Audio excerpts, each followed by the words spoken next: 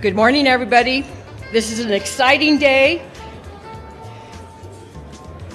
This is day one of the 4th Annual Natural Gas Symposium, hosted by the Energy Institute at Colorado State University. We're so glad you're here. We're going to get started with session one, but before I do, let me give you a few housekeeping slides. Those of you that would like to connect to the internet, the Wi-Fi, please go up to that spot and make sure that you put in Nat Gas 2014. You'll be able to access. We are live streaming all 12 sessions the next 2 days, and so you can go to the website, click on live streaming, and watch them at your leisure. We have a lot of people on the internet watching, and so if you want to see these videos again within a month, we'll put them back up on the website and you can see them again. We have an event app this year, and so if you haven't downloaded that, be sure you do, because that's the way you can ask audience questions of the moderators. So go to the Natural Gas Symposium, naturalgas.colostate.edu, and then you can register, and then you can get the app. So you have to register first. So if you want to ask a speaker a question, you can do this in real time. Go to the live comments button, ask them, and I'll be handing Governor Ritter the iPad here in a minute, and he can choose which questions he wants to use. There's another way to ask a question. There's 2 microphones on the sides, and you can stand there. Make sure you add your profile. You can email an attendee. You can see who's here in the app. You can give us feedback in the survey, and you can view the sponsors. Our presenting sponsor is Wells Fargo. Thank you very much. You'll meet Frank here in a moment. We appreciate your support all these years. Ashley Grosh, we appreciate you. Platinum sponsor, MWH. Noble is our gold sponsor. We have 4 silver sponsors, AECOM, Encana, Norton Rose Fulbright, and Woodward. And then we have a lot of bronze sponsors. Please thank our sponsors.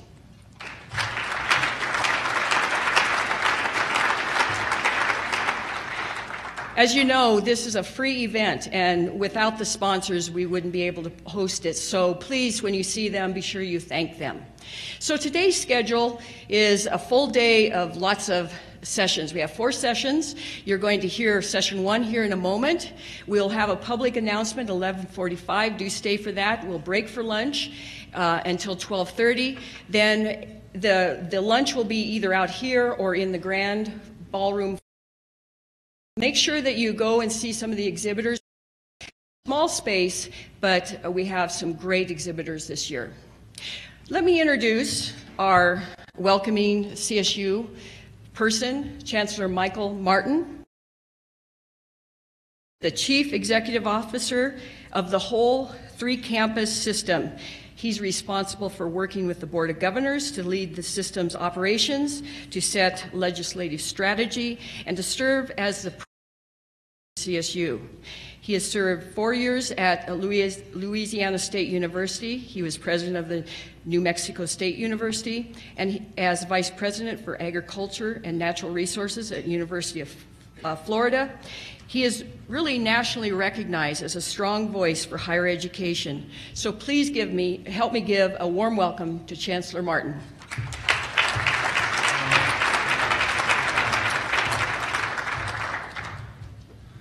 Well, thank you, Maury, and welcome to everyone.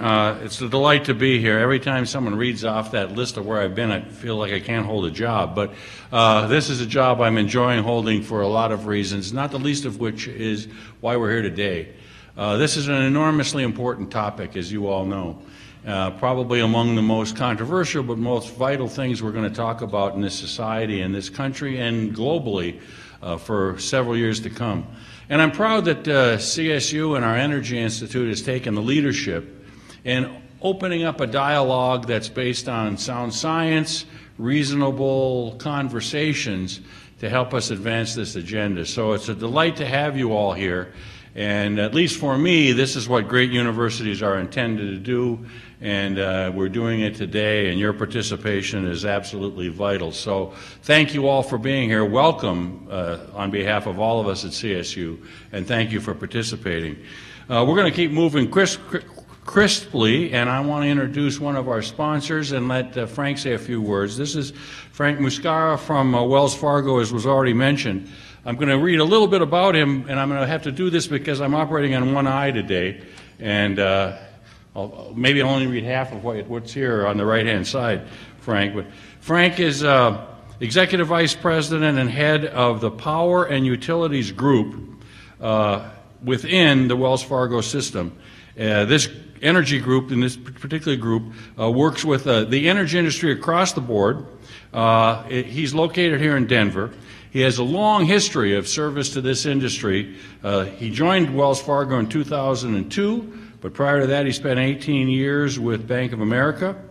He's worked not only with the energy industry, but with real estate and chemicals and a variety of other industries that relate to what we do here.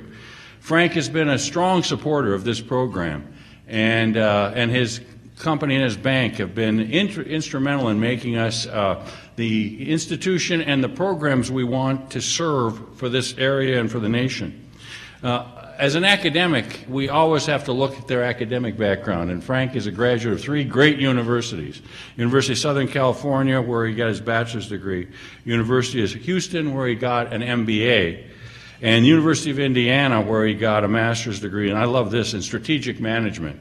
So please join me in welcoming and thanking Wells Fargo and Frank Muscara.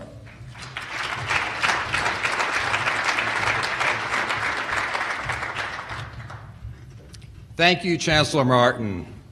Good morning. How's everybody doing?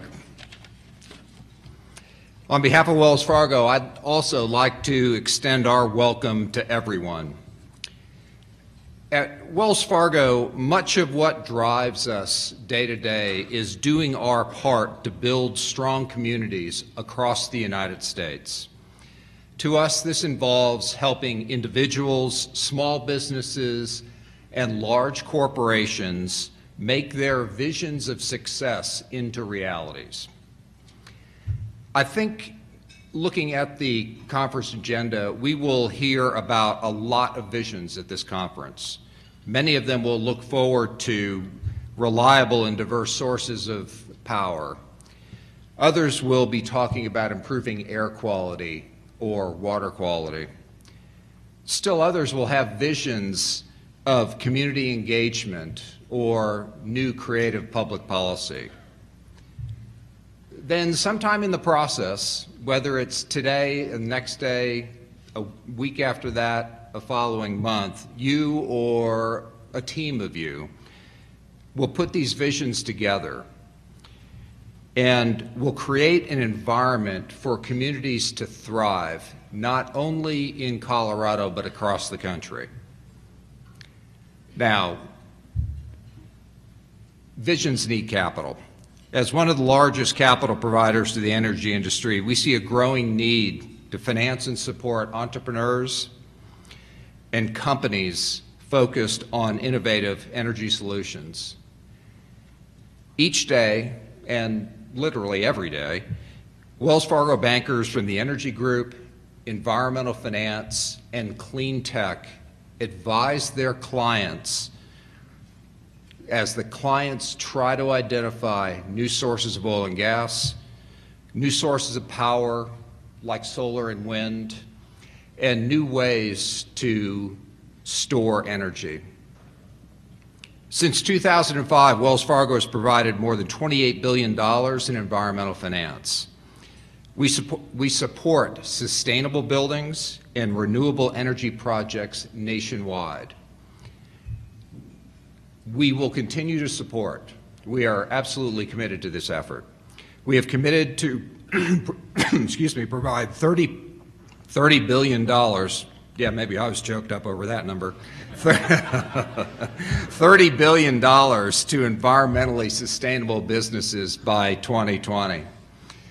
We also have more than $40 billion currently in loan commitments to public and private companies across the energy value chain, from exploration and production companies all the way to the light switch. Now, when our company was founded 162 years ago, whale oil still powered lamps and horsepower meant just that, horsepower. This should be a reminder to all of us that our best ideas for reliable, sustainable, and clean energy sources lie ahead. Natural gas is a crucial part of both our present and future energy effort. CSU is an institution that's at the forefront of both the conversation and the action surrounding the natural gas industry. We at Wells Fargo are proud to be a part of this conversation, and more importantly, we are ready to support the ideas that come from this symposium. Thank you very much.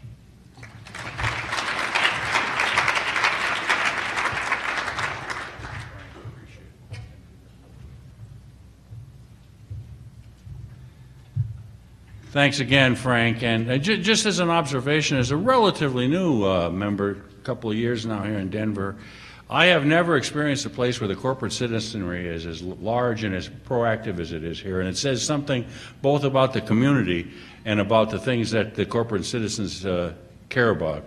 And so thank you, and thanks again to Wells Fargo. Now it's a pleasure for me to introduce a colleague and a former governor and the leader of one of our emerging programs, the Center for the New Energy Economy at CSU. And you all know Bill Ritter, so he probably doesn't need an introduction. But let me say this. This is the third university that I've worked at where we've taken in a former politician. And in the other two instances, it was more ceremonial than substantive. And I will say here, this is a substantive addition to our cadre of leaders. I've been enormously impressed with what Bill Ritter has done on the energy front, and to put CSU in Colorado on the center stage of the conversation about the future of energy in this country and in this world. And that is a wonderful testament to a man who has devoted a huge part of his life to public service. We're proud of the fact that he's a graduate of CSU, and we're somewhat proud of the fact that he's a graduate of CU. No, we are proud of you for both of those reasons, Bill. But this has been a remarkable revelation to me that we could get someone of his substance and his character to take on a challenge that is critical, as we've discussed already, and do it in the way, the balanced and energetic way he's done it. So with this, let me turn this panel and the rest of this conversation over to the 41st governor of Colorado, but the very first director of the Center for the New Energy Economy, Bill Ritter. Thank you.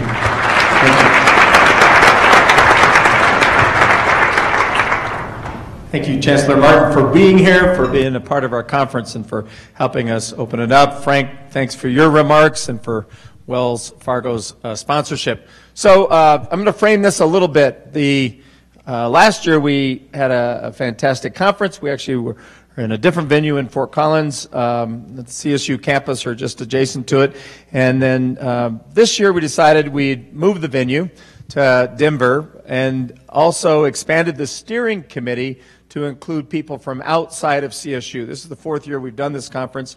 To date, the steering committee members have all sort of been at CSU and somehow involved in natural gas or natural resources as a part of natural gas development conversation. So we decided to expand it, and we had among our steering committee a group of people that represented a variety of different stakeholder groups involved in this conversation of oil and gas development, and not just in Colorado but nationally. And so we had people from the industry who provided the industry perspective. We had regulators providing sort of the government/regulation perspective, people from the environmental community, and people from the academic community. We sat down and we said, what should we do that might be different than what we've done before?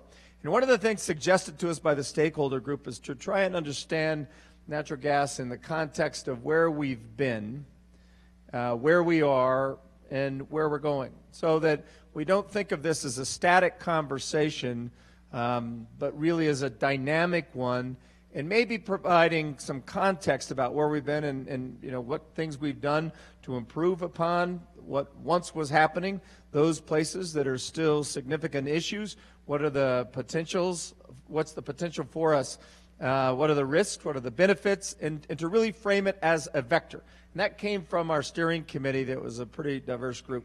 So we set up the conference that way, and you'll see how we've lined it out really is about that vectoring. We also prepared a white paper that the speakers have seen, that you will hear about from Dr. Ken Carlson in a moment, and that is really something that our speakers can look at, reflect upon. We're going to listen to the dialogue that happens here, improve upon that white paper, and then sort of submit it as the state of natural gas production in Colorado, and really giving us some flavor for what's happening nationally as well. So that's the setup. That's kind of how we thought about this conference, and why you'll see panels that deal with a variety of different subjects, some that are about technology or policy, but also about the conversation between communities and industry, the issue of public health and where we're at, both in what we know and what we don't know, looking at black swans, what are the disruptive technologies that are out there, what's the international market for natural gas, and what role does Colorado what role do we and the nation play in the international market? So that's, like I think Mari said, there's 10 different sessions, and really we tried to represent what the steering committee thought would really give people a flavor of this vectoring from where we've come, where we are, and hopefully where we're going.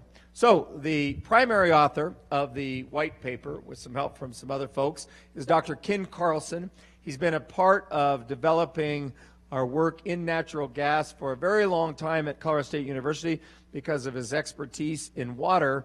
And Dr. Carlson is going to spend about, I think, 15 minutes or so talking about sort of the white paper and his development of it. And then we as a panel are going to discuss, or I'm not on the panel, I guess I as the moderator of this panel will discuss this. I'll introduce the panel after Dr. Carlson's remarks, but I'd ask you to welcome to the stage Dr. Ken Carlson.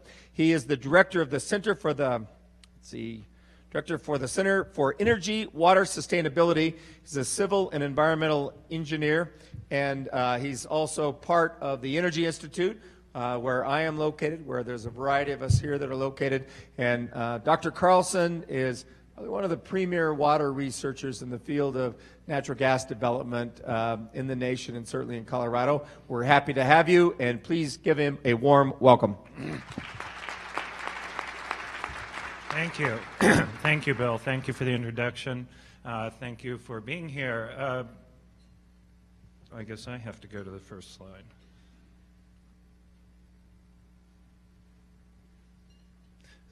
So we titled this, excuse me, The State of Oil and Gas Development in Colorado, a Pathway to Energy and the Industry Community Sustainability. And like Bill said, it came out of discussions with the steering committee internally. What I would say about that, that's a pretty broad directive, is to provide the state of the oil and gas development. We're really focused on what that says, is the industry community sustainability issues. And it really does come down to risks and benefits, like Bill said. CSU is strong in these things. We don't do as much downhole research. One of our premises is that the downhole researchers and producers of oil and gas are doing pretty well, which is one of the reasons we're here. And we don't need to focus on that as much, at least here. The other point I'd like to make is that what we're going to talk about over the next 2 days, we're saying it's focused on Colorado because that's what we know best, many of us. But many of the concepts, many of the information, the discussion applies certainly nationally and eventually maybe internationally. So we would like to look at it in that context. So why are we even here? Why are we even trying to move towards industry community sustainability?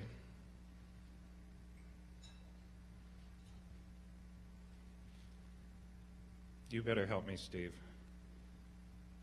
Okay.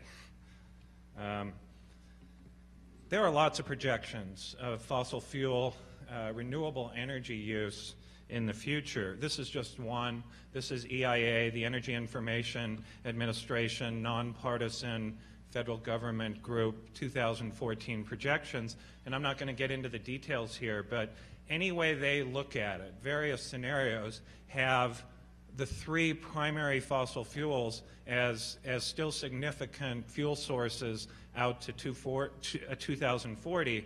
And so you could look at this various ways. One way you might say is that fossil fuels are with us in some capacity. Many of us believe that there needs to be transitions away from them, and this plot actually shows that, a transition to a stronger portfolio of renewable, but it doesn't go away in that time frame. So more locally, these are some of the projections for Colorado. And, well, actually, this is the historical data provided by the Leeds School of Business, CU Boulder. We can look at this in various ways, and they have. In other words, how does this impact, how does the oil and gas industry impact the state of Colorado? And it is significant in terms of jobs, severance taxes, economic activity, et cetera. So that's on one side. That's, let's say, the benefit side. And then on the other side, which is a big part of this, is the risks. If there were all benefits and no risks, we wouldn't be here. If there were all risks and no benefits, for example, what I'm showing, we wouldn't be here. We wouldn't be doing this, right? But there does seem to be a significant amount of both, and so that's what we're trying to do. That's what we tried to explore, some concepts with our white paper that we shared with the speakers in the steering committee. And to follow on with what Bill said, we will assimilate the information from this symposium. We will finalize the white paper with that title, and then we will make it available likely by the end of October. So speaking of sustainability, which is what I think is a big theme of this, we've developed this idea of, or maybe we're utilizing this idea of a sustainability prism. In other words, what the light we're looking for is acceptable oil and gas development. And you could, using this analogy, you could say that that consists through some sort of sustainability prism of various colors. And I've identified 5 potential colors here. And that is just for example. This is the exercise that the state, communities, industry, all stakeholders need to go through. And what are these colors that make up what I would say is acceptable oil and gas development in Colorado and then potentially beyond? So we can get to this point. That's why I showed the benefits first. We can get to this point by saying that there are a lot of reasons we want to do this, and that is the economic activity, jobs, et cetera. So some of the things that could make up this prism are clean air, clean water. I don't think there's much disagreement about that. It's just what does that mean and how do we get there? Safety, safe. I don't think anybody disagrees about that. Again, what does it mean? How do we get there? But one of the points we make is that this is really a two-way street. Sustainability isn't just requiring industry to provide clean air, clean water, health, et cetera. But there's also, to make this truly sustainable, there has to be, for example, one of the points there was regulations. Stable and transparent regulations. There has to be acceptable rates of return. And so that's the way we're trying to make this prism balanced, is yes, there are lots of community concerns. Those need to be addressed. They have to be, if we're truly going to make this sustainable, two ways, industry, community, we have to take into account that there has to be an acceptable rate of return. And one of the things industry seems to be concerned about is a moving target with respect to regulations. So, but again, I'm not trying to say this is the right set of colors that would be part of a prism.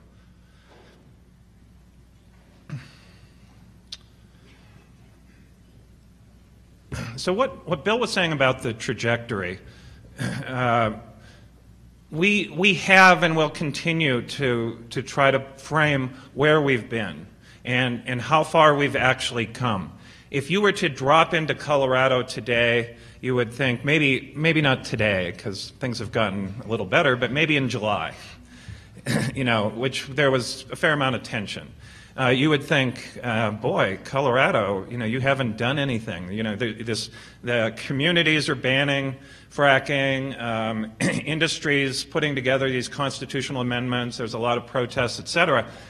But that actually isn't the truth. There's been a lot of progress in terms of rules, in terms of providing best practices. Starting maybe in 2007, with the reconstitution of the Oil and Gas Commission, done under some administration that I don't remember, but it'll come to me. But really, things started around that time frame. Stricter casing integrity, wellbore integrity rules. So what we're trying to show in this graphic is that there are actually a lot of pieces. This recently enacted methane monitoring rule is a first of its kind in the country. And maybe by itself, it isn't going to get us where we need to go, but it is a really significant piece of this overall puzzle.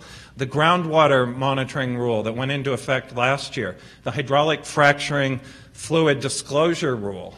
I think you would get a lot of debate about each of them, and they're not perfect, but there are a lot of pieces here already.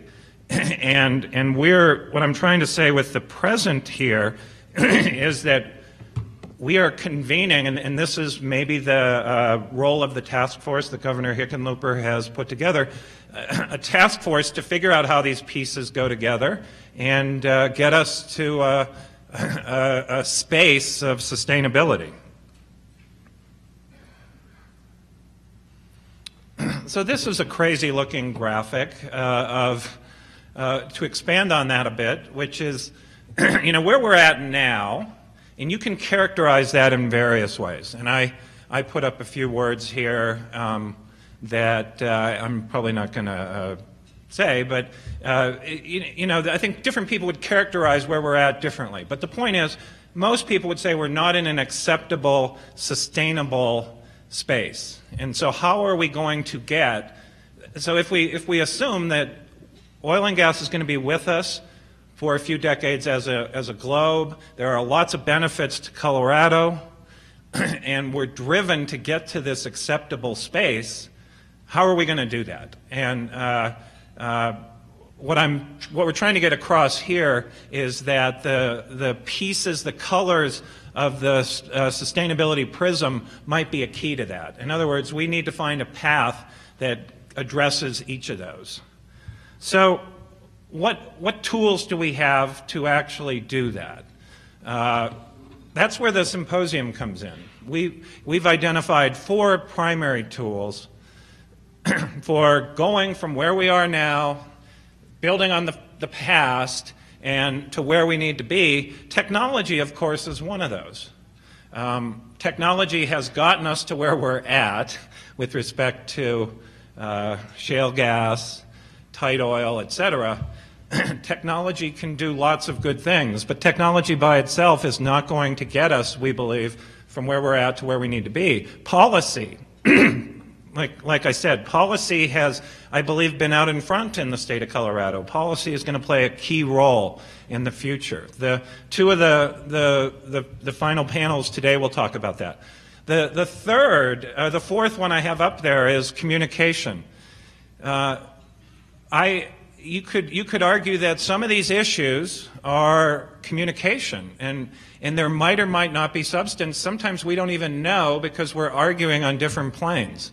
And I think the next session will talk about how we communicate better as different stakeholder groups.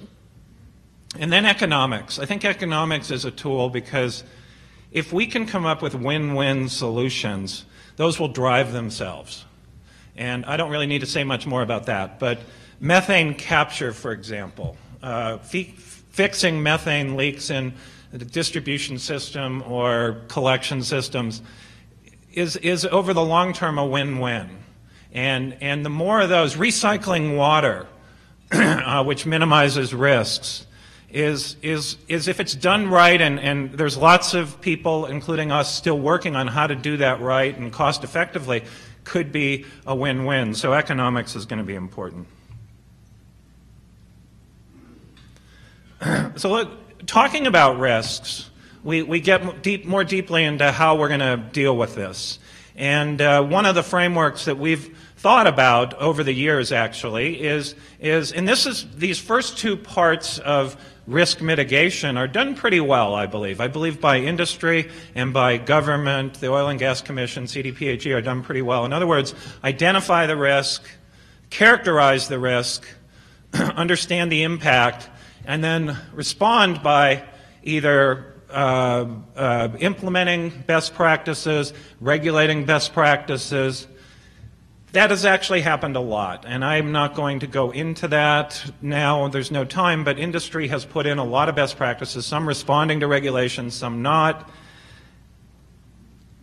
But there still seems to be this gap between community and industry. So one of the things we wonder is maybe this loop isn't closed. And closing the loop is actually some sort of monitoring and reporting, and then maybe learning. So one of the ways I say that is we need to know we've identified a risk, we've characterized the risk, let's say groundwater contamination, we've put in place containment, closed loop systems, things like that. We, stakeholders, need to know that those are the right best practices that are addressing that risk. And so that's the idea of this monitoring piece. And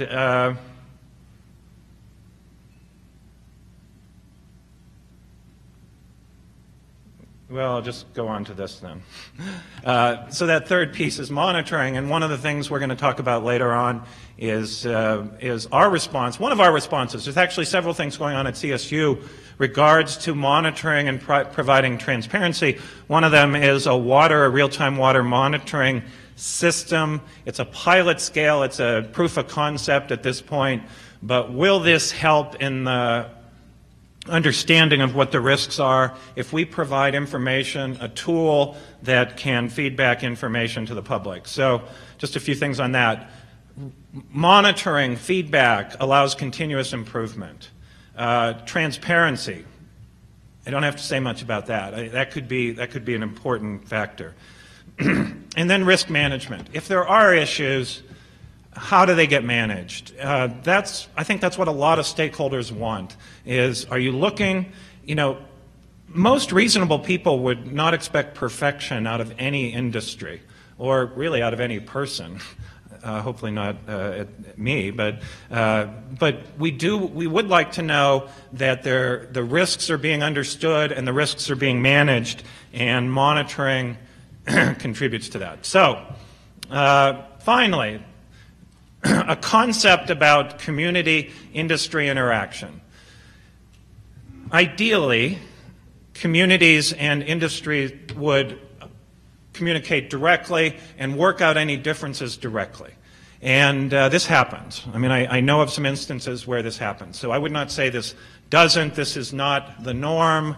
The norm is to involve government, regulator, in our case, Oil and Gas Commission or Department of Public Health and Environment. And there's absolutely a role for this. One of the things we wouldn't mind hearing discussion about at the symposium is the idea of an alternative mechanism or pathway for community-industry interaction, and that could be either an academic institution, CU, CSU, School of Mines, etc., or an NGO like the Environmental Defense Fund, Western Resource Advocates.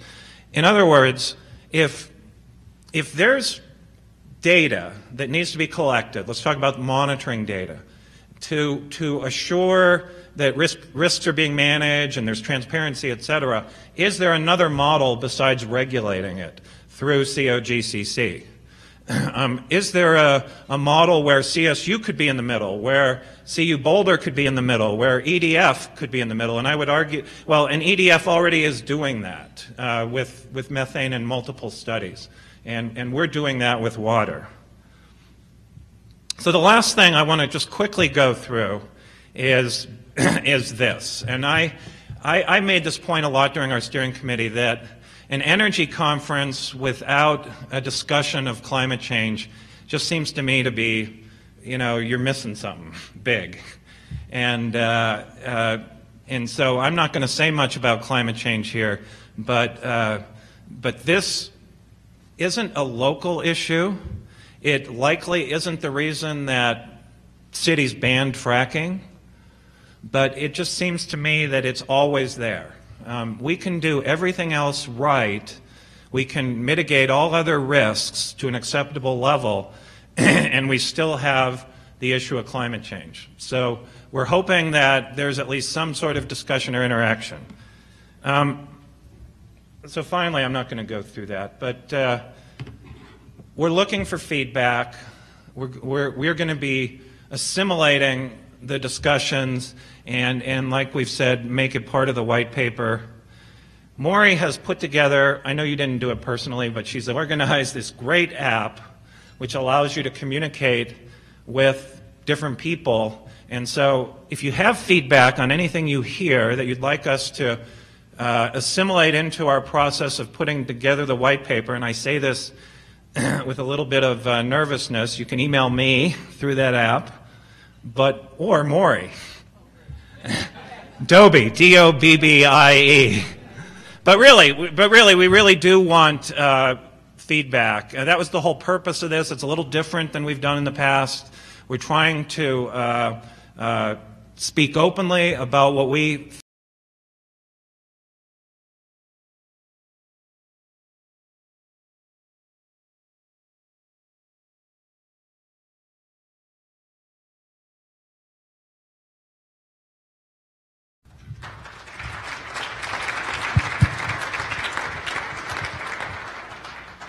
Thank you, Ken. So if you look at the panels, we've really made an attempt to have diverse stakeholder perspectives on the panels. And this is no exception. It's sort of what we consider our role at CSU is to be an honest broker of the conversation, and a conversation that can oftentimes be contentious or divisive. And we like to bring people together that can have a different kind of conversation, represent the viewpoint of their stakeholder group, but still be able to listen to other people with a perhaps different perspective on stage and engage in a pretty civil dialogue that hopefully gets us to a place where we can offer some constructive paths forward. So we've done that again today. The bios are all there and available for you. I'll talk about just the titles as I introduce the panel, but I'm not going to do lengthy introductions. We're going to get right to the meat of the matter. Chris Wright is the CEO of Liberty Resources. He can tell you a little bit about his company, but he's going to offer an industry perspective in some respects. Hassan Dandashli is a VP of Vice President of Downstream Technology Solutions, Oil and Gas for General Electric. Paula Gant is the Deputy Assistant Secretary of the Office of Oil and Natural Gas. I think this is a repeat performance for Paula. She was with the American Gas Association when she attended our previous conferences, and so now she's at the Department of Energy. And Dan Grossman is the Regional Director of the Rocky Mountain Office of the Environmental Defense Fund. So we're going to have a conversation, and we're going to ask each of them to give a perspective sort of at the beginning, where we'll take a few minutes, and then hopefully it'll be more conversational, but really just a few minutes. And Chris, I'm going to start with you. You heard Ken's presentation sort of about past, present, future. From an industry perspective, I want you to just kind of talk about what it's been like for the last 10 years and really talk a little bit about this resource from both a Colorado and a national perspective. How big is the gas resource, the tight oil resource, and what difference, what do things the people in the industry, what do they focus on to try and understand where we're going with this resource in America? Great. Thanks, and glad to be here. And I really enjoyed Ken's overview of the white paper. So quick background. I'm a kid. I grew up a few miles from here, and I went to college to study plasma physics to work on fusion energy. After that, I worked on solar energy, geothermal energy, and energy conversion efficiency. So if you'd asked me young, would I be on a panel talking about oil and gas? I would say absolutely not. So by a blind squirrel finds nut story, I'm involved in the shale revolution from the start in the late 90s. And really the way to think of it is two innovations allowed us to put denser network of hydraulic fractures, contact area between the well and the rocks. I brought a core of shale and then forgot it. I must have left it in my car. But if you look at this, you can't imagine stuff flowing through it. So the only way we get oil and gas out of it is by making these large networks of hydraulic fractures. Traditionally, fracturing 65 years old. 20 years ago, you could get 10,000 to 100,000 square feet of contact area. The shale revolution, the innovations of the late 90s, moved that to 1 to 10 million. So it's 2 orders of magnitude increase in contact area. This allowed production from the source rocks. Traditional oil and gas is, when oil and gas is created in shale, and it's created there because they're impermeable rocks, so they prevented oxygen, they prevented normal decomposition. So as oil and gas gets generated, tiny natural hydraulic fractures created by Mother Nature eventually link up and allow it to seep out. It floats upward because it's buoyant, it gets trapped somewhere. Conventional oil and gas production is finding those traps for the stuff that's seeped out. The change now is going straight to the source rock, not waiting for Mother Nature to seep it out, bring our own plumbing network, which are also hydraulic fractures, and connect them back to a wellbore. In the late 90s, we had no idea how big this would be. And to put some quick numbers on it, of course, it led to a surging of natural gas production. We passed Russia 3 years ago as the largest natural gas producer in the world. 10 years ago, when we were working on this stuff, we were spending tens of billions of dollars to build natural gas import terminals. Now we're quickly permitting and licensing them as export terminals. U.S. oil imports went from 60% in 2005 to 30% today, 20% next year. So it's really rocked our world. And we talk too much about what it's mean to the oil and gas industry. Really, the real impacts are to everybody outside of the oil and gas industry. Some of them are adverse, these community impacts of trucks and activity, which is a big issue to discuss. The real environmental issues is the same as conventional production, which is casings and cement integrity. Produced water disposal, biggest one to me by far is community impacts and neighbors and all that. But I think the big issue going forward is what it means for the country of just cheap gas. There's $100 billion of construction right now just to use ethane. It's a byproduct of the production of methane gas. So it's causing a huge reshoring of manufacturing here. In fact, I've been involved in that. So in any case, when these things happened in the 90s, we had no idea where it was going. We could, in the panel, discuss a little bit about where we think it might go, but we're probably going to be wrong there too. That's fantastic, and thanks for the perspective. Hassan, General Electric has made a big bet on natural gas. I was on a panel with your CEO, Jeff Immelt, when I was governor, and we were at Notre Dame, and we were talking a lot about energy, and natural gas was part of the discussion, but I think not as big a part of the discussion as it would be today. Jeff Immelt, who actually was on a panel here last year. So talk about this from General Electric's perspective, both the potential, some of the things that Chris alluded to, but the things that you're doing as well on the technical side that are about some of the risk management that Ken alluded to. Thanks, Bill. And I think I was in the audience when you were with Jeff. And Jeff always talks about, GE, we are a technology infrastructure company. So he talks about 3 drivers that impact the world economy and that impact the industrial world. The first one he talks about is the age of gas, and then he talks about the industrial internet, and then he talks about advanced manufacturing. So we'll look at these as 3 major themes driving where the economy is going. When we look at the, why we termed it the age of gas, and we have gone very, very public and very open about it, the energy demand in the world continues to rise. It's rising at 2% a year, and 75% of that increase is happening in emerging markets. Oil is expensive, and there is also the carbon emissions that come from it. Coal has its environmental impact. And when you look at gas today, you find that because of the technology that we just heard about, there's an abundance of gas that's coming from shale resources. And globally, there's other gas finds that are happening in the East Med, in Mozambique, and other places. And technology is allowing the development of shale resources and also allowing the ability to utilize what we used to call before stranded gas. So when you look at all of these things coming together and the impact it could have on the world economy, it becomes a major driver for us as a company and for all the other peers that we work with.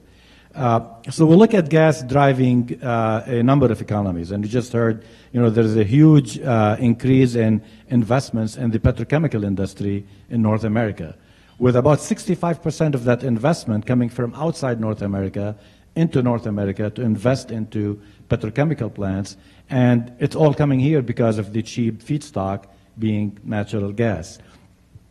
You look at other parts of the world, here in North America, we're blessed with a very good network for transporting the gas and also with a very good electric distribution network.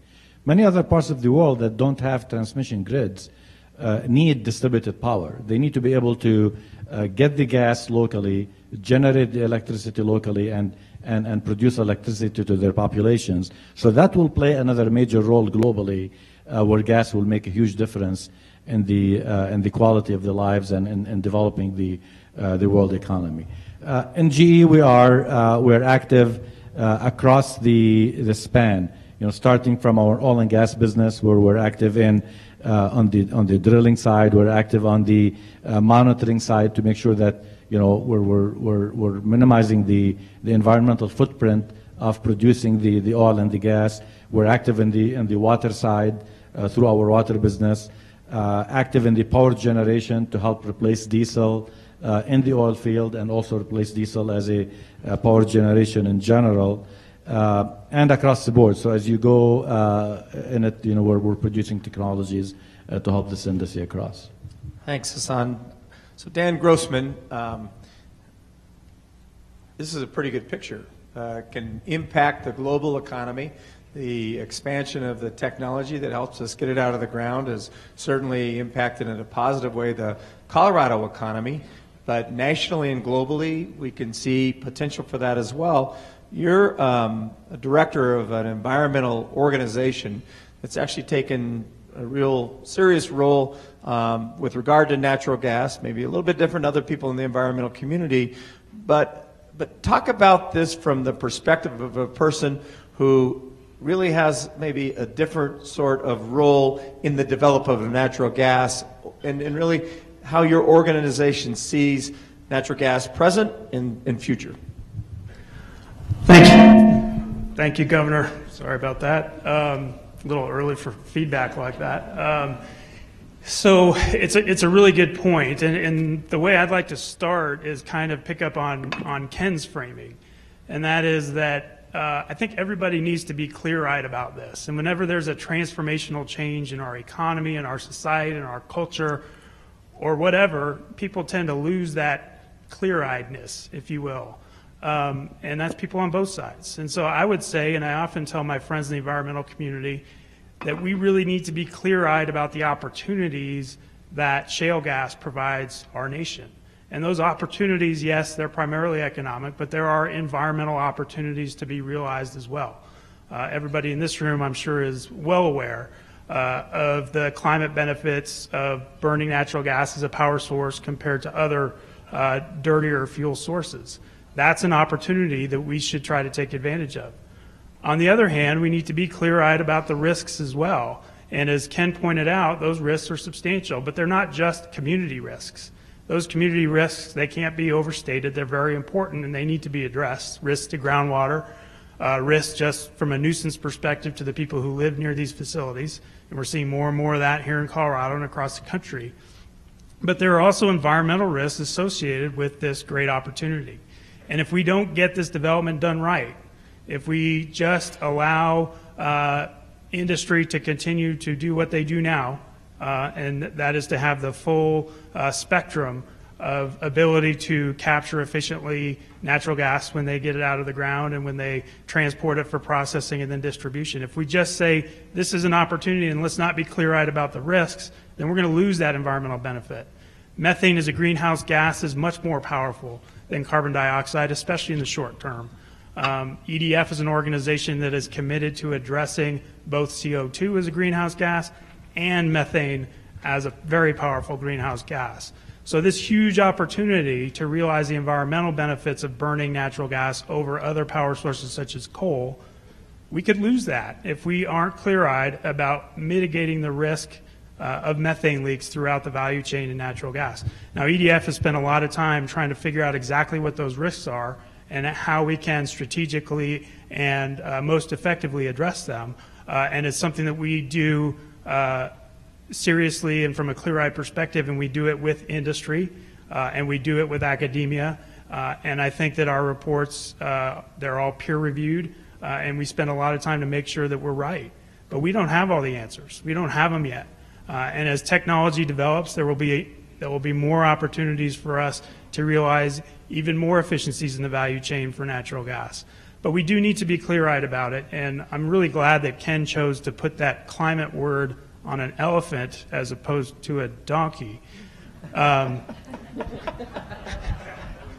Coming from a donkey, and that it's climate change is a generational issue.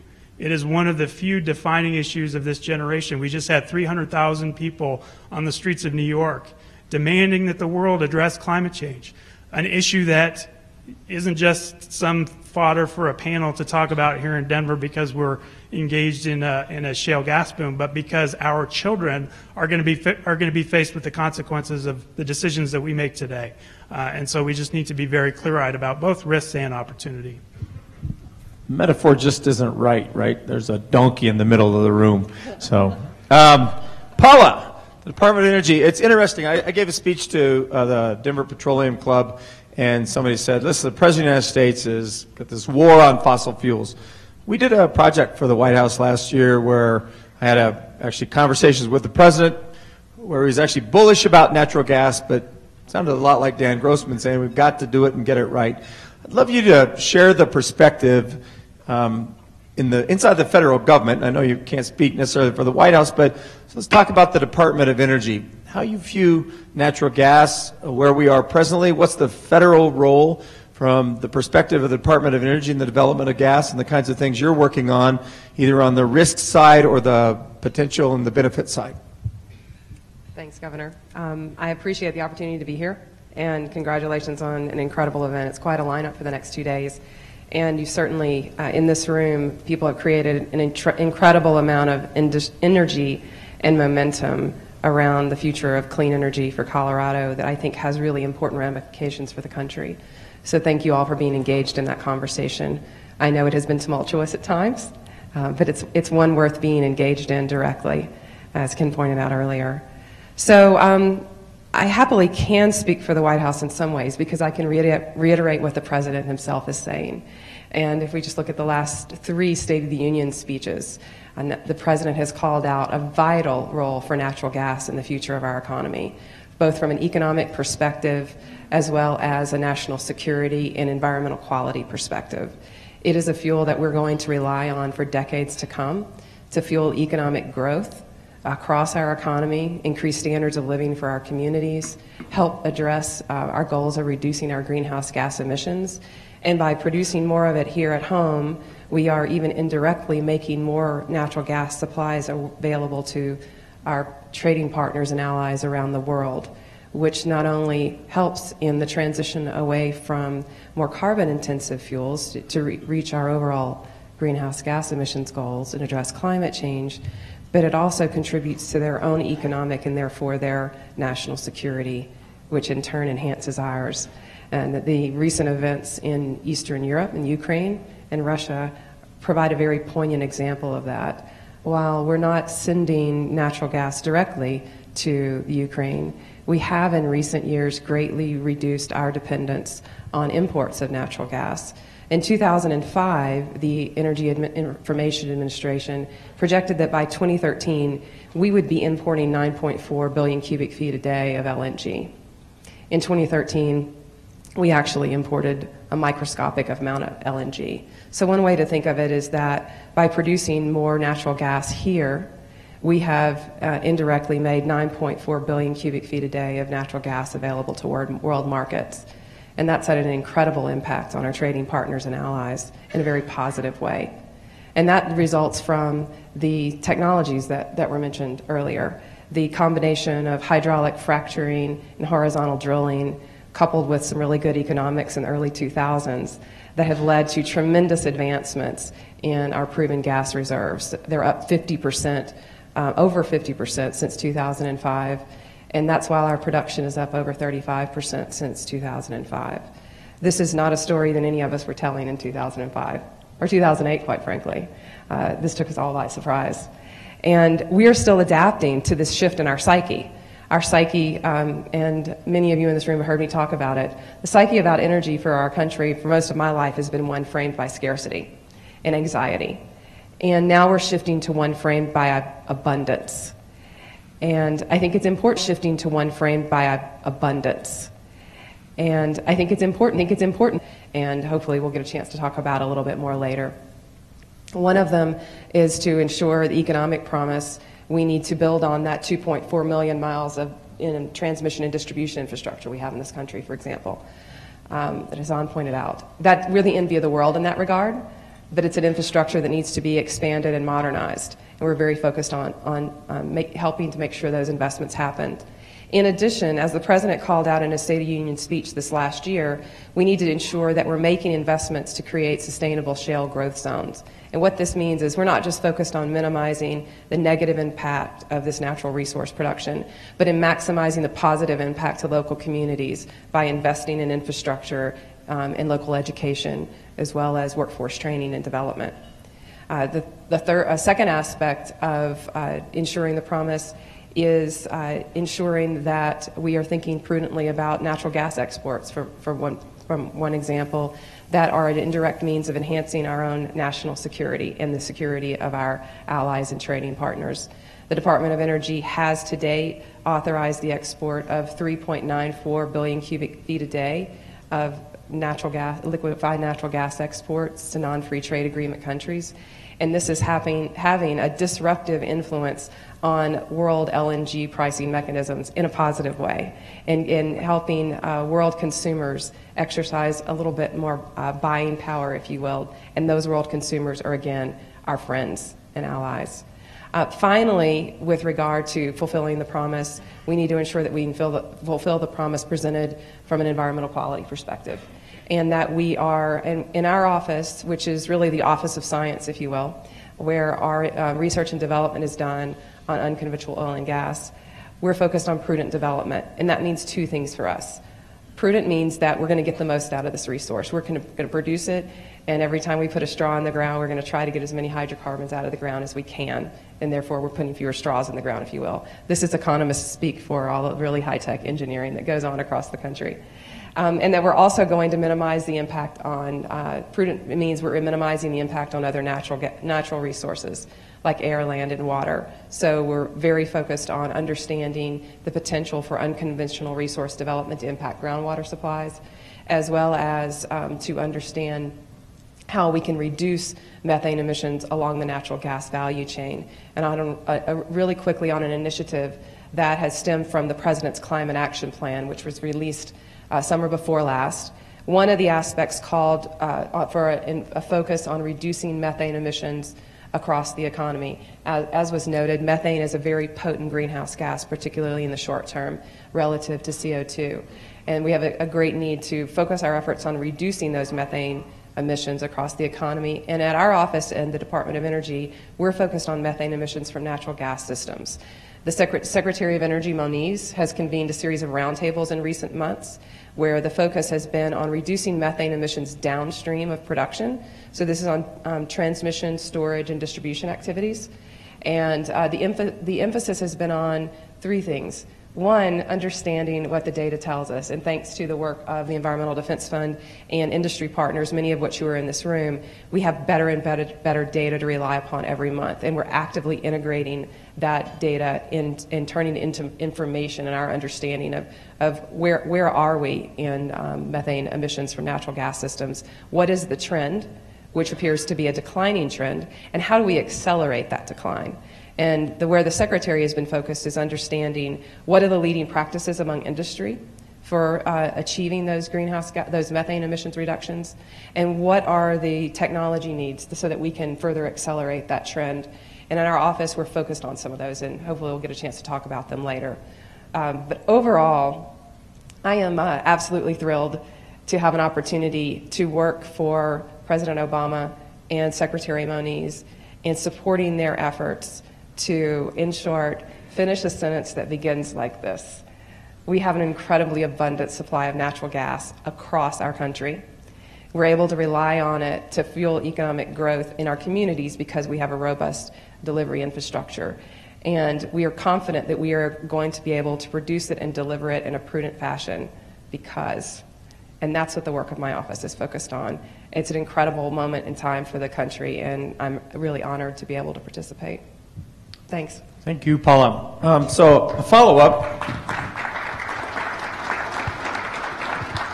The President spoke yesterday in New York City to the United Nations committee and talked about climate change. It was the thrust of his remarks, and so we have that in our white paper. Dan alluded to it.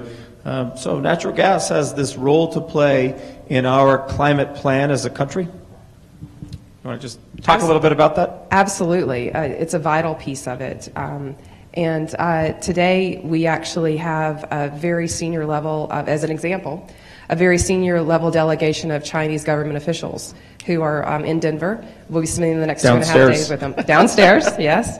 They're going to be going out to visit a site north of here this afternoon, and we'll have them in 2 days of meetings focused on two things. One, how can they partner with U.S. industry to produce their own natural gas shale resources and do that? What are the technologies needed? What are the commercial frameworks needed?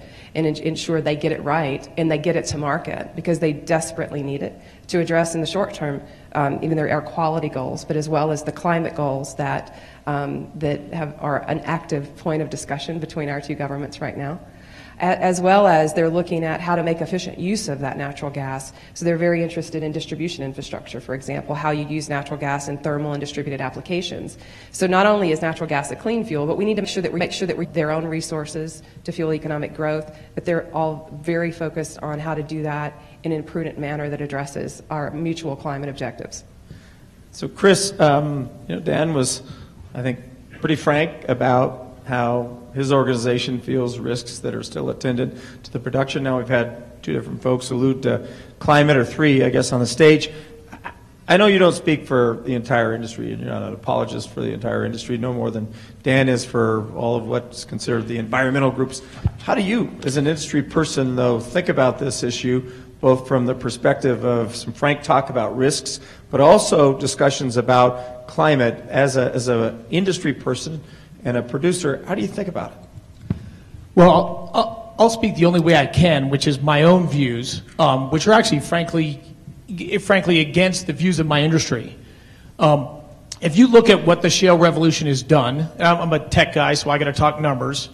Per capita CO2 emissions in the United States in 2012 were lower than any year since I was born. The dominant driver of that decrease is shale gas displacing coal. So we've been by far and away the largest reducers of CO2 emission in the world.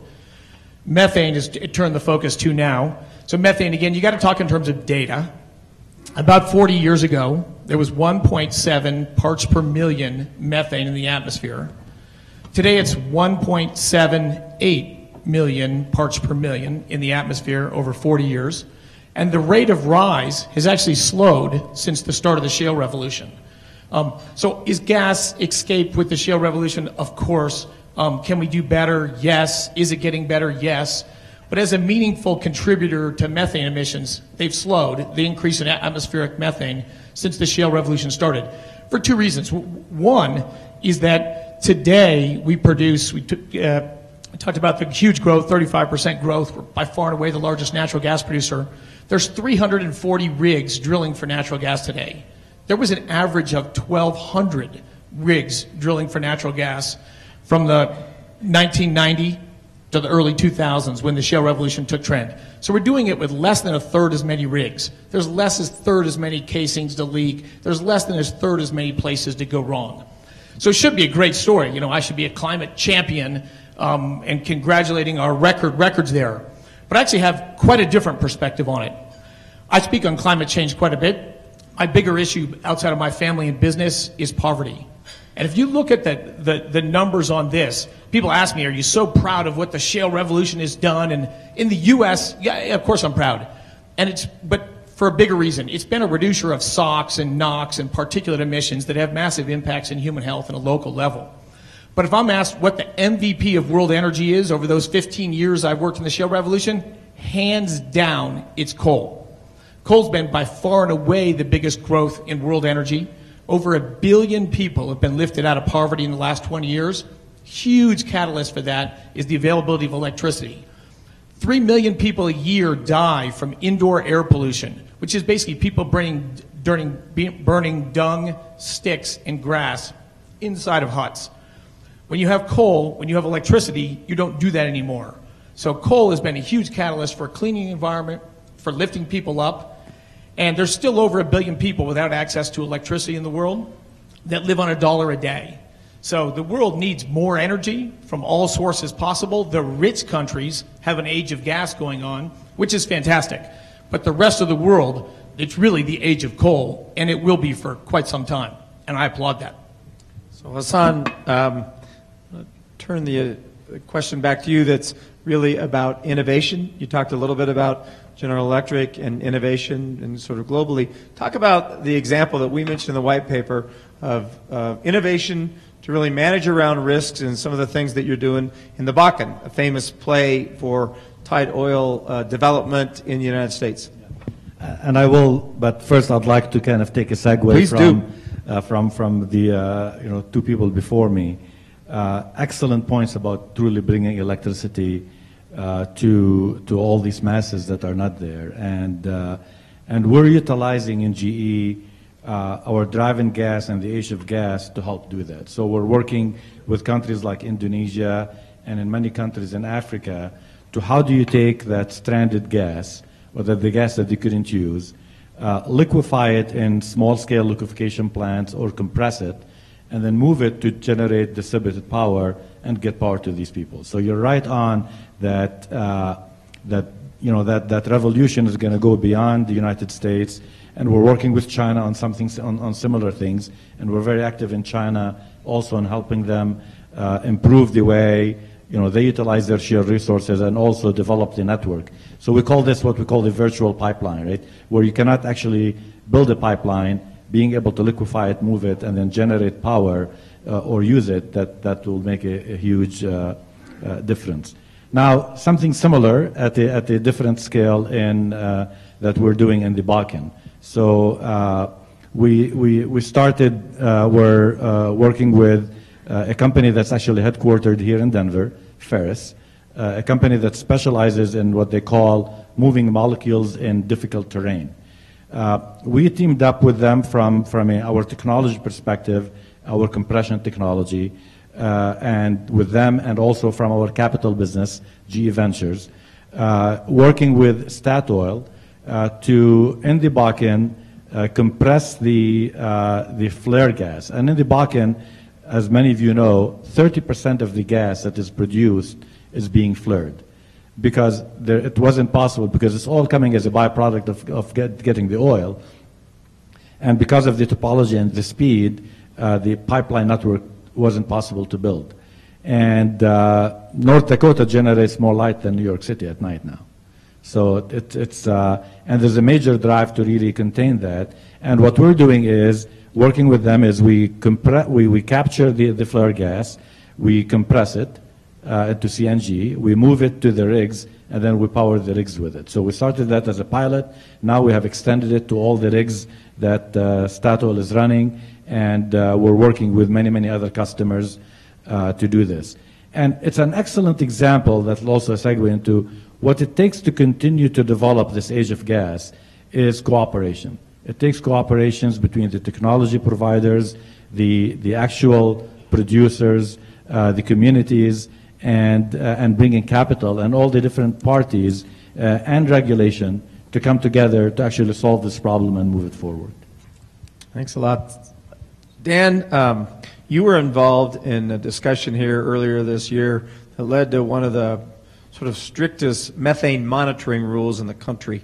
You've also been critical of the water monitoring rules prior to that. And so, the Environmental Defense Fund is sometimes sort of trying to negotiate to a place of being settled. Is there some place that you can get to where you're saying, that's enough regulation, we've done enough here, or is it that there are still things we don't know and we don't know what's enough? I mean, do you understand the point here is there are a lot of people on the industry side that worry that regulations are a moving target and that they have some level of uncertainty, but on the other hand, there are people that I think really do believe there's no way actually that we can ever have enough regulations or enough enforcement to get it right. How do you feel about that? How does EDF feel?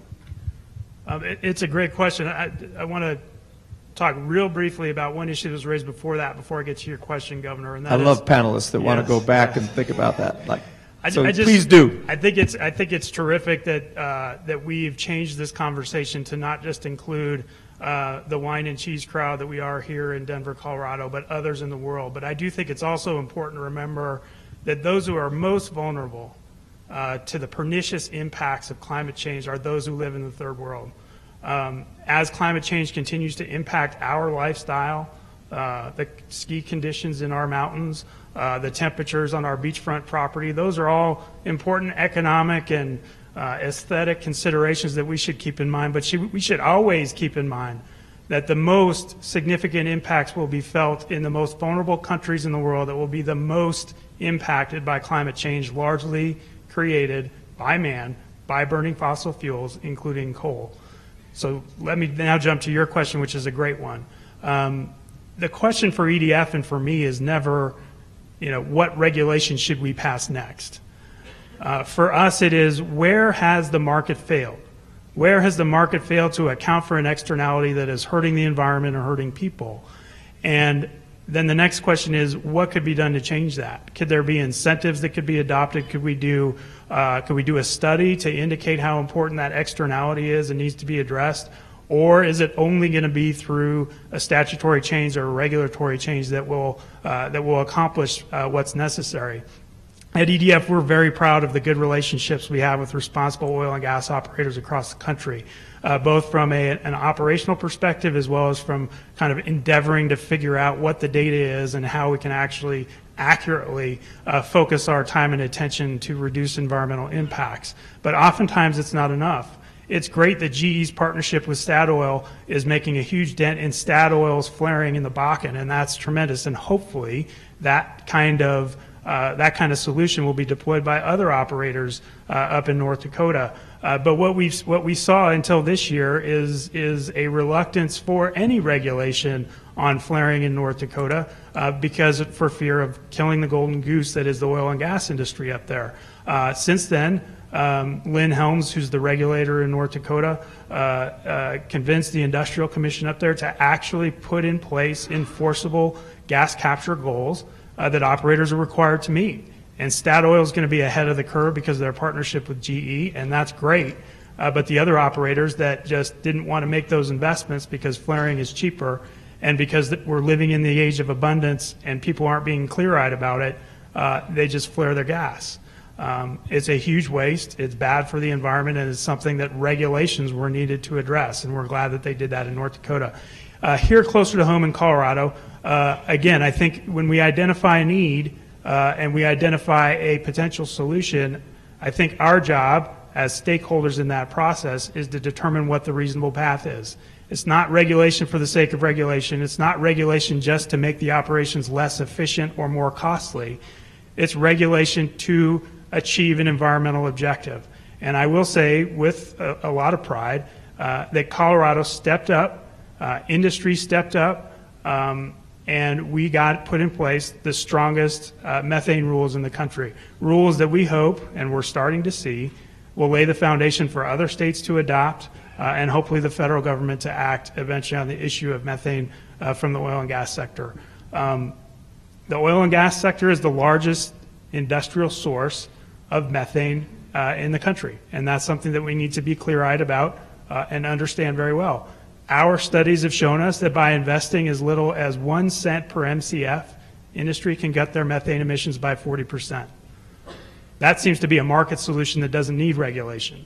But what we're seeing so far is that in order to make progress on this, regulation is needed. So I hope that's responsive to your question. It is, thanks. And so, Paula, you talked about there being a national methane reduction strategy. It's actually coming out of the Department of Energy. How much do you look to what states are doing in trying to think about sort of your role, your federal role, and what that matters, how that matters in the big picture? What state like Colorado or Texas or any other states doing about methane? Starting at sort of the beginning of things, all of these issues are local. I mean, the potential is national, the issues are local, the hydrocarbons production activities local, and state and local regulators have the leading role in ensuring that these resources are developed prudently. I mean, there's absolutely no substitute for that. And a great part of our work is done to support the activities of these state regulators and in supporting their efforts to collect meaningful data and make it available to the public, as well as to transfer the understanding that we're developing from the basic science we're conducting so that they have good, sound science upon which to make the decisions they're being called to make. With regard to methane, the strategy is actually being run out of the White House, and we're focused on, in our office, focused on that aspect of the emissions downstream of production. And I think it's important for us to think about, when we think about methane reduction along the natural gas value chain, the goal is the reduction, and there are various means for us to get there. And looking at that spectrum of solutions, from regulation to leading practices to industry leadership and continued technological advance. And there are a variety of solutions. And if we're paying attention to all of them, and we're collecting good and useful data, like is being done right now with EDF and a number of projects and many of you in this room, then we're going to have a clear-eyed sense of, are we making progress, and which are the levers that we need to push a bit harder. So, for example, one of the areas we're focused on, as well as Brian Wilson at ARPA-E, who's somewhere in the room here today, is getting better about understanding the technologies needed to remotely assess methane leakages from natural gas systems.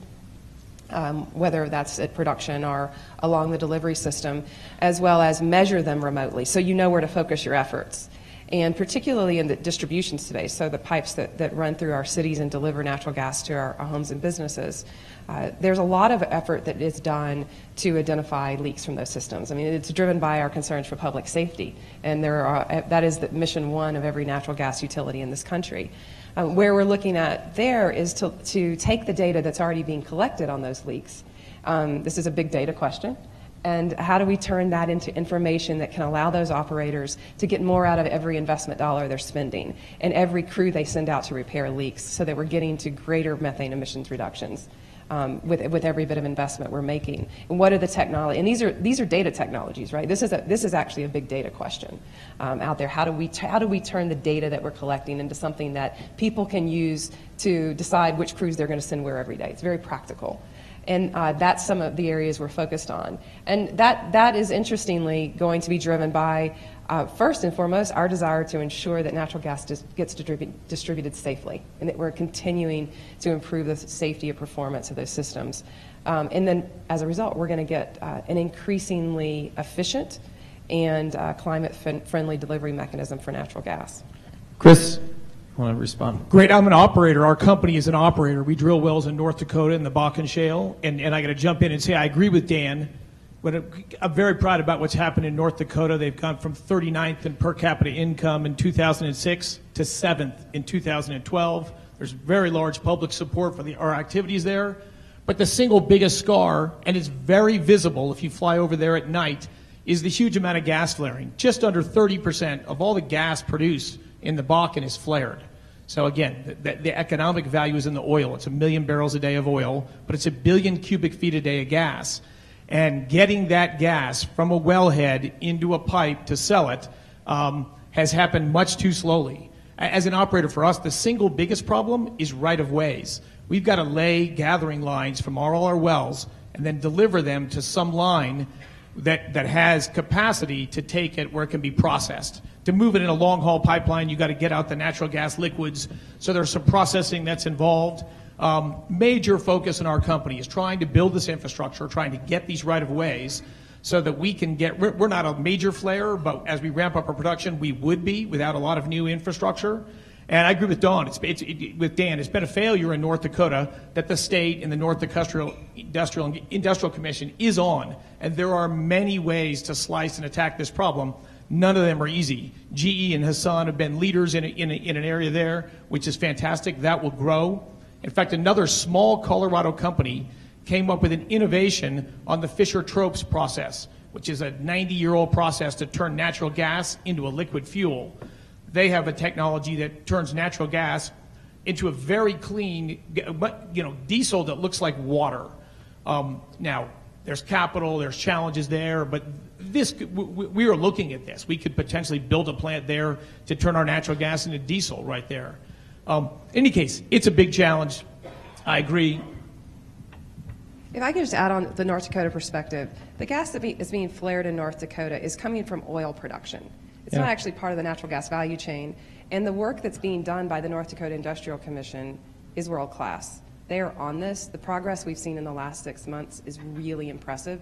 The infrastructure projects are being announced, and that's a space, to your question, that I would definitely watch at the state level because incredible progress is being made in North Dakota right now. But it's a great example of a place where you've got production that's actually ahead of risk identification. To use sort of our risk-benefit model, you're extracting the oil. There's a real benefit, an economic benefit to that, but there's a variety of risks that then need to be managed, and sometimes the management of that there's a lag time to catch up, and in that lag time, the community loses its trust, or let's say the broader community of the United States of America that's watching the Bakken very carefully. And then it takes two things: regulation, so policy, and technology to sort of go in and get their arms around managing the risk. But it is a good way to think about sort of an issue identification. The less that lag time is between identifying the risk and acting upon it, the less sort of trust issues that develop between the communities. Hassan, you look like you want to... No, I just wanted to follow up on what Paulo was saying regarding the methane emissions, and to let her and the audience know that we're very active in kind of what we call pipeline integrity, because we do provide solutions for compression and pipelines. We do provide solutions for pipeline inspections through the pigs that go through the pipeline. And now we're adding our data ability. So we're actually working with our customers where you collect all that data and you're able to assess what's happening across the pipeline, and also provide advice to the customer of how to go about maintaining the pipeline and what they need to do. So that's not something in the future. That's something that we're actually working on today with our customers.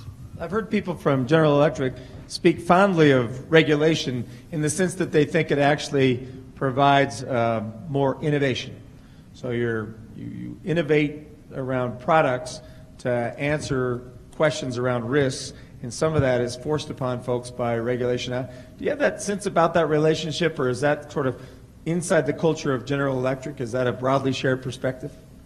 It's kind of a balance of making sure that you develop enough regulations to make sure that the industry is operating safely and cleanly and everything that needs to do, but not to kind of over-hamper, just kind of overdo it too much. But yes, we do look at making sure that healthy regulations are developed so that we're able to contribute to the technology development in that space.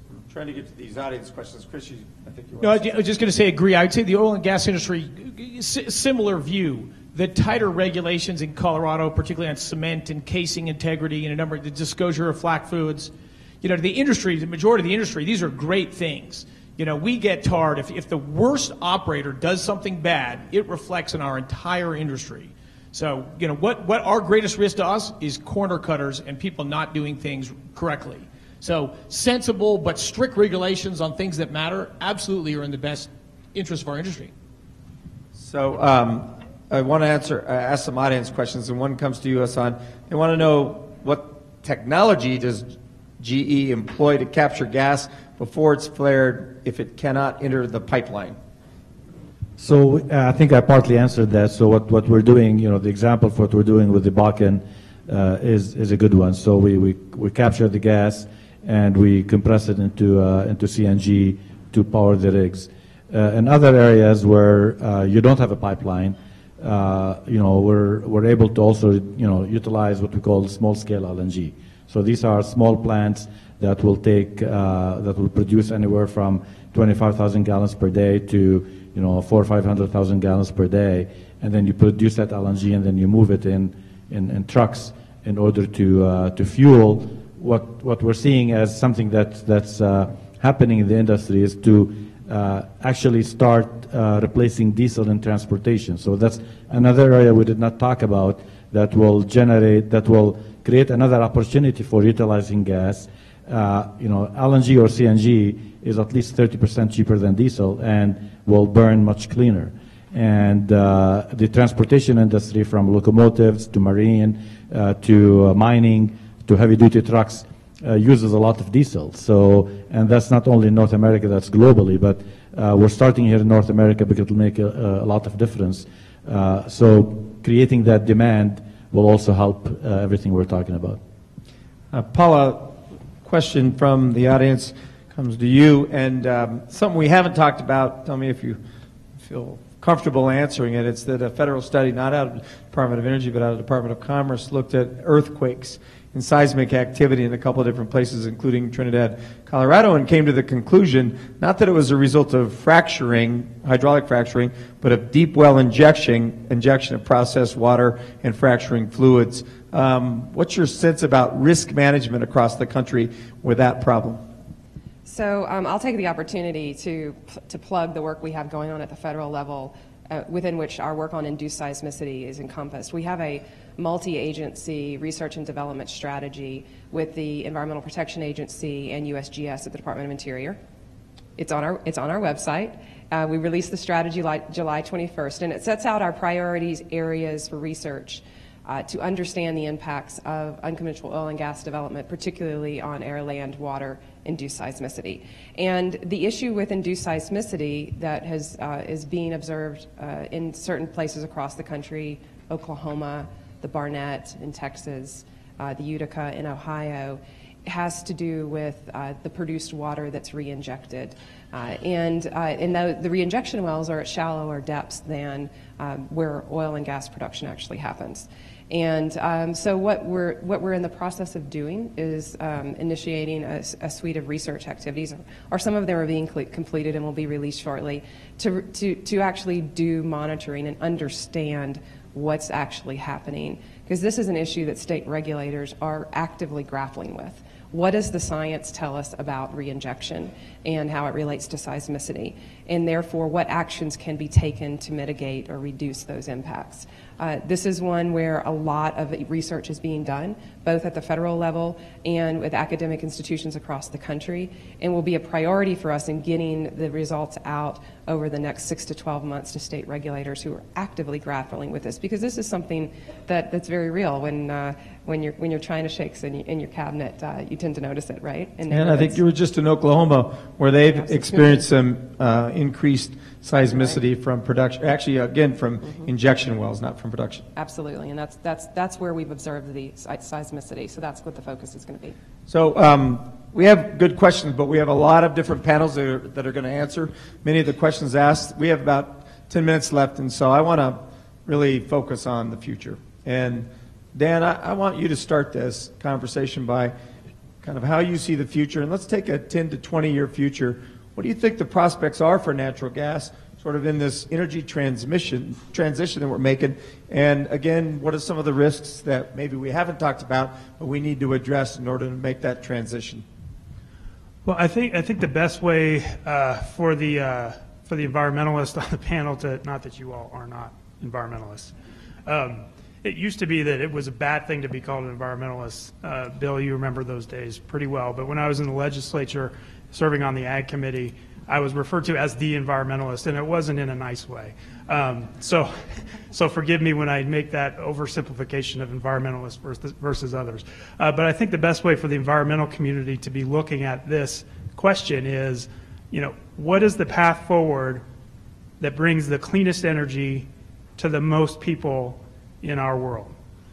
And in order to do that, you really need to be somewhat agnostic about where that energy comes from. The idea is performance, and it's clean performance. And as I said, I think we all need to be laser focused on the largest challenge of our generation, which is climate change. And in order to do that, we need to be looking at it through the prism that Ken's presentation gave us. We need to be looking at it through the prism of how are we going to solve this problem? Or how are we at least going to set the table so that our children can solve this problem? If it's just going to be focusing on what's the cheapest energy available, then we're not going to make the progress that we need to on this critical issue. So as I look forward, again, I like to try to be optimistic, although my wife says I'm a horrible pessimist. But I like to be optimistic and say, look, there is this huge opportunity here, a once-in-a-lifetime opportunity that we're faced with as a nation with this abundant energy source that can be, if we do it right, a great step in that direction. But we need to be really clear-eyed about it and understand that there are huge risks if we get it wrong.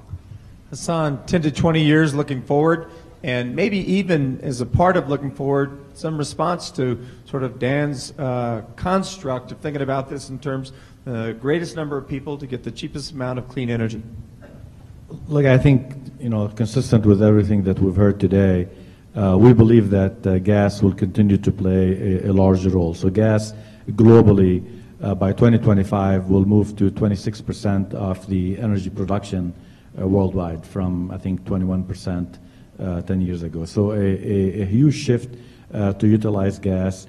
I think all the way from, as GE, we continue to invest in technologies to help from the point of getting the gas out of the ground to the pipeline network, or to the LNG liquefaction, to the point of consumption on driving power generation or diesel replacement in transportation.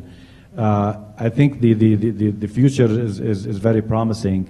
It will require a lot of cooperation. It will require cooperation between the producers, the technology providers, the regulators, the communities, and that cooperation is going to extend beyond the U.S. also to get into cooperation like we're seeing with what's happening with the Chinese delegation this week here, that we will also be with tomorrow. So I think the future is great. We just need to continue to drive the advancement and the cooperation with all the different elements. So Chris, a 20-year picture from an industry perspective, and maybe from your unique industry perspective, because you really have talked about this probably differently than other people inside of industry might, but a 20-year picture for natural gas. Yeah.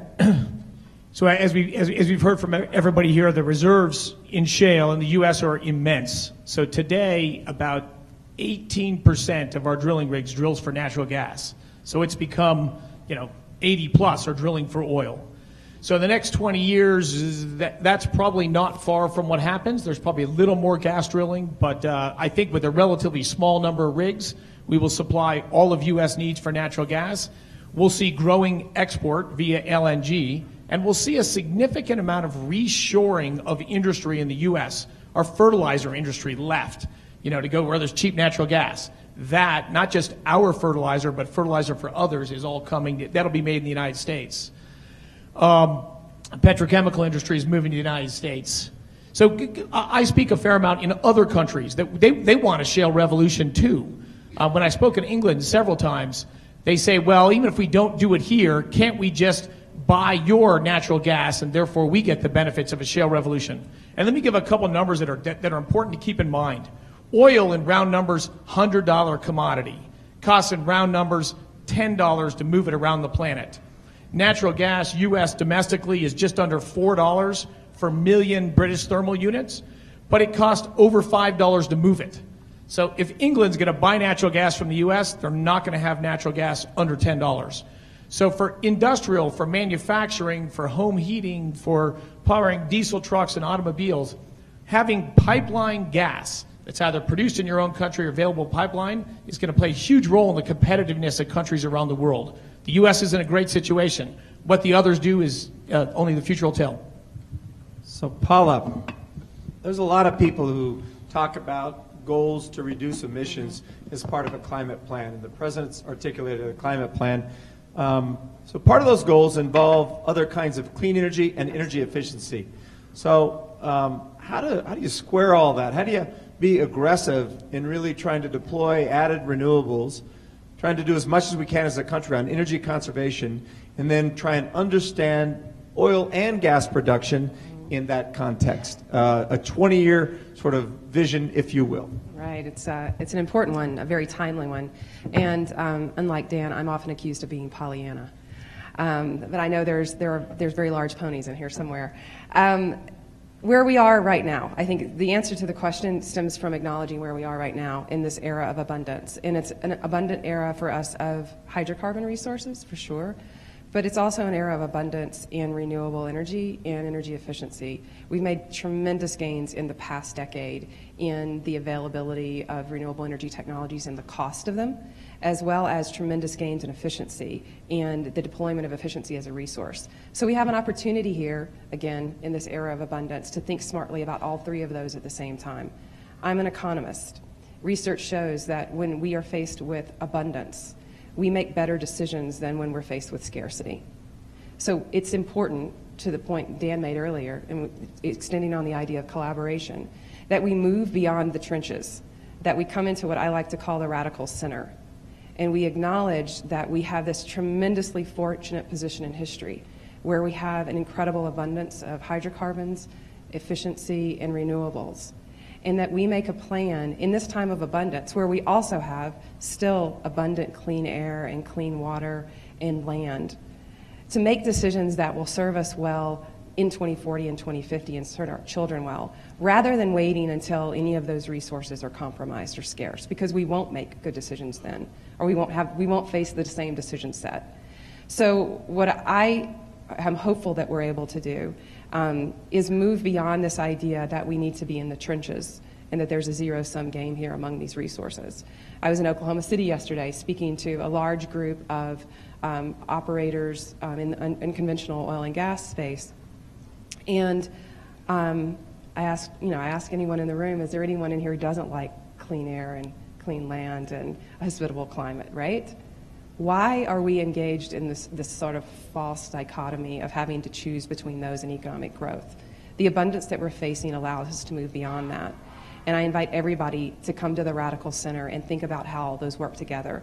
And that's how we get to the vision of the future that the President has set out and the Governor is referencing. It's in our hands, and it's time that we come together and do the smart thinking in a time of abundance so that we are not faced with scarcity 20 years out. So thank you. I think if we listen to even the final comments, there's a great deal of consensus among the four of you about this need to really understand how we develop clean energy. And Dan, I really like your construct, particularly with the 1.3 billion people without electricity delivered into their home. It's been alluded to several times today, but delivered to the largest number of people in the cleanest and the least costly way. It's a great construct, and it's a value prism to operate around. I testified in front of a Senate committee in January, and unfortunately it would be the opposite of this kind of a conversation. And Washington, D.C. would do far better to have this kind of a conversation as opposed to the false dichotomies. So thank you all for being here. Thanks for your responses and sort of the thoughtful dialogue that we were able to have to open up our symposium. God bless you. Thank you.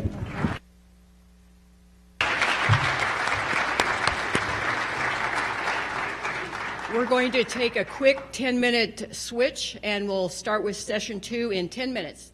Please join us.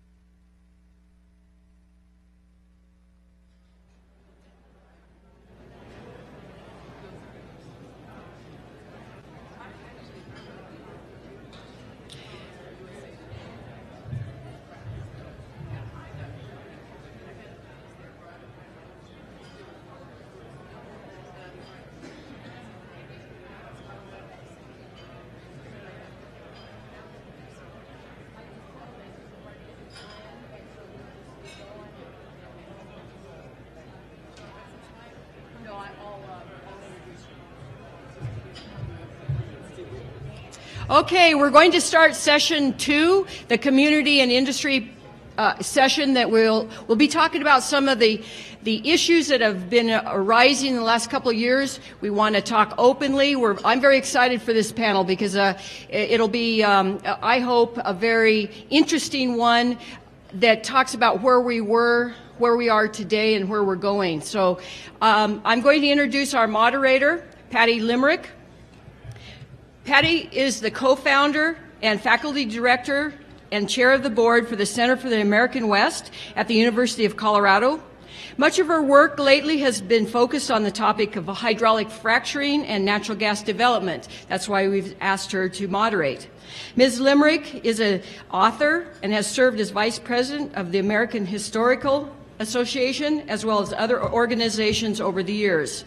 So I really look forward to this session. I know others are getting coffee and visiting, and so they'll be coming in. And Patty, just to let you know, nobody can hear you out there in the foyer. It doesn't transmit out there, but we'll all go out and try to get them in here because this will be a great topic. So help me give a warm welcome to Patty Limerick.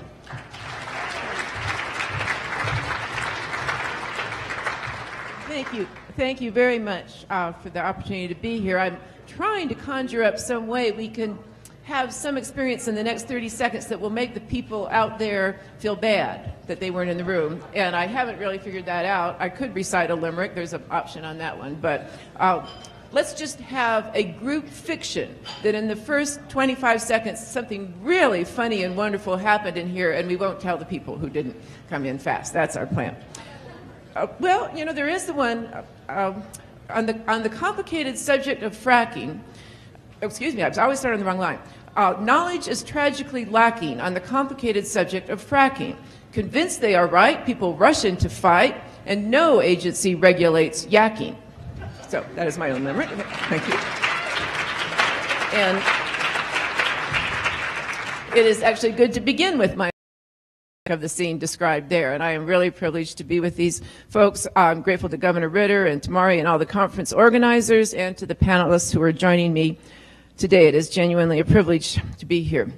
The topic of our session is communication and conversation between industry and local communities, and I will answer the question that we didn't really pose to the members of the group. How is the conversation in September of 2014? Certainly a little quieter because of the recent events and state negotiations and ballot initiatives and so on, but I will speak for myself and say the conversation could be better. And we are here in large part to explore that question of how it could be better. There are crossed wires. The previous panel, people mentioned people talking past each other in some situations, the distrust in various groups and sectors is noticeable. So I am very happy to be on stage with holders of ideas in abundance on how to improve the conversation. To have them all lined up with me is just, I could weep. It's a wonderful thing to see such a talent pool sitting here with me. We have, I'll just identify them very quickly because their biographies are in the program. We have Ted Brown, who is the Senior Vice President at Noble Energy, and we have Pete Maysmith, who is the Executive Director of Conservation Colorado. We have Elise Jones, who is my County Commissioner in Boulder County. She has a few other constituencies besides me to represent, and she does that ably. And we have Howard Boygan, who was at Hogan Lovells and is now the founder of Howard Boygan. It can't be Associates. It has to be Boygan Law. So, okay. And what an energetic firm that one is. So and he has had much experience in the... Depends on the time of day.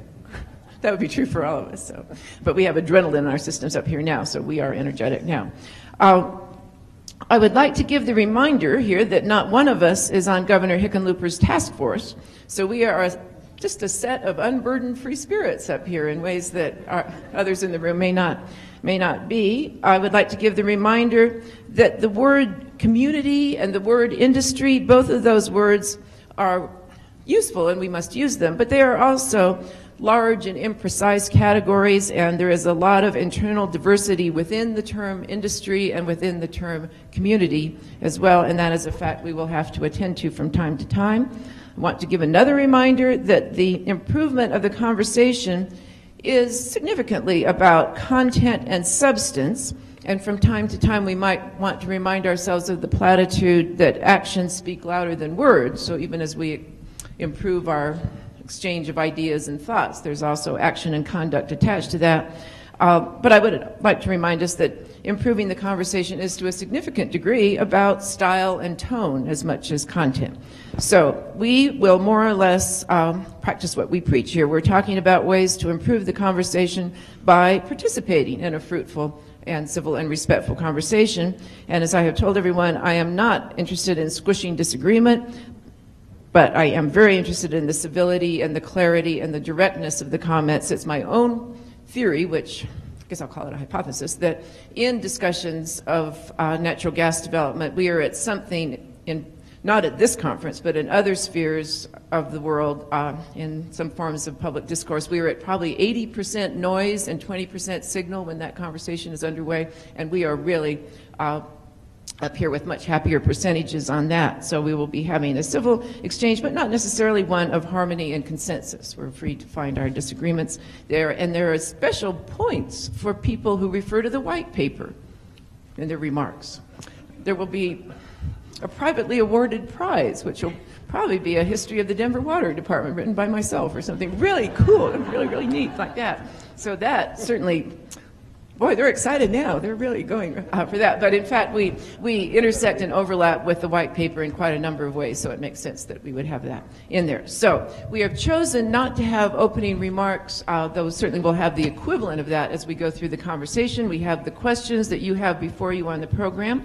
And so I'm going to begin with Pete Maysmith, and I'm going to ask you to respond to our first question there. What are the key areas for improving communication between the natural gas industry and Colorado's communities in the Pete Maysmith consciousness and world? Where are the 2 or 3 things where we most need to be working on improving communications? Thanks, Patty. Really appreciate it and glad to be here. Thanks very much.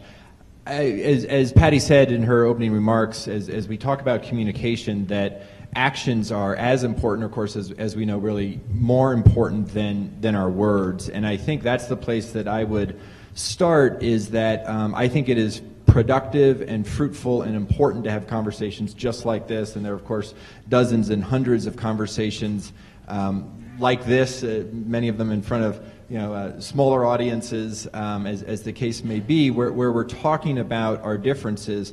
From my perspective, taking those differences head on, recognizing that we have them. Patty also said that we're not here to squash disagreement and pretend that there's not disagreement, because there is in certainly key areas. So, as I look at the world and as Conservation Colorado looks at the world, people always say, well, what do you guys work on, Pete? And I can list off the issue areas, and energy, of course, certainly is one of them. But I talk about how climate change animates all of the work that we do. And that, Patty, I think gets to the beginning of the answer to the question that you posed from my perspective, which is, we know that we have an urgent call to act on climate change. We know that globally, we know that nationally. We've seen fascinating action in the last 72, 96 hours in New York City and other cities around the world. The UN meeting just yesterday where the president spoke, we saw that the CEO of Google pulled out of an organization because they were part of and funded climate deniers. So we see, whether it's the political set, whether it's the business leadership, or people, just rank and file folks say we need action on climate change. So what I think that means we need to do here in Colorado, to connect it back to this conversation, is to drive towards lower, extremely low carbon sources of energy here in Colorado. And so figuring out what that looks like. So an example of, I think, a success story, of course, are the methane air rules of 6 months ago. Because that's a potent greenhouse gas, that was a way that we knew there was an urgent need to capture that. That wasn't about talking about how we cared about doing that. It was about deeds. And a number of folks here on this stage, and a lot of other folks, really put great energy into making sure that became a reality in Colorado. And that was a moment of celebration and a moment of importance. So that's an example of not focusing on words as much, but on actions, and can we do something that's going to directly address climate change as it connects in to oil and gas development in this state. I think the more we look at policies like that, the better off we're going to be, and look at them and then take action along those lines. So that's the frame I'd want to offer folks. Okay, and what a great way to start here. And if we could go to Ted, and I just want to frame this, and I want to be the one to say this so that nobody else has to take the hit for it. I have seen productive conversations on hydraulic fracturing and natural gas development derailed in my opinion, not always fruitful dispute over climate science and how to interpret climate science. So I have seen that from time to time, that the conversation is not necessarily improved by that, but sometimes taken off into a track that I personally struggle sometimes to get it back on the track, or to incorporate the climate change issue in a way that doesn't take us off whatever it was we were talking about. Now, you took an important part in those methane rules, and did you tell your friends and comrades that you were doing this on behalf of reducing the troubles of global climate change, or how did that figure in your stance? Well, before I answer that question. That's a weird question to ask you, Ted. I'm sorry. Yes. But before I answer that, just, obviously thanks to you for moderating this. I want to thank Governor Ritter and CSU for sponsoring this symposium. We've been a proud sponsor of here since its inception, and it's a great opportunity, like Pete said, to have a dialogue here and have a conversation. When we talk about the key areas, and obviously Pete and I are going to be able to play off of this all day long, about the air rules and the good things that came out of that. What we found was that there was, first of all, a willingness on parties to be at the table. When the governor basically sat down with us, had a vision of, hey, how can we talk about solving a problem in a way that is unconventional, that has never been done before, unprecedented. And so that's when we started engaging in conversations and folks that are willing to find solutions, because there's obviously two opposite ends of the spectrum on a lot of different issues, and this was no different when we talked about the air rules. And so as we started getting into the dialogue a lot more, what we found out very quickly was that we have some common ground. We have some things that we want to do. We want to engage. We want to listen to people's concerns. But one of the things that was really important in the whole conversation about the air rules was that we wanted to leverage technology.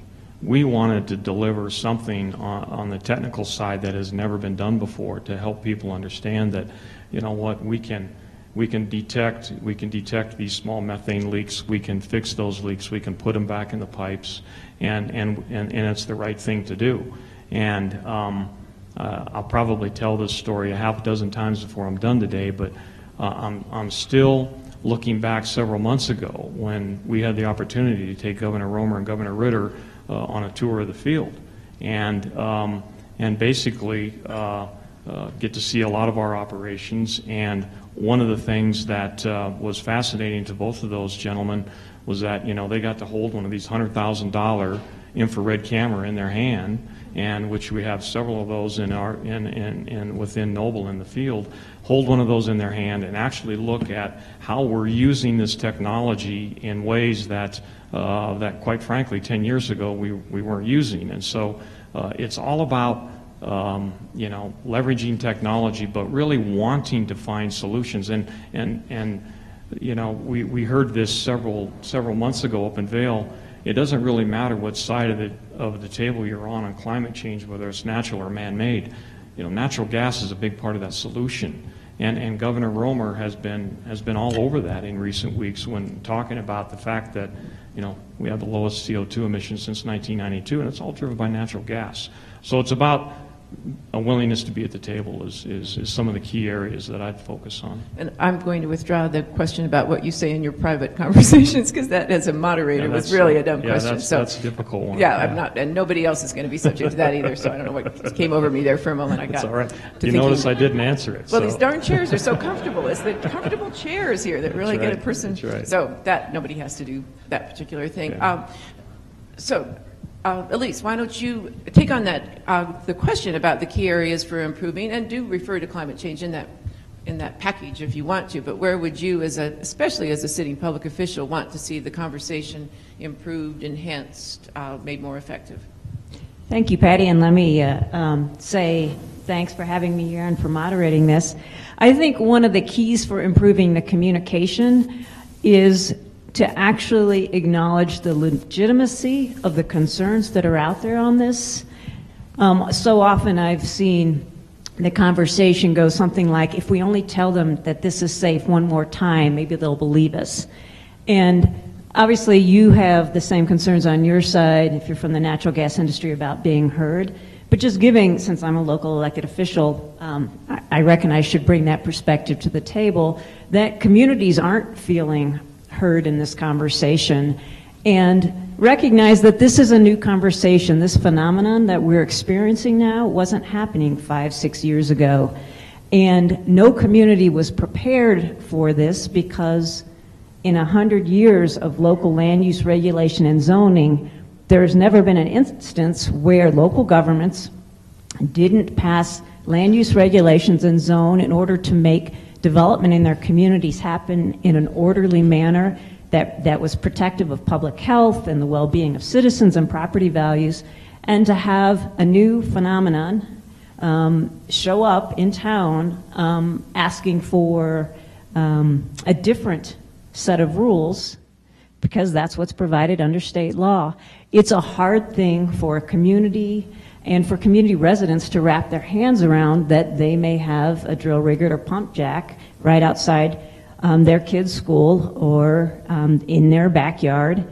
And they come to people like me, their local elected officials, and expect us to do something, which is to regulate that industry like we do every other land use in our community. So I think it's important to just acknowledge that this is an awkward place for communities to be in and for local elected officials, because it's different than 100 years of history.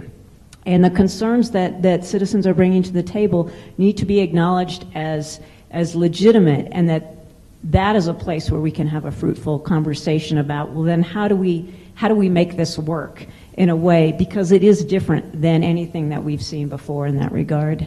And I will add, around climate change, I think it's the most important conversation we could be having. As much as I care about how oil and gas development may be impacting our local communities, I care a lot more about how climate change is going to change the livability of this planet for my 9-year-old daughter. And if we don't get that right, none of these other conversations are going to matter in a decade or two. So, and I will note that that is brought up in the white paper towards the end, that climate change, I want credit for mentioning the white paper. Yes, well, I guess you got the book, brother. That was really well played. I am so given confidence by that I'm going to, for my first public venture, propose a truce between industry people and community people, community activists. And the truce is that the community people and the activist people will stop declaring, as if it were a great and remarkable discovery to dig out and bring to our attention, that the companies are driven by profit. Every once in a while, you will find people who act as if this is something quite amazing to find that really, and it's something that should change our perspective when we think, oh, they're capitalists and they're driven by profit. I have heard that. And on the other side, they claim to be talking about fracking, but they're really concerned about climate change, as if that were some sort of peculiar discovery of some kind. So if we could just have some sort of truce where we no longer act as if it is a great surprise and worth exclaiming over that companies are driven by profit, and we no longer act as if it is a great surprise and something worth exclaiming about that people concerned about fracking are concerned about climate change, I think we would cut 25% of the noise. So that's my theory. Okay, don't jump aboard on that. I can see you don't want to, so don't do that. So Howard, come in on this. What do you think about improving the conversation and dealing with the issues that people have brought up so far? Thanks, Patty. So I will have to respectfully disagree with Elise on a couple of points. I know this is a surprise to a lot of you.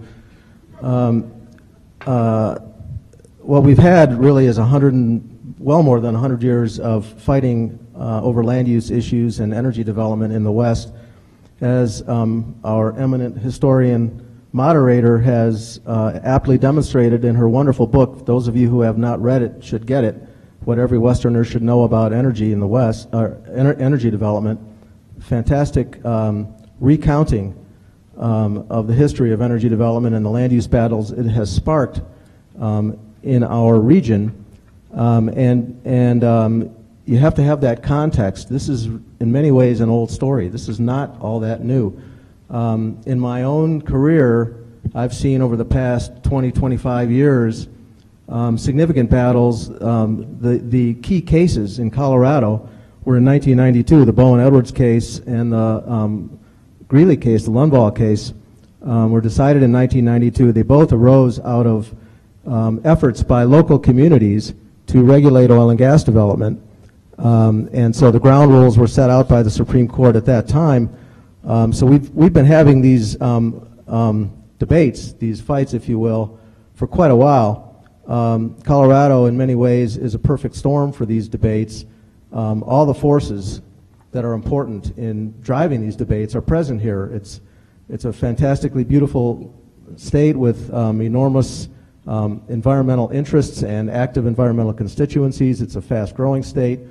Land ownership is characterized by split estates in many areas, with federal government owning the minerals and private property owners owning the surface, or even private owners, different owners owning the surface and the minerals. You've got prolific agricultural community. You've got some of the hottest oil and gas plays in the country here. And it used to be a lot of the oil and gas development was way out where it didn't affect people too much, more in rural areas, but now that development is coming to communities. And what I've seen just in my career is every time that happens, you have a backlash. And so communities erupt. It's not a new thing, with all due respect to Elise. Every time it happened in the DJ Basin 20 years ago, it happened in the Piceance 15 years ago. It's happened over and over again. Communities erupt. They don't want the activity there. Surface owners are being drilled on without much say in what happens. There are significant land use impacts, significant impacts on people who live near the activity. People are concerned about the health effects. Those are all understandable. But it's not a new debate. There are some ground rules, there are precedents to guide us. And to me, what has been most effective that I've seen over the years is the stakeholder process, which is why I'm so happy to see this oil and gas panel convened. Trying to deal with these issues with broad brush strokes like ballot initiatives is not productive. It doesn't lead to constructive problem solving. Beginning in 1994, when we passed the first significant overhaul of oil and gas regulation that had occurred in this state, in direct response to what was going on in the DJ Basin, where there were, it was essentially a Wild West mentality, bad operating practices. And I think Ted will back me up on that. Irresponsible operators doing many bad things, riding roughshod over landowners and people affected because they could, and in their zeal to drill up as much as they could to take advantage of expiring tax credits and flush production. Those were bad. That's an example of the market not functioning properly, and regulation had to come into play, as Dan Grossman referred to earlier. It was a stakeholder process that led to that legislation. We've had the same kind of stakeholder process a few years ago when the Oil and Gas Commission was significantly overhauled. The rules were changed. They were reactions to perceived problems, and they were successful. Colorado now has, as the white paper noted, the most robust regulatory system in the country. So that process can be constructive, and we have to build on that process, learn from the past, and that's why I'm glad to see the panel going forward now. And I'll just step in for a second with this exchange. As a Western American historian, I am really aware of communities living in proximity to extractive industry as a pattern since 1859. I don't know that we know what to draw from that history, and I can imagine another panel on another occasion where we go at that, but I appreciate that. I do feel that I have heard Howard and Elise on various occasions say pretty similar things, as I think I heard just now, that there are legitimate concerns from communities that are not always given the hearing and the recognition with the especially the recognition of that legitimacy. So did I see you saying more or less the same things there, or are there variations in terms of the legitimacy of those community concerns? And that will, in fact, move us to the next question about what are the risks that we should be speaking of that communities are facing. I'm not sure who you were directing that to, but I will. Yeah. I spoke imprecisely. I am very well aware of the history of energy development in the West, and indeed have worked on it for a long time. So I meant the shale gas boom of the last 5 years that has brought horizontal drilling and hydraulic fracturing together in this marriage that has opened up reserves in neighborhoods up and down the Front Range at an unprecedented level. That is what's new.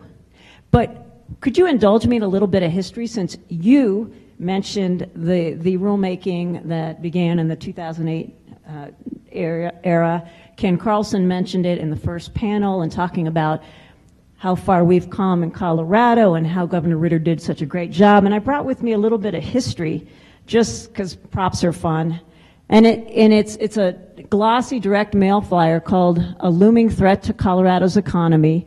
My apologies, Tisha. This is from Koga, about 2008. And I will quote it. On the inside, it talks about the new job-killing rules. Quote, but now Governor Bill Ritter and his controversial political appointees are pushing a radical plan. And I would note that one of those radical political appointees is Jim Martin.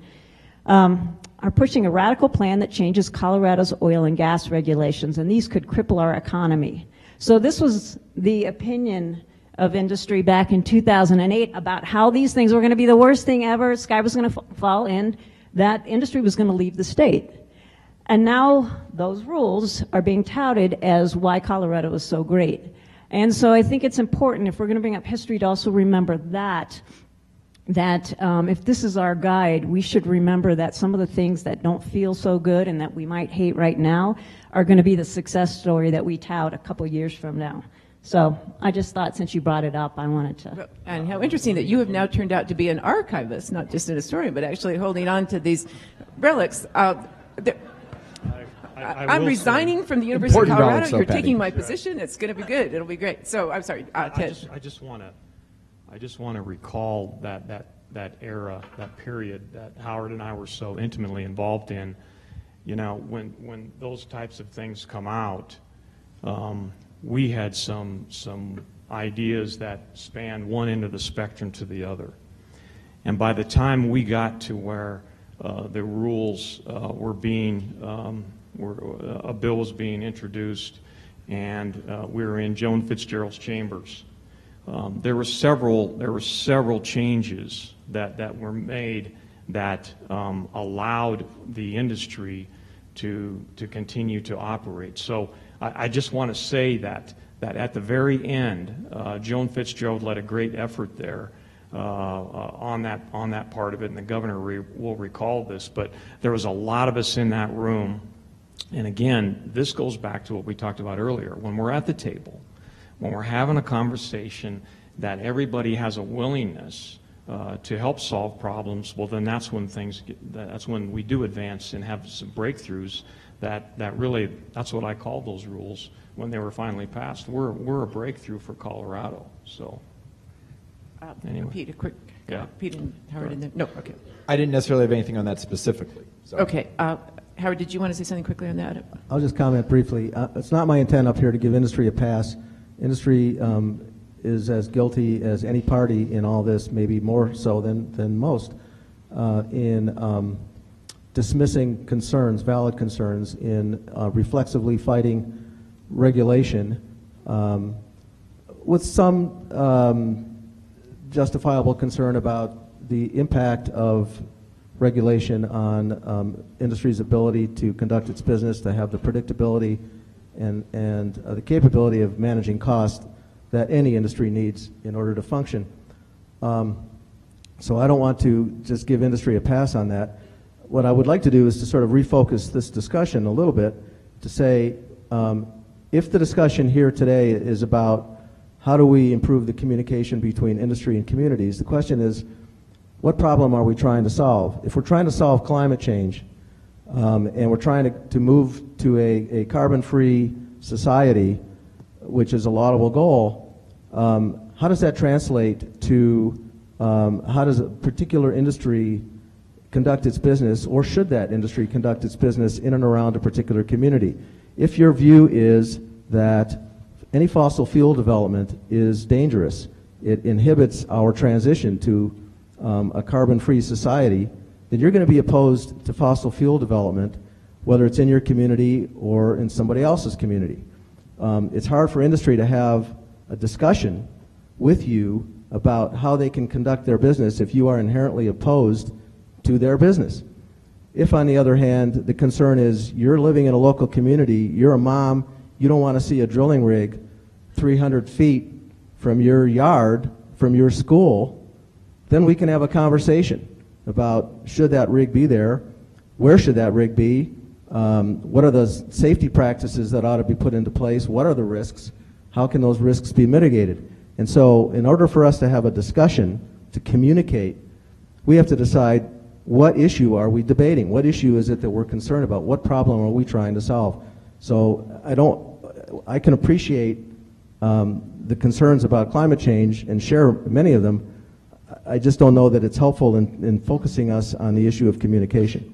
And my instinct is that both Pete and Elise have notions about how you can speak of the global issue without losing a grip on the immediate local issues, that global and local can be in the same conversation. So could you respond? I think that's right. I don't think we have the luxury of compartmentalizing these conversations and saying we're going to take climate change, the most pressing issue of our generation, and put it off to the side. And because if we talk about it, it hurts communication and hampers communication. I just don't believe we can do that. Having said that, Howard, I think you're absolutely right that there are very real life impacts in communities where people live. Right here in Colorado, as Elise said, the marriage between horizontal drilling and fracking has sparked an intensity of drilling that is, I know, quite shocking to a lot of folks who are living where it is happening.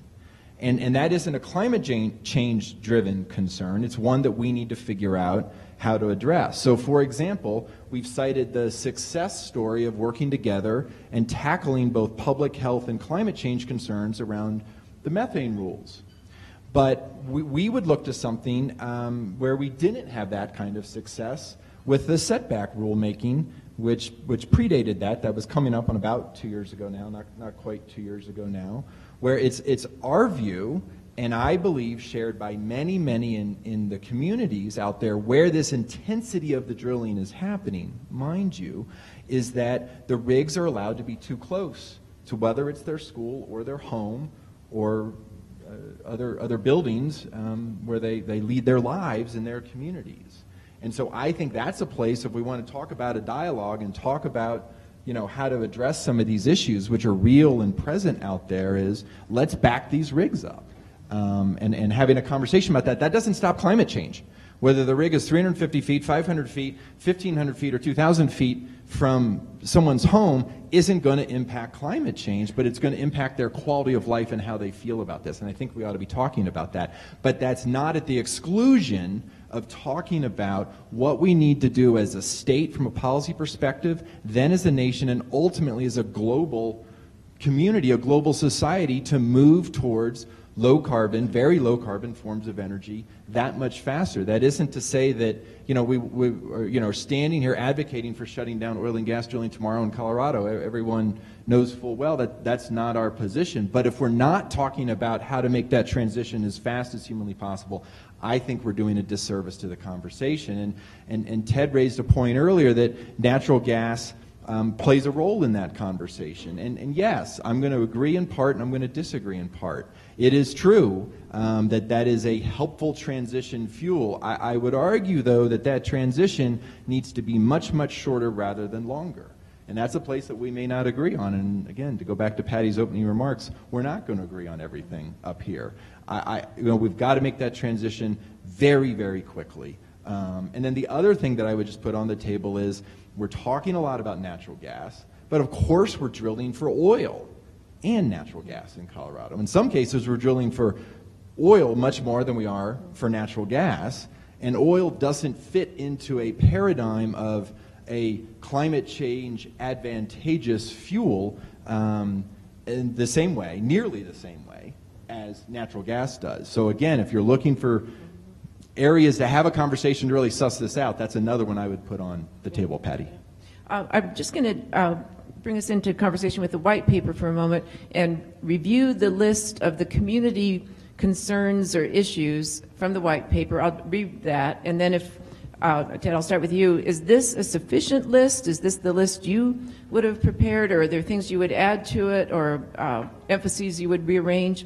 Chemicals and hydraulic fracturing fluid and possible effects of flowback water on groundwater, management of wastewater, land use disturbances, deep well injection and seismicity, well integrity, unintended methane emissions, and flaring. Now, I'm sure you have a...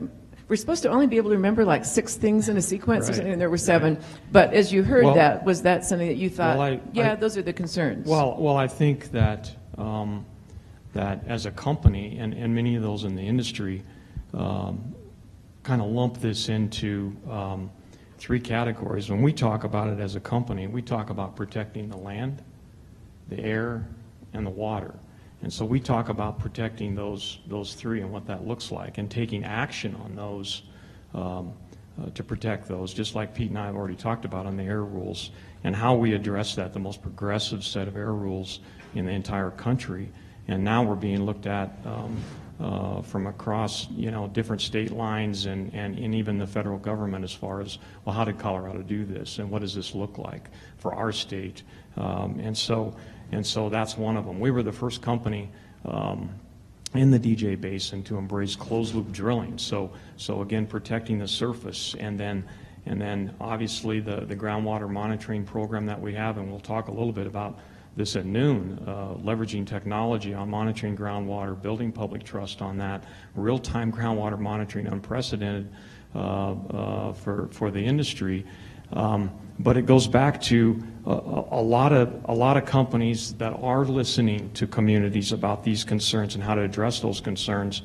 One of them that I also want to mention, that again, it's about air, land, and water, is what we call our integrated development plans. And we take a large area and we look at what the potential is for development of that area over the next several months and years, and how best to lay out that development, how best to put in some infrastructure, how best to work with the community and talking about, hey, we're thinking about putting a water line here. Well, no, we don't think it's the right place. We think you should put it here. Having that dialogue and that conversation, and then having centralized facilities to where we get rid of these tanks, and that you're capturing emissions on a very large level and putting them in the pipeline. And so, and capturing those and not releasing those in the atmosphere. All those things come into our thinking. But I just want to go back to, and I know that you'll get tired of me saying this, it's all driven by technology and how we leverage that. I mean, I talk to people and I tell them that, we go back, we go to the moon and back every single day when we drill a horizontal well. When we drill 10,000 feet down, where groundwater's at less than 1,000 feet, and protecting that, and then we go horizontally for 2 miles, and we can hit a target the size of a coffee can. I mean, this is an industry that's driven by technology. And so the more we leverage that and help people understand that we can solve problems, we want to know how to have a dialogue. We do know how to have a dialogue, and it's engaging those stakeholders, but getting everybody at the table to address those. So all those things you listed, that's essentially the 3 categories that I would put those in.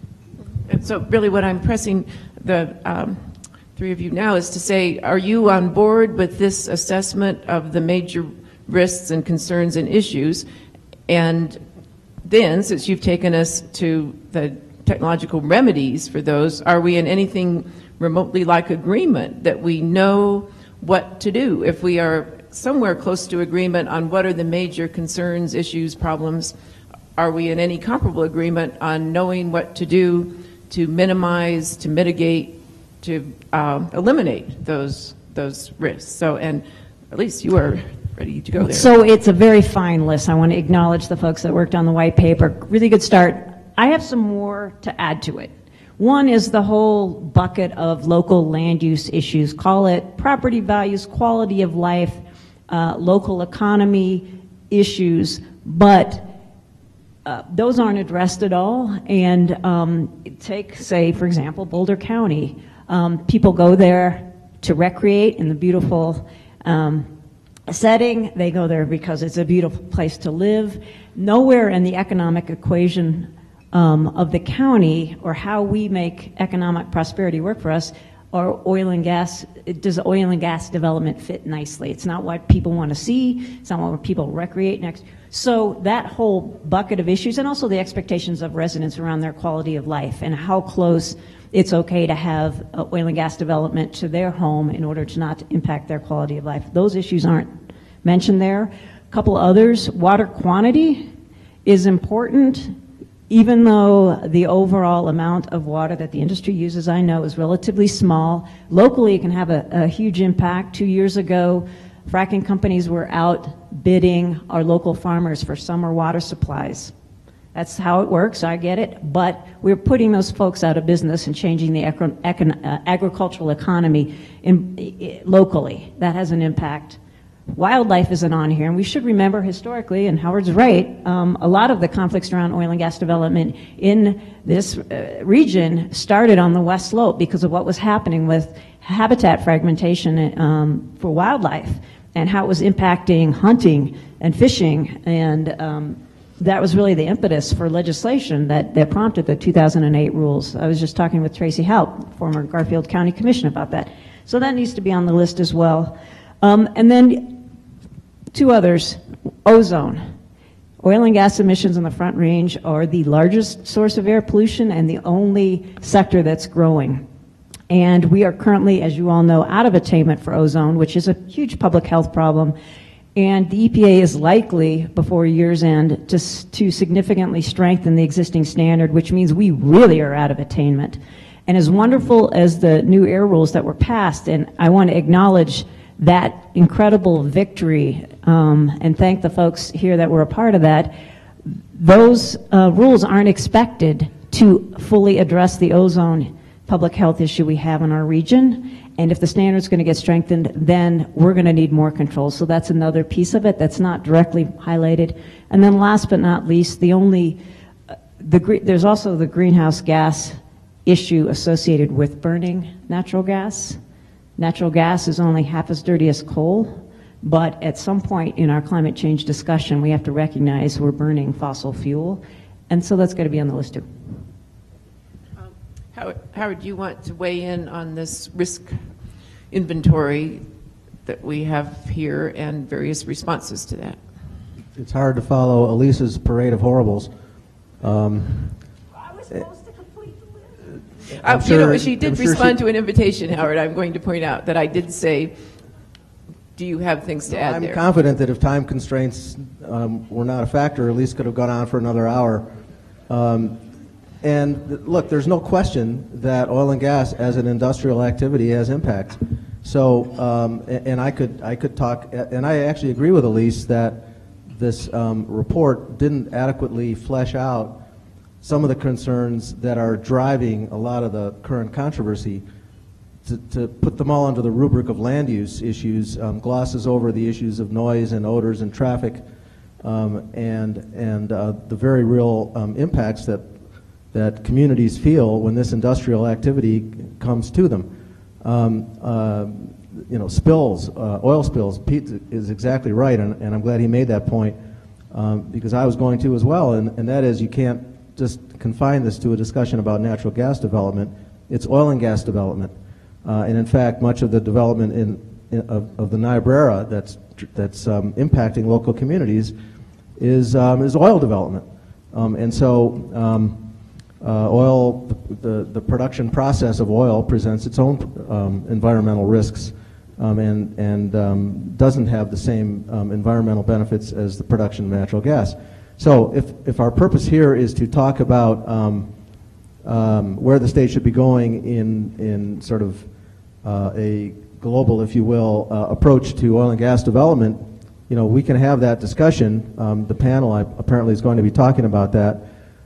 If what we're going to be focused on is how do we deal with the impacts that local communities are feeling as they're bearing the brunt of some of this development, to me, that's a different discussion.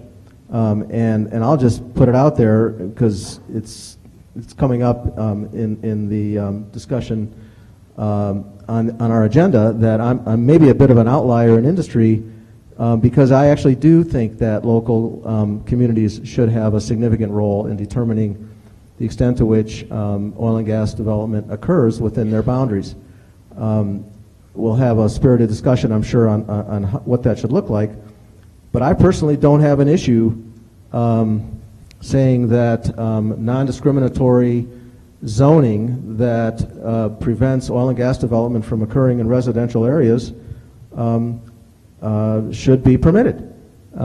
It's a classic example of local communities determining their own health and safety and land use values and protecting their citizens.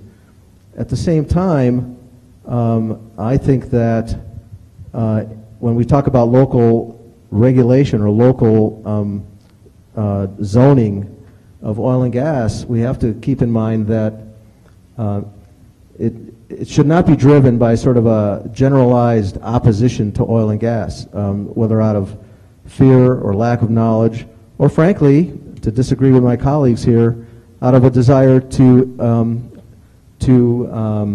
address climate change. Again, if your concern is climate change, that's going to change the whole nature of this discussion. I personally don't think it's the single greatest issue affecting humanity. But it's not an issue that directly, in my view, is on the table when you're talking about how local communities should be approaching the regulation of oil and gas within their boundaries. I think our next few minutes, our next 3 or 4 minutes, will really demonstrate whether putting climate change into the conversation and keeping it central, does that enhance or distract from taking on these local impacts and community responses to that? So I'm going to ask you, Pete, because you have not responded yet on are these the right risks, or do you want to just ratify what's been added? And can you move us to the question, are we technologically set up with remedies for that? And is it really more a matter of legal powers for communities or cultural understandings?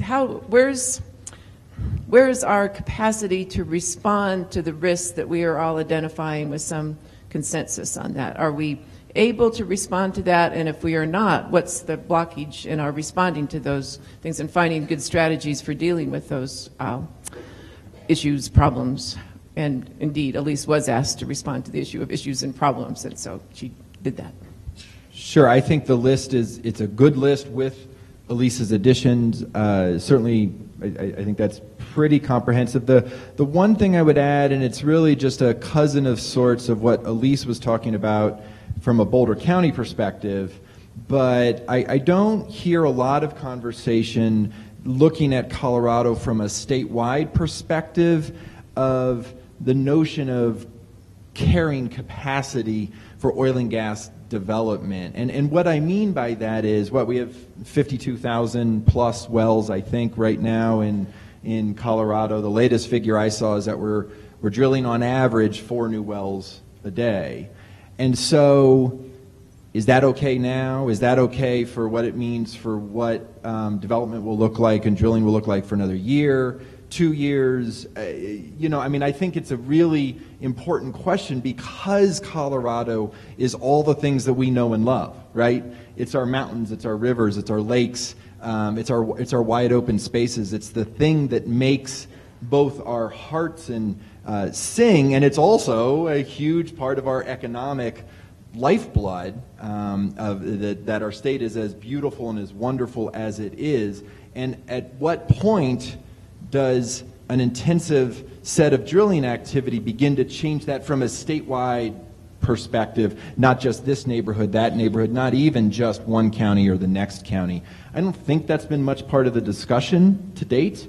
I don't even know exactly where it would go with that. I don't know that I'm not sitting here proposing an answer, but as we're listing a set of things that we should have on the list, I guess I would expand that out to add that. So that's, I think, responsive, hopefully, Patty, to your first question. I'm realizing I'm holding the mic too far away from my mouth. Oops. Okay. To be responsive to your second question, and Ted's points that he's made a couple of times, technology is incredibly powerful. And what industry can do today versus 5 years ago versus 20 years ago is leaps and bounds forward. And so I think it is certainly the case that many of the items we have on the list from the white paper, from Elisa's list, technology is going to play a very important role in addressing those. However, we aren't technocrats, and we don't live in a society where you simply find the technological solution, push the button, and it's solved. Frankly, to go back to, well, again, what I believe, and Howard and I, first time ever I think we've disagreed, disagree. I do think climate change is the defining issue of our generation. If we don't get this right, there's no other option for us globally to make sure we have a place, a planet, looking 20, 50, God forbid, 100 years out that looks the way it looks today. So we have to get this right. And if it was just technology driven, we would solve the global climate crisis pretty darn quickly. But of course it's not just technology. And bringing it back to the oil and gas drilling issue here in Colorado, yes, technology is going to play a role, but it is not as simple as saying that. I think it gets to, Patty, the question of political will and the opportunity to exercise that. And Howard, I appreciated, and that made a lot of sense what you said about more robust role for local communities, which again, if you look historically going back into the 90s and 2000s. I mean, you look at La Plata County, you look at Gunnison County, counties that have taken actions at the local county level that have been successful, legally successful, and I think practically successful as well. But we don't have that every place. So that's one thing I would certainly put on the list as a key piece that is more than just the technology. The technology of methane capture that we've referenced now numerous times about those rules, that wasn't the aha moment for the air rules last February, that, oh gee, we just found the technology. What we found was the political will to then go out and do that. And so another interesting part of the conversation that I would be interested, to make sure is on the table is that we're talking about Colorado and what's happening in our local communities here, but of course, many of the companies, the vast majority, I'm sure, are national companies with a national reach or global reach. And we know full well that some of those, that there is some disincentive to see strong action moving forward here, because then next thing you know, well, does that mean we have to do that in Pennsylvania? Does it mean we have to do it in North Dakota? Does it mean we have to do it in Oklahoma, Texas, et cetera? And I think there's less or more of an appetite for that, and I think that's another example of what's inhibiting us successfully addressing the list that is in the white paper and that Elise added to. So now everybody has referred to the white paper, so everyone gets the prize. And we have to incentivize this a little bit here. Just one quick offer to the audience that we need your help, I think, on how to manage the topic of climate change in order to have a conversation that keeps moving on the how do we deal with local impacts and local problems. Because right now we have shown that we are capable of saying, you think so, do you? Well, I don't think so. And that is not quite sufficient as a way to decide how to manage it as a conversation item that doesn't inadvertently become a conversation stopper or something. When you did the thing, Pete, when you said the thing about how the setbacks are not going to affect climate change, we must talk about them. That was, I think, a moment. You may have won the prize on that one, I think. But we're going to be, I will be entertaining excellent suggestions from the audience, and Governor Ritter and I will present a nice prize to somebody who comes up with some really clever rhetorical strategies on how to keep climate change in the conversation without letting it become just a point of, I don't think it fits in here, I do think it fits in here. So there's that. Now we only have a few more minutes before we're going to turn over to audience questions, and you can be tweeting in various forms or using social media. We also have microphones, so we are 5 or 6 minutes away from turning over to audience questions on this, but we have, fortunately, the last 3 questions here are all the same question, I think, or the last 4 ones all turn out to be the same question, which is basically, what do we do to improve the conversation? What are the best strategies for responding to the risks? What would you offer in the way of guidelines for improving of the public conversation? What are the key steps to give a practical meaning to that phrase, social license to operate? And the last one of what is your vision for the future? I think those all can just be clumped into the same question of asking you to be, not one of you is an imperial person, but if you would just say what you would like to see happen to the nature of the conversation over the next, well, starting now and over into the next years, with the goal of a healthy Colorado, with citizen involvement, with the problems and impacts addressed. And how do we ask each of you to say, here's what I would like to see happen in public conversation to make it as productive and as problem solving as possible? So is that question there? And because it was a gifted moment for me when I wrote the same question in 3 different versions, because now we just squish them into one and we end our discussion among here with that, and then we'll go over to the audience questions. So do supply us with those. Should we, what order were we in? Let's, I guess, reverse order. Maybe Howard, let's start with you on that one.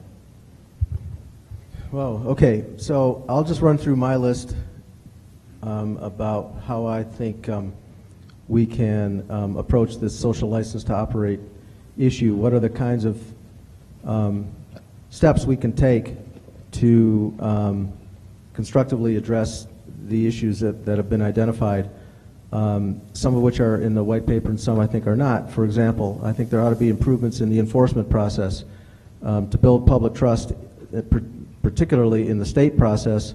There has to be trust that the state will enforce the rules. It's great to have this robust regulatory system, but if you don't enforce the rules, it doesn't mean anything. So that means increase the resources available for inspection, improving the timeliness of responding to regulatory violations, allowing some local support of enforcement efforts, and strengthening the penalties for violations. I think those would all be fruitful areas for discussion. I think local governments should not be imposing moratoria or bans, but should provide timely and effective procedures for considering applications for development. I think the trend toward fast-track process where developers agree to more stringent regulations is a good one, and I think has real promise, as well as the process of entering into MOUs between local governments and industry, where it's essentially a negotiated process, how a particular project will be conducted in accordance with safeguards that the community finds acceptable. Focus ought to be on harmonizing state and local regulatory efforts. There should be a role for a local regulatory process, but there has to be a timely and effective way for permit applications to be processed, and a fair and objective mechanism for adjudicating challenges to that process for all sides. I already mentioned the zoning issue. I think there's a role for local government to apply non-discriminatory zoning in accordance with standard land use practices to oil and gas development like any other industry. I think the Oil and Gas Commission can improve its process for taking local considerations into account. The revised rules in 2008 made some efforts in that regard. More can be done in terms of extending the time, expanding the notion of who can comment and what are the issues that the Commission ought to be considering, what are the kinds of protective mechanisms that might be appropriate.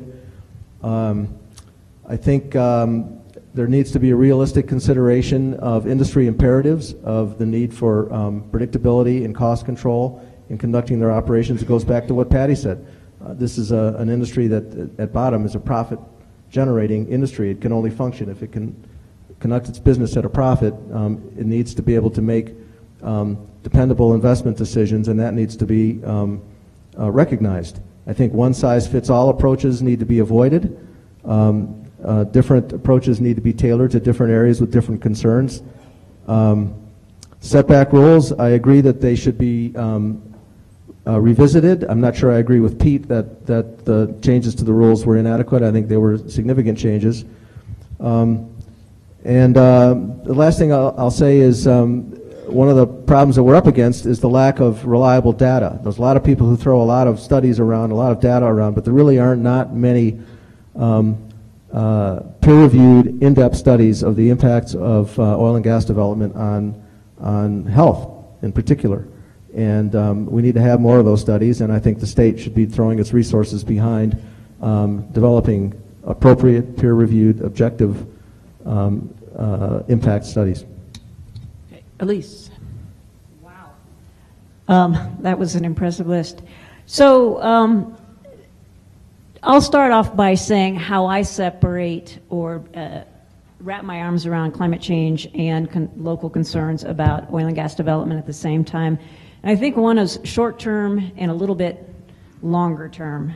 And in the short term, I think we recognize that oil and gas development is going to happen in Colorado. There's a role for natural gas to play in displacing coal, backing up renewables, and during that time, and I agree with Pete that it should be a short transition, but nonetheless, during that time, the onus is on all of us to make sure that development happens in the most safe and clean manner possible. And a huge bit of that has to do with working with local communities to make sure that we meet that standard.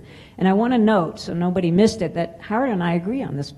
And that I think that a stronger role for local communities, a level playing field, if you will go far in helping the industry build trust with local communities and actually reach solutions that address legitimate local concerns. And so if local governments had the power to use their zoning regulations and other land use regulations to decide when and where, and I would also like if, but under what conditions oil and gas development happens in their communities, similar to how they work with the development community, the marijuana industry, water developers, sand and gravel miners, every other industry. That's how it works, and it works fairly successfully. So I think there's an opportunity there with more local authority for us to have a better outcome for communities and to actually build a better relationship with industry at the same time.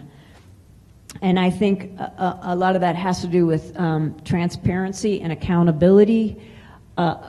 I would try to push back against the notion that regulation is a bad thing from the industry standpoint. I understand nobody likes to be told what to do, and yet it creates certainty and accountability, and those are things that not only you need, but the Colorado citizens are desperately wanting. And so regulation can be your friend because it creates that certainty. On the other hand, I would also say that as Ted pointed out, technology is constantly improving. We have collectively the ability to do things better and better over time, and we should take advantage of that. So I don't see this as something that we check a box on and we've got it right and we never make further improvements. It's going to be constant improvements. And as we get information back from all of the research that's going on around public health impacts, we should be acting on that data to make further improvements, and that includes setbacks. And along this line, I would point out Colorado has frequently been a leader on this issue.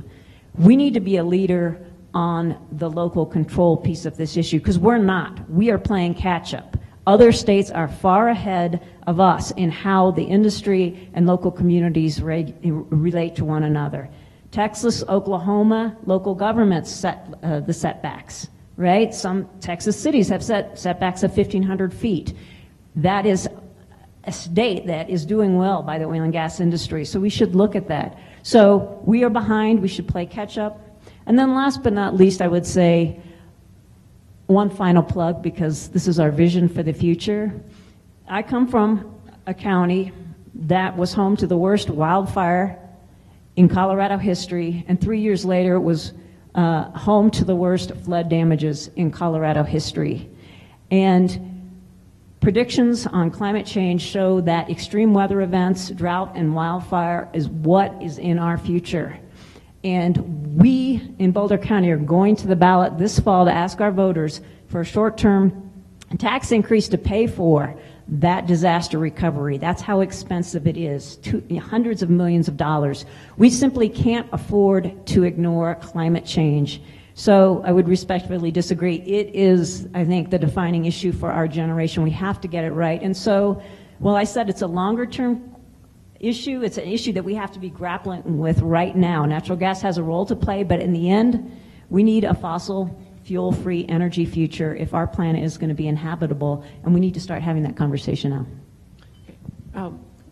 We're sort of reversing the order in which we are and we aren't. So I think we began with, okay, Ted, you go now, because otherwise you'll be concluding, and then it will look like we have you as Walter Cronkite kind of summing up in ways Okay. Walter Cronkite's gone. No problem. Thank you very much. Now, just a couple of things. I'm building upon a lot of the things that have been said over the last few minutes, and I want to take a step back here for just 1 second and help everybody understand that I think more often than not, and if you can, and you can ask, you know, our regulators, you can ask our governor, you can ask a lot of folks, Colorado gets it right more often than any other state in this country.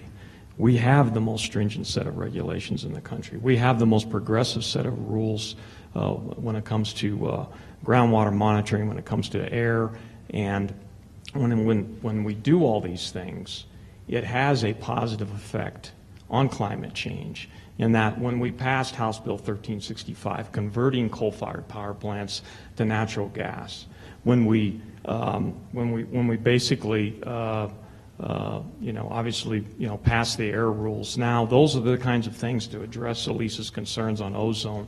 When we have the first natural gas, liquefied natural gas power plant that we're building in Colorado, is a liquefied natural gas plant in Colorado, where we're converting a lot of our services in the field from diesel over to liquefied natural gas. It's the equivalent of taking 90,000 vehicles off the road in a year. Those are the kinds of things that we're doing that continue to build public trust and build upon what we're talking about when it comes to climate change. We can debate all day long, what the time period is when you flip the switch. Quite frankly, we've got a lot of issues across the world that have mandated energy standards that aren't working. But one thing that we know for sure that continues to resonate day in and day out is people across the world want our energy equation. They want we have the most affordable energy on the planet.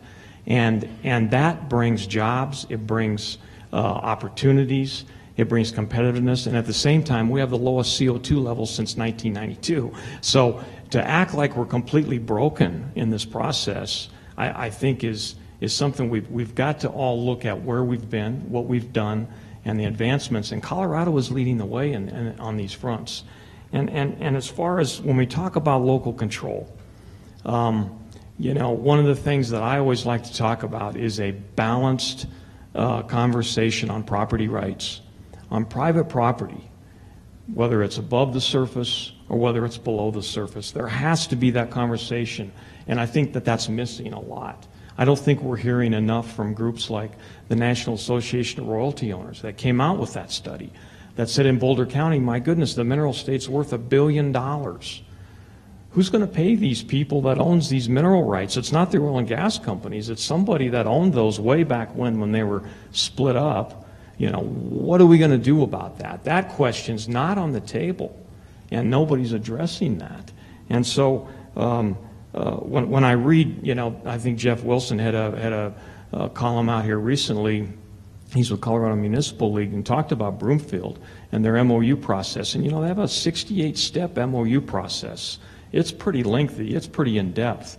A lot of folks don't think we're regulated as an industry. We found that out as we went out and polled people in our efforts with CRED, with Coloradans for Responsible Energy Development. They don't really think that we're a regulated industry, and it's quite the opposite. And that was one of the privileges I had with Governor Ritter and Governor Romer.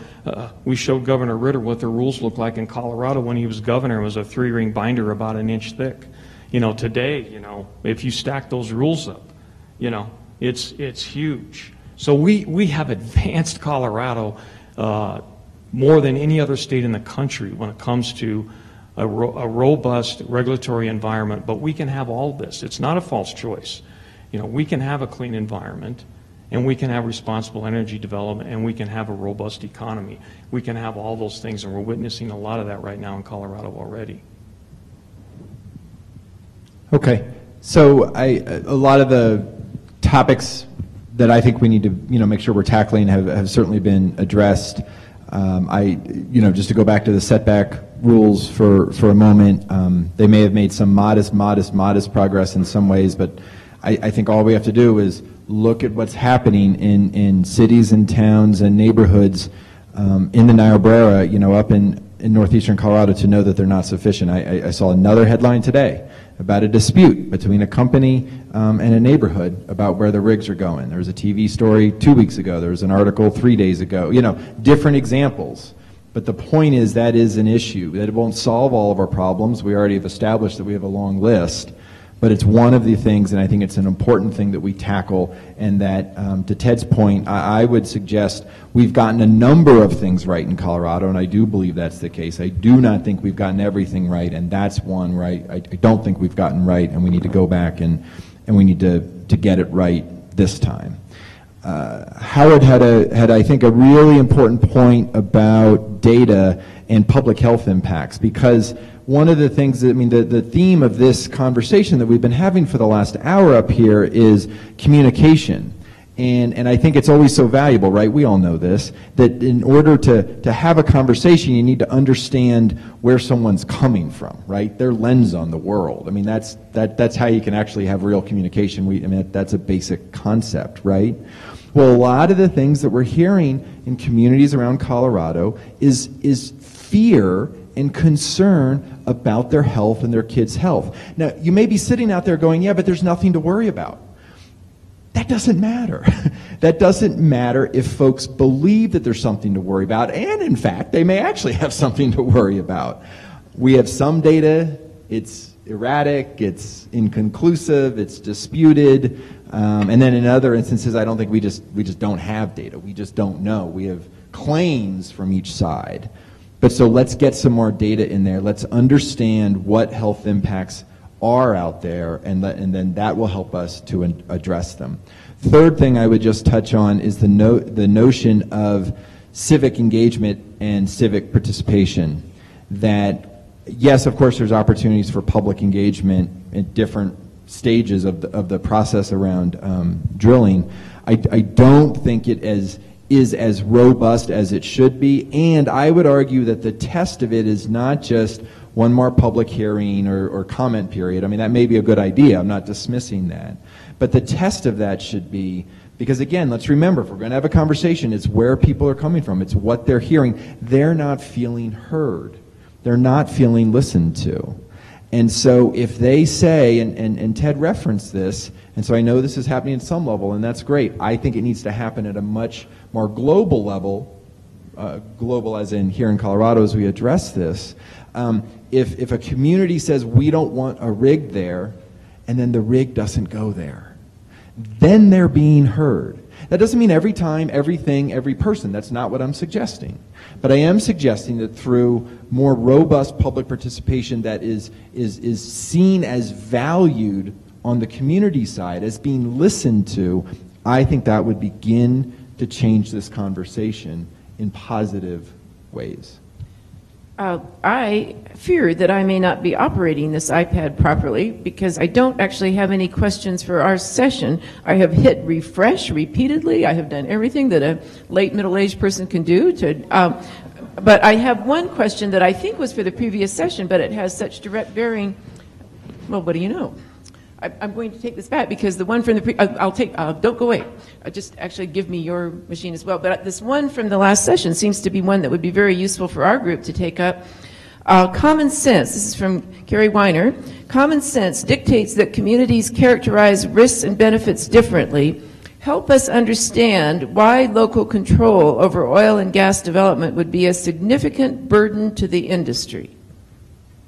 And in fact, Elise in some ways anticipated this question by saying that she could see significant benefits to the industry from the trust building that would come from local control. So I believe that was actually for the previous panel, but I think we'll just appropriate that. Well, I think Howard and I can build upon this together, I think.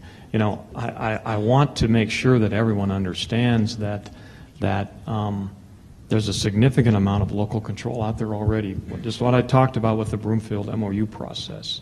that 68-step process and what it takes to get a permit and the input that they have, the Greeley City Council and coming to them with a special use permit and all the things that go along with the whole local control side of things. We've built upon that, and we continue to build upon that. And we want to have dialogue. We want to sit down. So it's not that we're not having those conversations. We are. You know, that's a big part of it.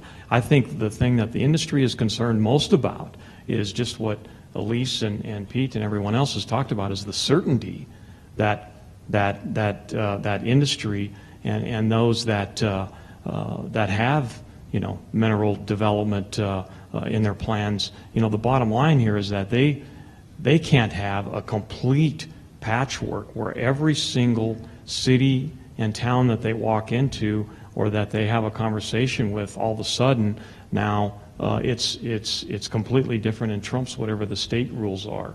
You know, so I think we have to have a balance there, is what I'm saying. And I think that we're again continuing to have those conversations, and we tried to approach that balance the governor did with the legislative compromise that he was looking at, but we haven't quite got there yet. So I would just quickly add that the concern is that oil and gas doesn't really have a local constituency.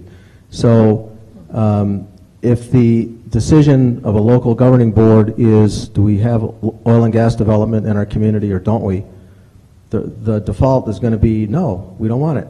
We don't want it here. And okay, maybe that's one thing when you're talking about a community, a city, a town. If you're talking about a county like Boulder County, where all of a sudden you can't conduct the activity, you've got an indefinite moratorium that keeps getting extended, then industry's got a legitimate concern that it will never be able to operate. And you're talking about property rights being impacted, as Ted mentioned. And then even if you get to the point where you're regulating oil and gas at the local level, the question is, do they have the expertise? Do they have the resources to regulate? And why should they be duplicating the efforts of the state, which does have the expertise and the resources and the mandate as a statewide matter to regulate the industry? So I have, as I've already mentioned, great sympathy and I do support the notion that local governments should be empowered to apply their land use authority, especially zoning, on oil and gas matters. But I think the burdens and the potential harm that can be caused by unrestricted local regulation of oil and gas can be huge on the industry. I now have several more questions, one of which is a delightful question about having access to the limerick that we started with. That is a fine soul there. But we are out, and that will be easily available. I just want to say there's several, I'm just going to mention the topics that someone, Howard, is going to speak to you about what exactly this social license to operate means. They'll do that individually in the course of the day afterwards. There's two people with very good questions about costs and how we assess costs, and if we were clear about costs and who pays the cost, would that help us with this? And then could we agree on where there is a consensus and where there is not? Is there, for instance, a way that we could make our cost assessment based on that? What does a community value, and where is it particularly assigning that value? So, okay, so those are the questions that we would have had if we were not at the end of our time. But we're not disappearing. We are in good health. Everyone up here, I can see them. They're very vigorous. They're very healthy, and they're not going to, they're going to be around, and they can talk about these questions with you afterwards, as indeed I can too. And I would like to have everybody take these last 4 seconds here, just in more than 4 seconds, really, and thanking such an interesting group, and such a forthright and engaged group of discussants with so many fine ideas. Thanks, Patty. Thank you.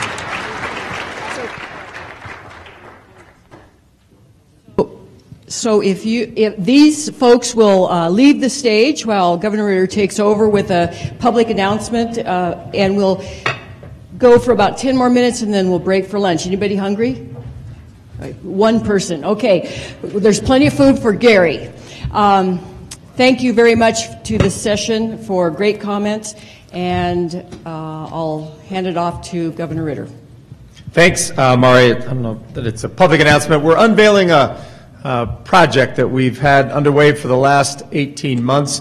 We've had a variety of partners on this. I'm joined on stage by Tisha Schuler, who's the President, Executive Director of COGA, Colorado Oil and Gas Association, Ted Brown, from whom you just heard, with Noble Energy, Ken Carlson, Dr. Ken Carlson, who made the comments earlier this morning that you all heard, and it was really the brainchild of Dr. Carlson from our symposium a couple years ago.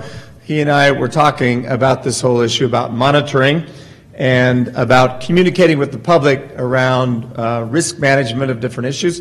And since his specialty is water, we were talking about the technology available to really look at aquifers and monitor in aquifers on a real-time basis, as opposed to sort of what's required by the rules in terms of establishing a baseline and then after the activity is completed.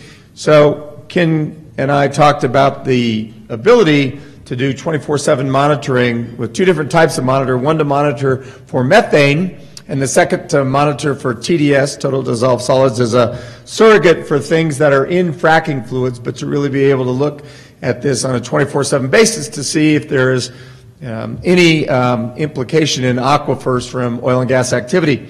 We first approached, or Ken did, the Chief of Staff to Governor Hickenlooper, Roxanne White, and then he and I met with the Chief of Staff again. We met with the heads of the Department of Natural Resources, Michael King, and at the time the head of the Department of Public Health and Environment, Chris Urbina, and they found a great deal of interest in this and said they would commit some state funding if we put it together. Then we approached Noble Energy to really ask if Noble would be the industry partner in this effort. Noble agreed to be the industry partner, and then we went from there to getting our funding to establishing a steering committee that involved Tisha Schuler, Dan Grossman, who was here earlier today, a variety of other people, a Western Resource Advocate. I think Gary is in the room and was part of this process. So we, again, tried to pull together stakeholders from across the board to help us, A, design the project, B, to really put together a technical advisory committee that could design the science of it, and then 3, to look at how we could utilize the data and communicate with the public because of the issues that were just discussed about not just having the data, but being able to communicate that with the public and how important that is. And the results of that is a project that we call Colorado Water Watch out of Ken's Center and my center, and really a collaborative effort at Colorado State University, but also a collaborative effort with Noble Energy that has great participation from state government. Mike King has been a part of that, the director of the Department of Natural Resources, as have a variety of other people from the regulatory side, but also the people from the technical side. So a lot of good people involved. And Ken, I'd invite you now, if you want to present your slides and talk a little bit about the Colorado Water Watch and what we know after an 18-month project, but really 8 months of data. So I'm not going to prolong this. 2 slides, and this, by the way, waterwatch.colostate.edu. Like Bill said, this is the first time it's gone live. It's still a beta site. We've tested it a lot internally. Noble's provided a lot of help. Tisha, others, state. There still could be glitches. We feel there's a lot of learning in there. So I don't have time to go through it. There's a lot to it. There's a lot of, in the Learn section, there's a lot of background information. But waterwatch.colostate.edu. It works best on a computer. We haven't worked out the iPad phone stuff yet. You can access it. Works best on Chrome. Firefox is a challenge. We're getting there. So anyways, 3 things: sensors to look at water quality, telemetry to send the data back to our servers, but maybe the most important thing is communicating it in a clear and understandable way, real-time information. And it's, next picture please, or next slide. So it's a proof of concept. We have 4 sites. We're going to continue to build it out through the end of the year. We're hoping to build it out even more aggressively in the future. The 4 sites were, like I said, proof of concept. We feel we're past that. They are on oil and gas pads, looking for spills, looking for, there's deeper wells that look for casing integrity issues, etc. So I think with that, I will turn it over to you, Bill, or Ted. I just want to say one thing before Ted comes up. I remember Mike King said, you need to get industry. And so we looked at each other and said, well, we'll go talk to Noble. We both knew Noble. And we really did not know whether they were going to throw us out.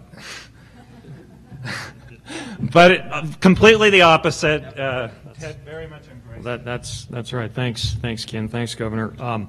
No, this is a exciting time for Noble and for the industry, and to be a partner in something as I think as advanced as this. Again, it's about Colorado leading the way on many fronts, and very proud to be a partner with CSU on this effort. And thanks to all of our team, Caleb and Ken Knox and folks that have worked on this tirelessly to try to work with CSU, and I'm an engineer by background, and a lot of people don't know that. They all think I'm a politician. I'm not, believe me. But this was an exciting project. When they brought it to Noble Energy, and we sat down and started having a conversation about this, it was leveraging technology to build public trust. You know, we as an industry and the regulatory agencies and such, you know, we all really believe that we are protecting groundwater in the best way possible, and we are protecting it. But how do you build that public trust, and how do you have something that they can actually look at? So with a landowner's approval, then this is data that actually folks can go out and they can look at, and they can actually see some real-time results, and it's very powerful. So it's something that we as an industry or we as a company are piloting, that we're hopeful that can be adopted someday in some way as a best practice or whatever by the industry. But again, it's all about building that public trust, and Colorado is leading the way on a number of fronts, and I'm proud to be a part of this one. Thanks.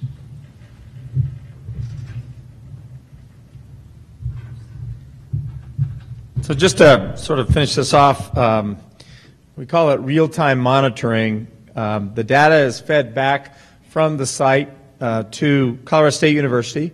We have the data available to us. We will interpret the data, and there's some need for data interpretation because there's a lot of things that occur in aquifers apart from oil and gas activity that might show up as what we call anomalies. And so it's important that our scientists have an opportunity to look at that, and then what we'll do is publish that on this database. Or on this website. And this communication tool, we think, is an important part of it. So you might not be able to, you're not going to be able to see the same data that the CSU scientists and researchers will be seeing at that time, but in a short amount of time after that, we load that up, and that's when you'll see it. And again, we believe that this is one way to sort of improve upon this public trust issue that might sometimes occur around this risk, the risk around water. The second part of this that we should say as well is that this was a pilot project. I think you called it a beta project, but Noble Energy has agreed, and as has the state of Colorado, to partner on another phase, a second phase of this, to keep improving upon both the science, the research part of it, but as well on the communications tools to be able to communicate with the public about this. And we're very pleased and thankful of both Noble's involvement, Tisha of their Oil and Gas Association's involvement, but also of all of the partners, and a number of them who aren't here, could be on stage with us, but Gary Graham for Western Resource Advocate, Dan Grossman for the Environmental Defense Fund, for all the folks who have sat in the room and helped us plan this out, and then really for the funding that's been made available from different state agencies and from industry. So thank you very much. The Colorado Water Watch, take a look at the website. We've spent a lot of time working, we, not me, you, spent a lot of time working on trying to make this a very helpful educational tool as well. So thank you, and hope you'll enjoy investigating Colorado Water Watch. God bless.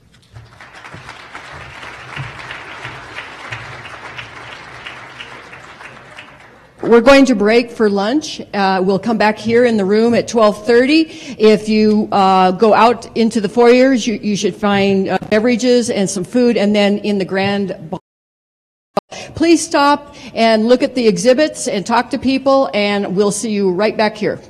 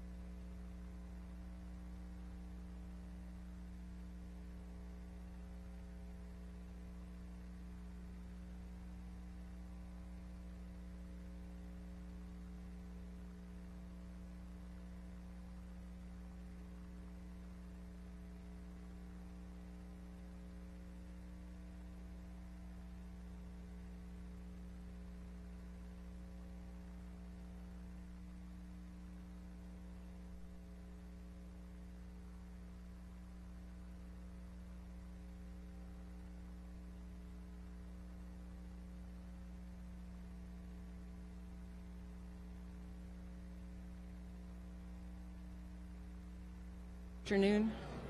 Good afternoon.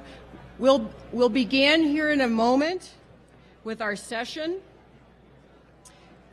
This is our Session 3 keynote speaker, Brad Hawley from Anadarko. And I know you're having fun getting to know each other and visiting.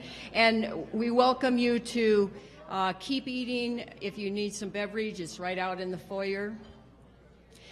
We'll start Session 3 in a moment. Thank you. Are you enjoying yourself? Did you enjoy the other 2 sessions? Anyone? Good, good. As you know, this symposium is in its 4th year, and our business model is to offer it free of charge to anybody and everybody to come, and we encourage diverse opinions and people and how they look at things in the natural gas industry. This year, this symposium is hosted by the Energy Institute at Colorado State University. You'll hear a little bit more about that from Dr. Rudolph, who I'll introduce here in a moment. We're going to make sure that you can get to the app. The event app is new this year, and the only way you can reach it is to make sure you have Wi-Fi. So please look at the Grand Hyatt network Wi-Fi connection here, and there's little cards on the table, or you might have been given that at your registration, of how to reach the Wi-Fi. Once you do that, then you can put in your profile. You can give us your opinions with the survey that's on there. Also, we welcome audience questions, so go to live comments and ask a question. We'll make sure that we hand that to the moderators so they can ask the speaker. A lot of people are watching this on the live stream, as we've done every year. So if you can't make every session, you can go to the website and click on live streaming. In less than a month, we'll have the 12 sessions edited and back up on the website so you can watch them there again. So I am going to advance here. If you are here, it's because of the sponsors. And if you get a chance, please thank them. Wells Fargo has been the presenting sponsor now for 2 years, and we appreciate their continued support. We have a platinum sponsor, MWH, gold sponsor, Noble. We have silver sponsors, AECOM, Encana, Norton Rose Fulbright, Woodward, many of which are back this year, and we have many other bronze sponsors this year, so please be sure to thank them. So, next I'd like to introduce Dr. Alan Rudolph. He just joined CSU as the Vice President of Research about a year ago. He formerly lived in Virginia. He was a member of the Senior Executive Service as the Director for Chemical and Biological Technologies, Research and Development Enterprise, Defense Threat Reduction Agency. Be sure to look at his bio. It's quite impressive. And I can't imagine what his business card looked like with his title. He has experiences that spanned basic research to advanced development in academia, government labs, and most recently in the nonprofit and private sectors. So please help me give a warm welcome to Dr. Alan Rudolph.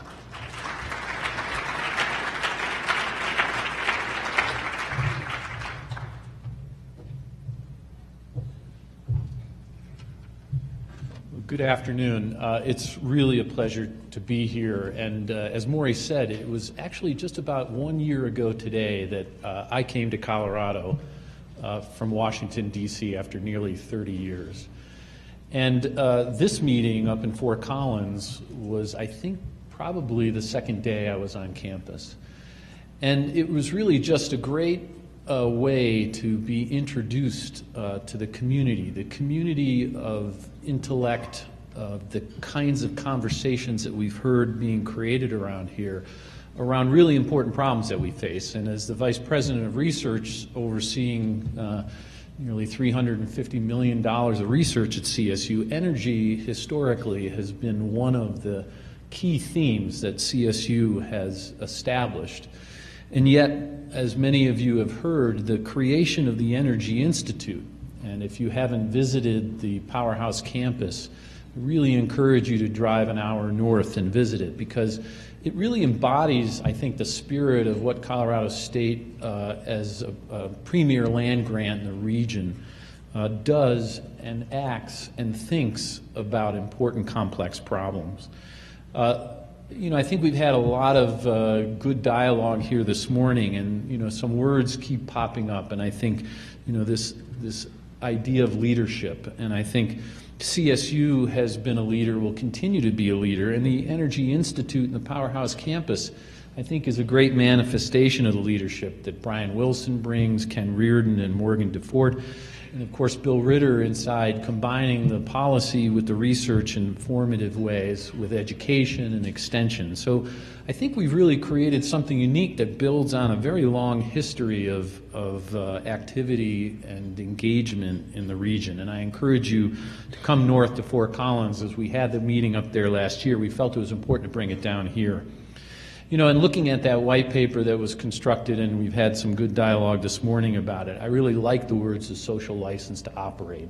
And I can tell you, being back in Washington and hearing the dialogue about this issue, you really don't get the sense of it until you come out to a region like Colorado. I moved here a year ago, and immersing yourself with the people who live this, who operate in it, and have to abide by what might happen in Washington. I mean, it's an important dialogue, but immersing ourselves in this region and understanding its import, not just for the United States, but in relation to the significant issues we heard around climate change and others. We have lots of things going on at CSU. I just want to mention a few that are very relevant, and you've heard even in the last panel comments about what about wildlife and what about public health. We're launching a new One Health initiative. Those words, One Health, have been around for a while, but I think this conversation on energy and the ones we're having here are very formative in the context of what we think about in One Health and what we're now planning and implementing and creating a One Health initiative on campus. And that's the combination of animal health, human health, and environmental health, in which energy plays such a key role. Similarly, I think CSU has branded itself around sustainability. I don't know what the rankings say, but I know we're in the top 10, if not top 20 universities in the country that really focus on sustainability in so many ways. And a few years ago, we created a school of global environmental sustainability. And that school, led by Diana Wall, just competed for and won a new initiative called Future Earth, which is a substantial investment through the United Nations, through ICSU and NSF, that includes Japan, Sweden, and Canada in a very formative 10-year enterprise that will include many of the aspects that we're discussing here. So CSU, I think, continues to be a leader in many of the aspects of the conversations we're creating here. So it's a great time to continue our dialogue and doing energy right, and I really like that, and I'm really pleased to be here, to be part of the community, and to do whatever I can to make sure that CSU continues to take a prime lead in this area. And now it's my great honor to introduce our lunch speaker from Anadarko. Brad Holly is the Vice President in the Operations Rocky Mountain region for Anadarko Petroleum Corporation. He was named Vice President in May 2013, and he's responsible for Anadarko's oil and natural gas production and development activities throughout Colorado, Wyoming, and Utah. He began his career in 1994 with Amoco, and he joined Anadarko in 1997, so nearly 18 years of service in Anadarko. He's had increasing positions of responsibility both onshore and offshore, and comes with a very strong Texas background. Obviously with Amoco, he did his Bachelor's of Science in Petroleum Engineering from Texas Tech. He serves currently on the Industry Advisory Board for the Texas Tech Petroleum Engineering Department, the Executive Committee of the Colorado Oil and Gas Association, COGA, and the Advisory Committee for Coloradans for Responsible Energy. So with no further ado, I'd like to invite Brad Holly to the stage for the lunchtime talk. Thanks very much.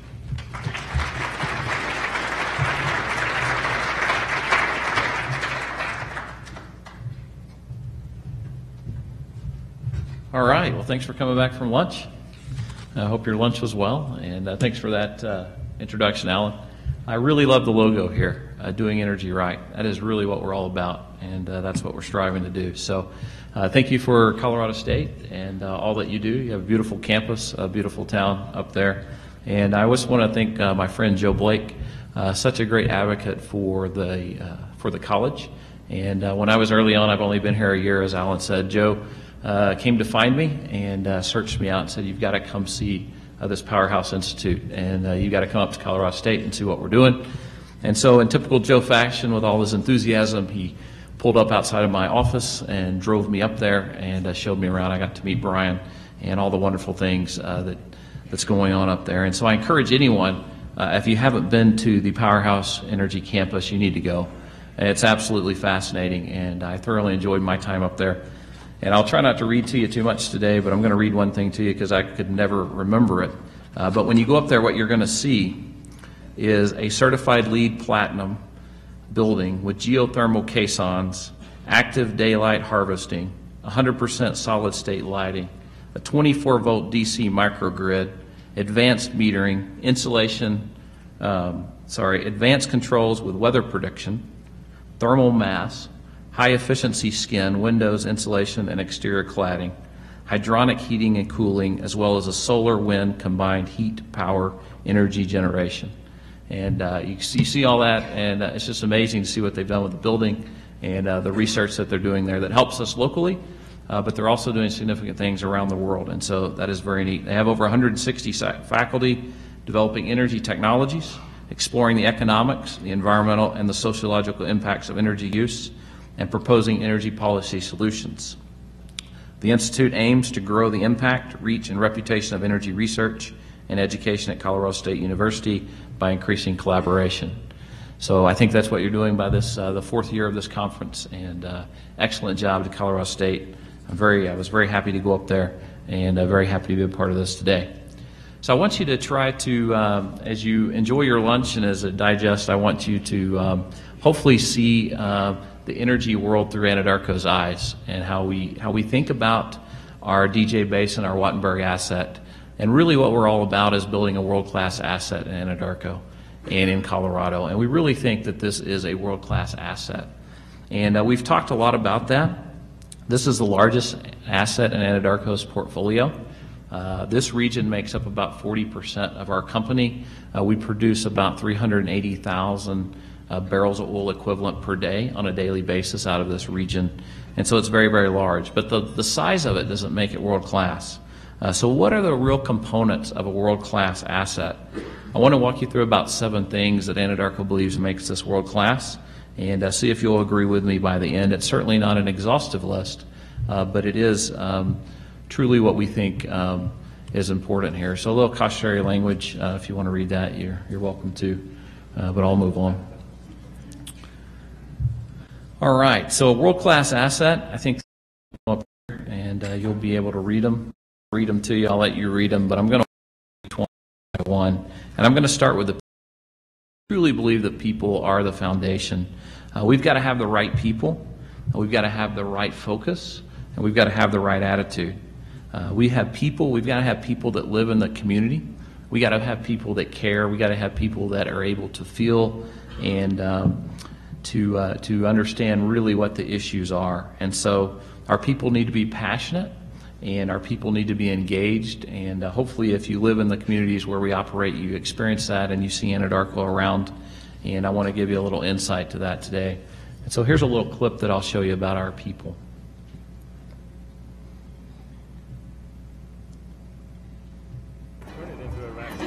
As a geoscientist, we help locate the reservoirs that contain oil and natural gas. From what we do, we utilize high science and high technology to be able to safely extract the resource that everybody needs out of the ground. Oil and natural gas are found in everyday products, like your toothbrush or your iPhone or your children's car seat. We're engineers, and just like all engineers who build your bridges and design your schools, we follow a code to focus on building things that last. We're designing something today that will safely serve us for 30 years. I think the most important thing is for the communities to understand that we're here to listen. Hi, how are you guys We today? want to be a part of their community and collaborate when we bring our operations in. So listening, really engaging and understanding what the concerns are, addressing those concerns, and incorporating their feedback into our planning process so that we can all coexist during oil and gas development. I think that when we make the effort to describe what it is we do in oil and gas, we begin to demystify oil and gas for them. Through a little bit of engagement and communication, it's easy to break down phases for their benefit. Anytime we're looking at a location to stake, I always look at the orientation of the land and I put myself in the farmer's shoes. I love the challenges of becoming a more energy efficient company with fewer resources to build a pad. It's just much less impactful to everybody around when you can use less equipment and trucks and everything. We live here, our families live here, our employees live here. We're going to do the right thing. We have been and we'll continue to do that. And it's a very safe way to produce energy. The surface is reclaimed back to the original, or sometimes better, but what you have left is the wellhead. All the good things in life that we can contribute to, we do. And I'm proud of that.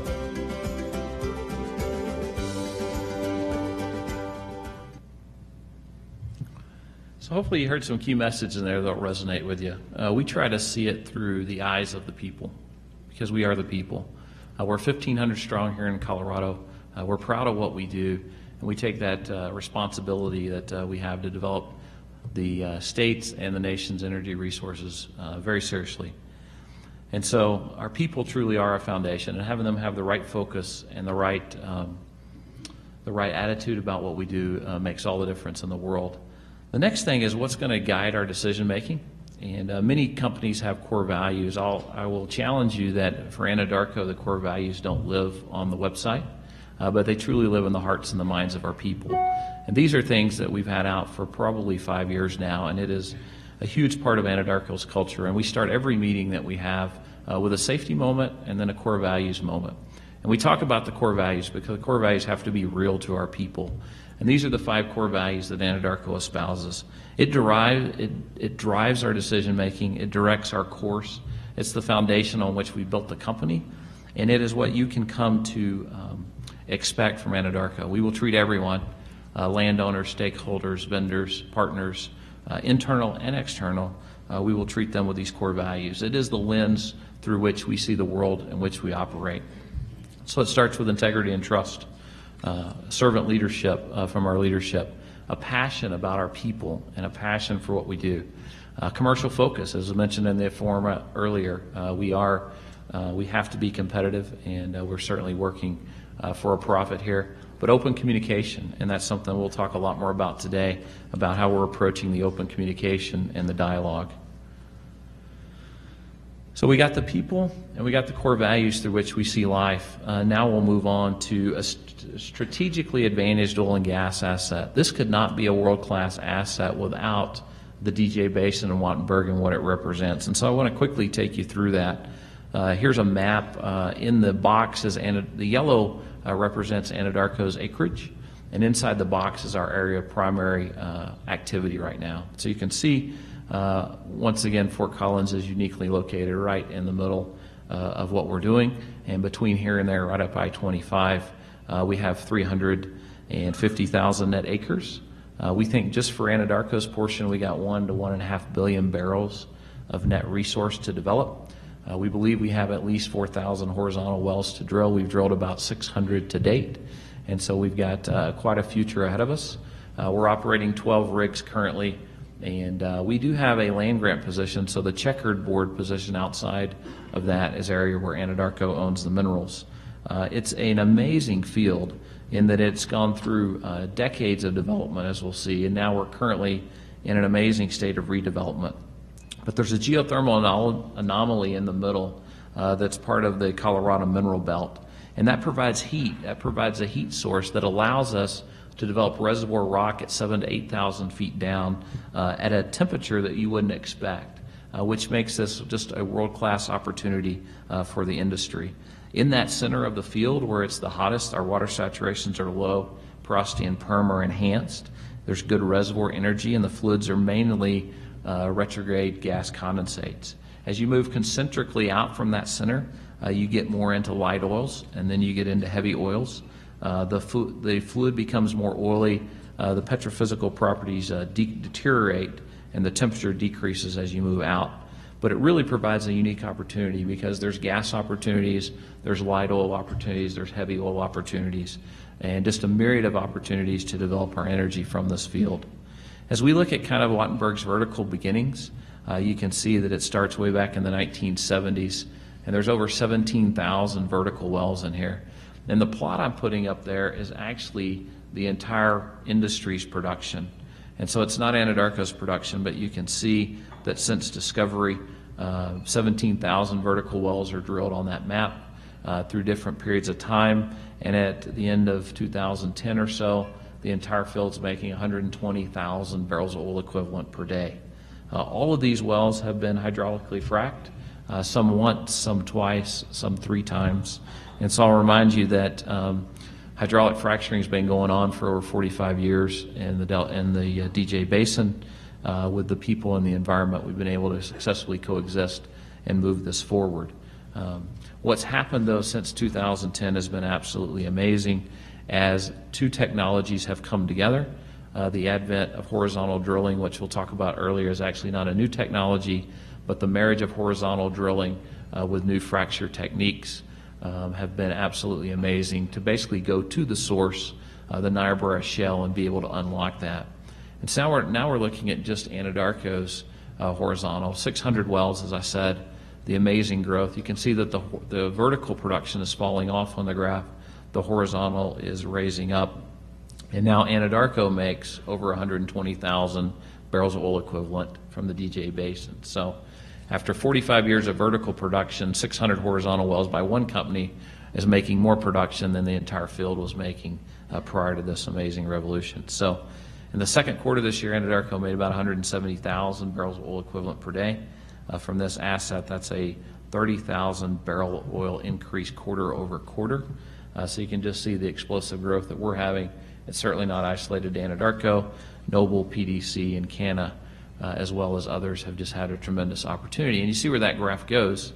We've got 300 million or 300,000 BOE per day on the graph, and have line of sight to have just extraordinary production here.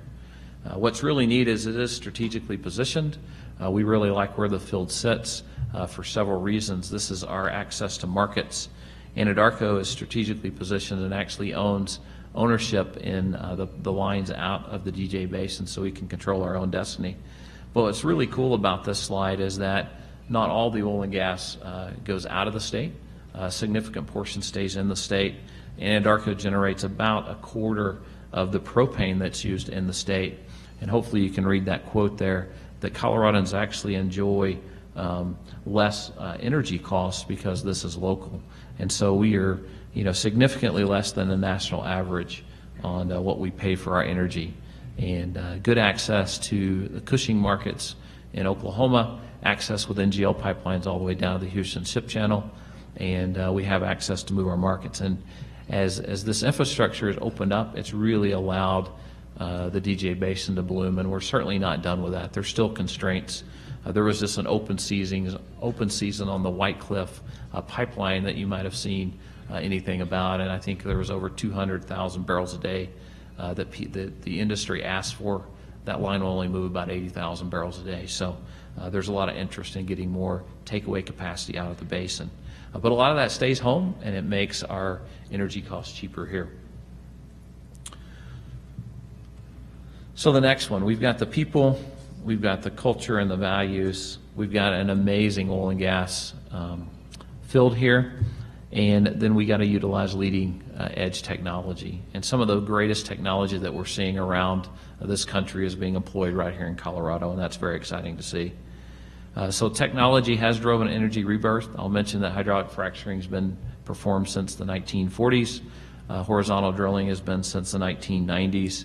And you can see on this graph the horizontal wedge of drilling. This is a U.S. rig count, is the green line. And you can see it grew in popularity in the 90s and the 2000s. We had the downturn in 2008. But coming out of that downturn, it's amazing the horizontal drilling that's going on in our country. And so it's a combination of these two technologies that has unlocked the shale gas reserves in this country and ultimately changed the picture of what our country has before us and the energy security and the energy independence that we could afford ourselves. And so as we look at the technologies, getting down below those two technologies, what are we really doing? And the real key has always been to answer the key subsurface questions. How do we unlock the resource and how do we get it out of the ground better? There's certainly structural complexity going on down there, as well as the other list of items that I won't read to you. I will highlight a couple of them though. Well spacing has just been a really key on what spacing do we develop the field. And what makes it unique is because we have oil, light gas, heavy gas, the spacing across the DJ Basin and the Wattenberg field will change. It will change depending on where you are in the field. And then that completion design is absolutely critical. And I'm going to show you a little video on completion design in a minute, so I won't talk about it now. But that is truly where the industry is spending billions and billions of dollars to try to get better completion design along with our well spacing in order to unlock it. I think production management on the bottom is going to be absolutely huge. Right now what we enjoy in the United States is these horizontal wells with great reservoir pressure, and they're fairly young in their life. What we're going to have I don't think it's a decade, I think it's 3 to 5 years in this country, is we're going to have thousands and thousands of horizontal liquid-rich wells. The wells are going to be 1 mile to 2 miles long, and there's going to be hydrocarbons sitting in the lateral. And how do we get those out when reservoir energy has declined? And so I think the company and the industry and the research that figures that out will be leading the pack. And so I think everybody will quickly be focusing on that. As we look at reservoir imaging, we're always trying to see what we're doing down there. One hard thing about getting a petroleum engineering degree is it's kind of the one engineering degree that you don't really get to see what you're working on, and it's certainly a little bit more abstract and different. And what we've got here is we are working very hard as an industry to get a high resolution image of what we are doing. And so what you see here, we're doing detailed reservoir characterization to use in our flow simulations to try to figure out what is connected. And so without getting into too much detail, I'll just tell you that what you're looking at here is a field admission scanning electron microscope in the middle one, and then we do a focused ion beam SEM on the right side. And all of this is trying to understand the nature of the pore system. So the hydrocarbons are located in this pore system, and how connected is it? And not all porosity is actually equal. We need it to be connected up, and so we do very thin section slices of the reservoir and try to understand what natural fractures and induced fractures, what kind of effect they play on production, and how we can increase our effectiveness.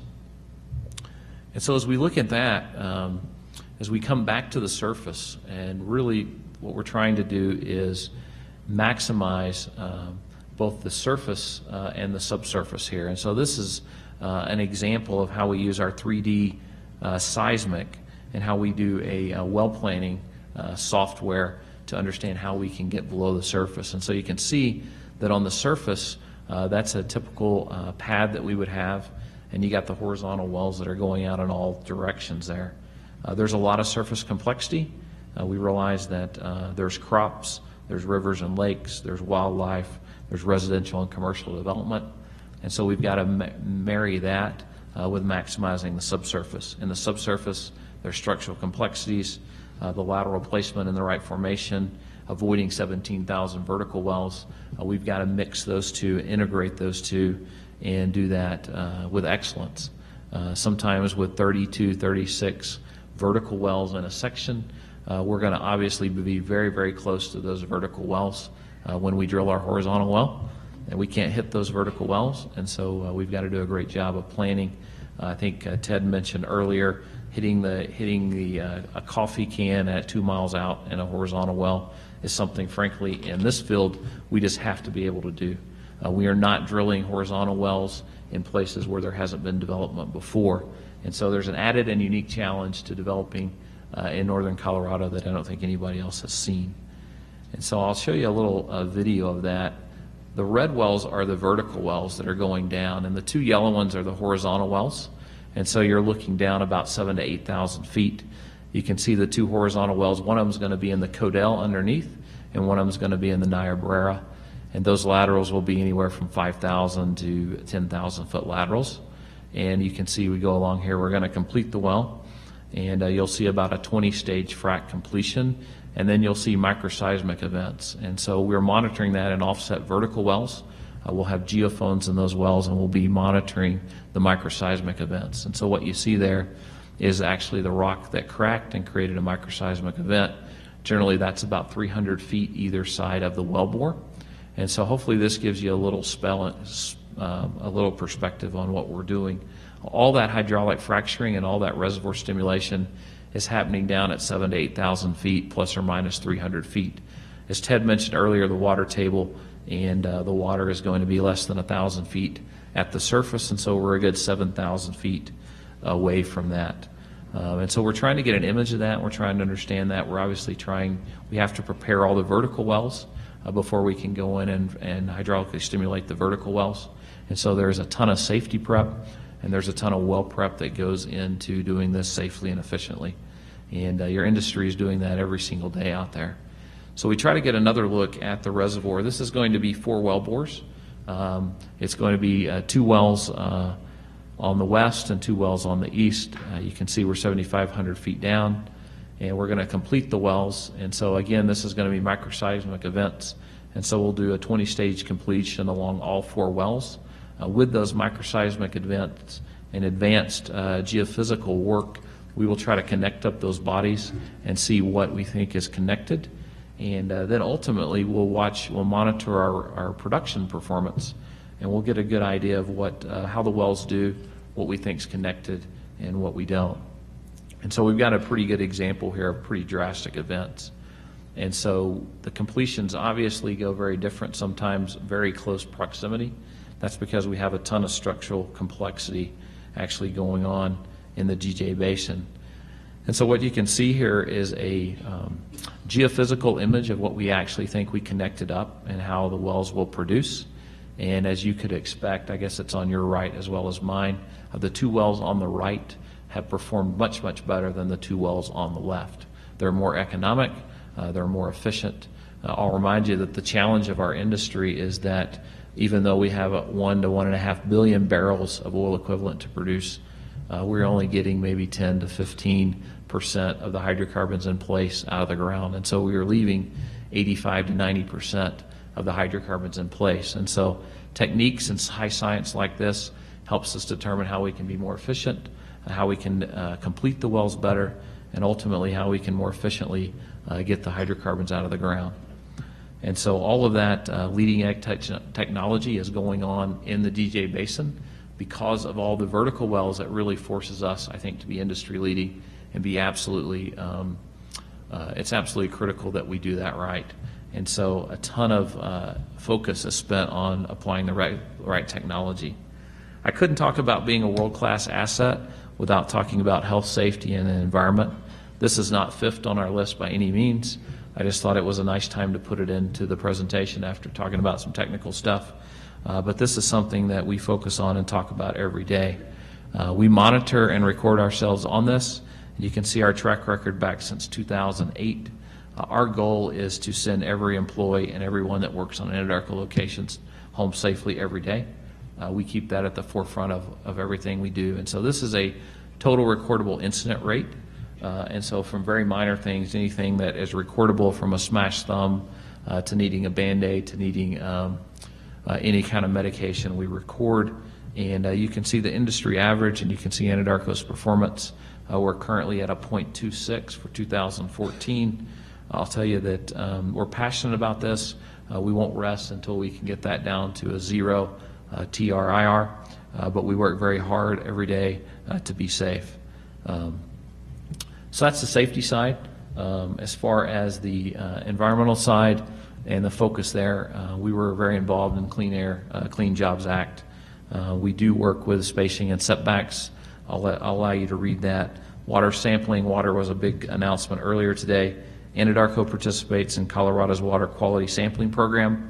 which means we allow a third party to come out, experts. They collect water samples prior to us drilling, and then again after we drill to ensure that the water quality is protected. We want to participate in that. We're very happy to participate in that, and all that water quality data is maintained by the COGCC. We want to be the industry standard in how operators should move ahead on the Front Range, and so we're doing some unique things to try to help the safety, health, and environment. One of the, I think, the neatest things that we've done in this last year is our STEM centers. And so what we're actually doing now is we're setting up a hydraulic fracturing job on a remote location, and we're actually pumping that into the actual wellheads. That allows us that we don't have to set up all of the sand and the water and the horsepower next to the subdivision. We can remotely do that, and we are doing that all the time now, but we're continuing to work on doing that. As well as frac focus, we publicly disclose everything that we pump downhole, and we're very big proponents of that. Since 2012, the COGC, let me back up here. One more maybe. Since 2012, the COGCC has held stakeholder meetings regarding spacing and setbacks, and we've participated in those. You know, we feel like that in Colorado, we agree with the comments made earlier that we do have the most stringent regulations in the country. We were the first state to mandate that operators disclose hydraulic fracturing chemicals. We were also the first state that did the methane air emissions, which I'll talk a little bit about on the next slide. But we've undergone major rulemaking in every area since 2011, which coincides with the ramp, obviously, of the horizontal activity in our state. Colorado is a leader in compliance and enforcement. We heard a little bit about that in the thing before. I can tell you that we average about 67 inspections. We were averaging about 67 inspections a month on Anadarko facilities in the last 4 months. That's gone up to over 200 inspections a month. So there is regulators out there that are inspecting, and we work closely with them. The fines have increased by over 10 times.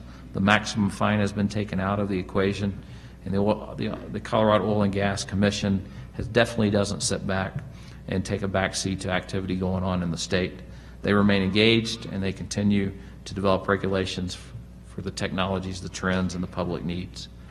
At Anadarko, and I think I could speak for our other industry representatives, we do support responsible regulations, and we actually support raising the bar. We think companies ought to be accountable, responsible, environmentally sensitive, and we ought to be best in class and industry leading in our performance here. As far as the air rules, you heard quite a bit about that earlier. We were happy to be a part about that. Anadarko partnered with Colorado's other leading operators, including the Environmental Defense Fund, to get this done, the first of its kind in our country. And I think you can see around the nation that other people are calling for this to go nationwide. It addresses hydrocarbon emissions and technology, as Ted spoke, the technology that Anadarko is using to implement further reduction in emissions. We are doing that all the time. Our biggest emissions come from tanks, frankly, and so we have been working on a tankless facility. I'll show you the picture down there. You can see that well site would have probably had 20 to 30 tanks on it 3 to 4 years ago. It now has 1 to 2 tanks on it, and we're working to get that to tankless to move forward. Electrical compression has certainly helped, expanded automation, as well as purchase of the flare equipment that you heard earlier to make sure that we don't have methane leaking. And so we're working very hard to reduce emissions. Anadarko has made some major investments in this state, and it's a different oil field than it was in 2011. We've put in an oil gathering system, and what that has done is that has reduced oil truck running up and down the highways as you try to get to work with school buses around the schools by 96%. It's also reduced our oil tanks by 82%. So Anadarko has spent to date about $140 million putting in an oil gathering pipeline system. That whole system will cost almost $500 million before we're done, but we are committed to the long-term and safe development, and we'd much rather move the product underground in the pipelines than moving it by truck on the surface. We've done something very similar on the water side. We've spent about $130 million to date on putting a water delivery pipeline in the ground as well. When you open up the ditch to put the oil line in, why not put the water line in at the same time? And so instead of delivering water to site truck after truck after truck. We're actually delivering that underground in an on-demand water system. And so you can see it's eliminated truck traffic by almost 90%, as well as our water tanks. And so just an idea, we need some regulatory certainty to be able to do those kinds of things. But when we look at a long-term approach to our development here, we want to be here for decades, it makes a lot of sense to take these steps. And so that's where we're working forward. We've got 800 people in the Denver office, and we got 1,500 Colorado employees that a lot of them are high scientists. They love to innovate. They love to make a difference, and so we're very passionate about doing everything that we can. We're running over 250 CNG vehicles in the field. Our natural gas vehicles cut carbon dioxide emissions by 20 to 30% over gasoline. We are also, instead of using diesel in the field, we're working on dual fuel engines at our STEM centers as well as our completion techniques.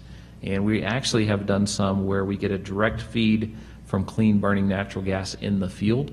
And so the energy actually never leaves the field.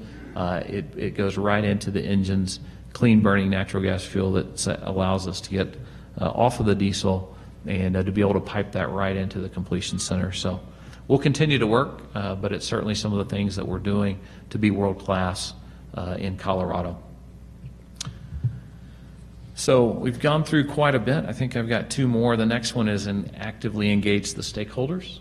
We had a very lively discussion on that, and we are totally committed to that. We see Anadarko as kind of a hub and spoke model here, and we can't be negligent in any of these spokes. We have a lot of people that we need to talk to, that we need to communicate with, and we're working very hard to do that. And so I won't go through the details there, but you could read those, and we'll go on and talk about our stakeholder engagement. So there's all those people, but what do we actually do? Well, we hold open houses. We've had 4 open houses, so we'll come out and rent a hotel or rent a facility in the local communities. Those have been very well attended. I think we had one when it was like -8, -10 degrees in the winter, and we still had over 100 people from the community that came up and showed up, and we answered their questions. We've taken over 300 civic leaders to the field and show them what we've done.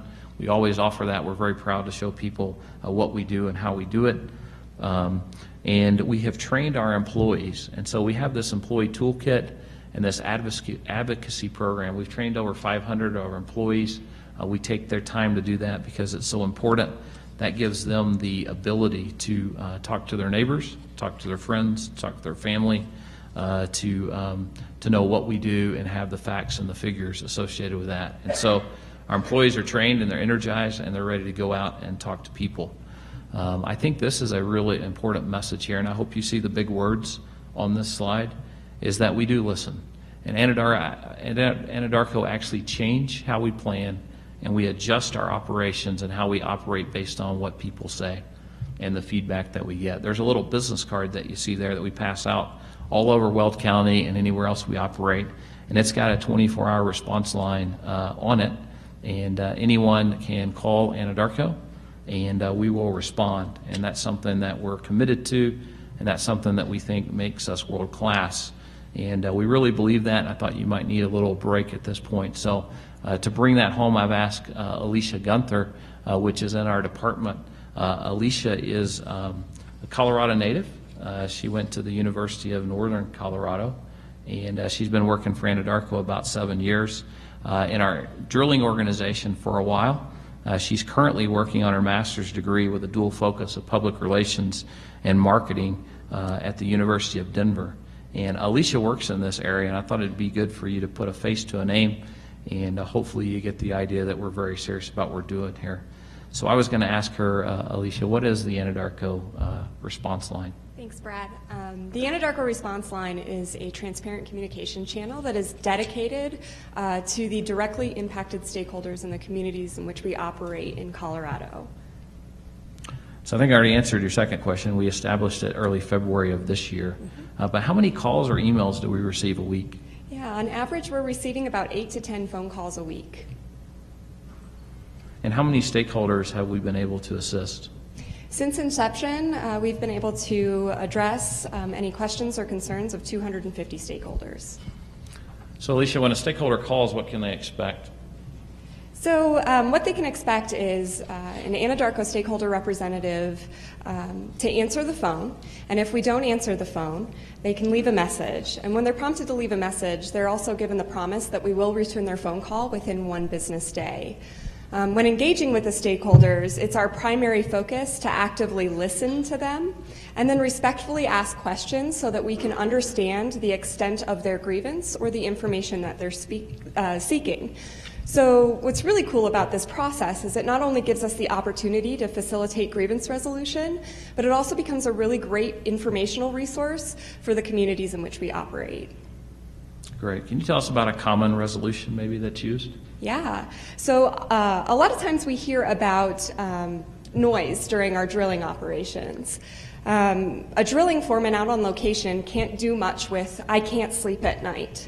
So it's my responsibility to ask why. To ask the questions, what kind of noise are you hearing? What time of day are you hearing it at? What's keeping you awake? We often hear responses like, well, that dang backup beeping noise sounds like it's in my backyard. Oh, and at 2 o'clock in the morning, every morning we hear kind of what sounds like really loud wind chimes or metal clanking. It's like, okay, that's something that a drilling foreman out there can affect. They can change that. So we'll get in contact with them and give them that feedback, kind of translate it into engineering speak, and that drilling foreman can actually change it. So what the drilling team has done to help reduce some of these impacts to the community as a result of the collection of the feedback is to line these locations with walls of hay bales or sound walls to help mitigate the big sounds like the hums of the generators or the backup beeping noise. But they've also employed small logistical solutions that can help them plan their business, things like delivering pipe, to minimize that activity during the evening hours. Ultimately, what that does is it allows us to turn that stakeholder feedback into proactive mitigation, so the next time we go build the pad, the next time we move into an area, we're making our operations more and more compatible with the community. Very good. Any creative solutions you can think of that maybe we've employed? Yeah. So wherever possible, we really do try to work with our stakeholders and our engineers and operational personnel to find operational solutions to meet the stakeholders' needs. We truly believe that through our core values and the compatibility of our operations is where we'll build and maintain trust with our stakeholders. However, there are certain situations that require us to think outside the box to find an equitable resolution for all parties involved. So a really great example of that is we recently had a homeowner call who lives off of a county road where we are developing 30 horizontal wells that will take roughly about 6 to 8 months to develop. All of the truck traffic that is associated with the development of those wells are utilizing the same county road that the stakeholder is. While our operational folks did the best they could to grade the road and apply mag chloride to help with dust and mud mitigation, it wasn't enough for that stakeholder. He told us that he was having to wash his car sometimes two times a week in order to remove the dust and the mud from the windows so that he could get his kids to and from school safely. So for that particular stakeholder, we worked with a local car wash to put together a punch card for him with enough car washes loaded for the duration of our activity out there. Thanks, Alicia. Yeah, thank Appreciate you, Brad. it. Very good. All right, so hopefully you see from that we listen to everything that we get. We respond to each one, and we're very proactive in that. So the final thing I want to talk about before I take a couple of questions is what we're doing to strengthen our communities and give back. That's so important to what we do. Again, we have 1,500 employees. We've invested $7 billion to date in the state since 2008, and we're investing now at a clip of over $3 billion a year. We've paid $800 million in taxes, royalties, and salaries in the state, and you can see that goes up. To give you an idea of the impact that it has on our community, this is one horizontal well. This is what one typical average horizontal well in the DJ Basin will do in the first year period. $320,000 in severance and ad valorem tax revenue. About half of that goes to the state. About half of that goes to local government.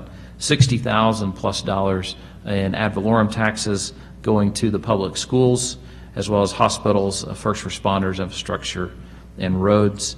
And it produces about 110,000 BOE during the first year, which is enough to actually fuel about 6,000 Colorado homes. One well will provide enough energy for about 6,000 Colorado homes for an entire year. So we do know that we've had some extremely harsh and dramatic weather conditions in the state. This is about this time last year. We were dealing with monumental floods in the state, and Anadarko jumped into action there. 150 employees we had respond to this. We gave $500,000 to flood relief efforts, and in all that we were very forthright in what we did. Out of all the production, I talked about, we make about 180,000 barrels of oil a day out of this field. We actually, in the flood period, we actually spilled about 800 barrels. We cleaned that up. It was extremely a light oil, and so it evaporated, and we cleaned up what we could. But we learned from that, and we'll change. It's not acceptable for us to have 800 barrels spill, and it taught us where it spilled, where our system failed, and we're now putting in more robust systems to keep that from happening again. So we had, at the time of the flood, we had about 5,800 wells, 2,500 storage tanks, 3,200 miles of pipeline, and we feel like that it had no drastic or long-term impacts, and so we were very happy with how our employees responded and did everything we could to try to help. We have a responsibility to give back. We give to over 100 Colorado nonprofit organizations. Habitat for Humanity, we dedicated our house this week, our 7th house that we finished. Our United Way campaign is ongoing. Our goal this year is $175,000 from our employees, and Anadarko will match that 1-for-1. And then we're very involved in junior achievement. So we're doing some other stuff like skate parks and building bikes and other things for people in our communities. And so it's just very, very important to us. So if we look at the last slide here on building a world-class asset, I've tried to quickly run down through these. We operate in a different environment today. We understand that, and we think it's a new day in the oil field. It's not just about the subsurface and technology, but it's about providing an essential product to modern life. The oil and gas that we make up powers 96% of the products that we use every day. We are proud of what we do. It doesn't mean we can't do it better, and we're striving to do it better each and every day. We want to work very collaboratively towards solutions and advance and innovate. It means recognizing that a vibrant oil and gas industry makes other industries more productive, fueling the economy that creates opportunity. So as an industry, we need to continue to strive for continuous improvement. There's a huge social element to what we do, as well as a subsurface element that for us, that means engaging our stakeholders, acting with a sense of humility and accountability, and most importantly, we need to listen and have the courage to lead. With that, I thank you for your time, and I'm happy to take any questions. Yep. Thank you.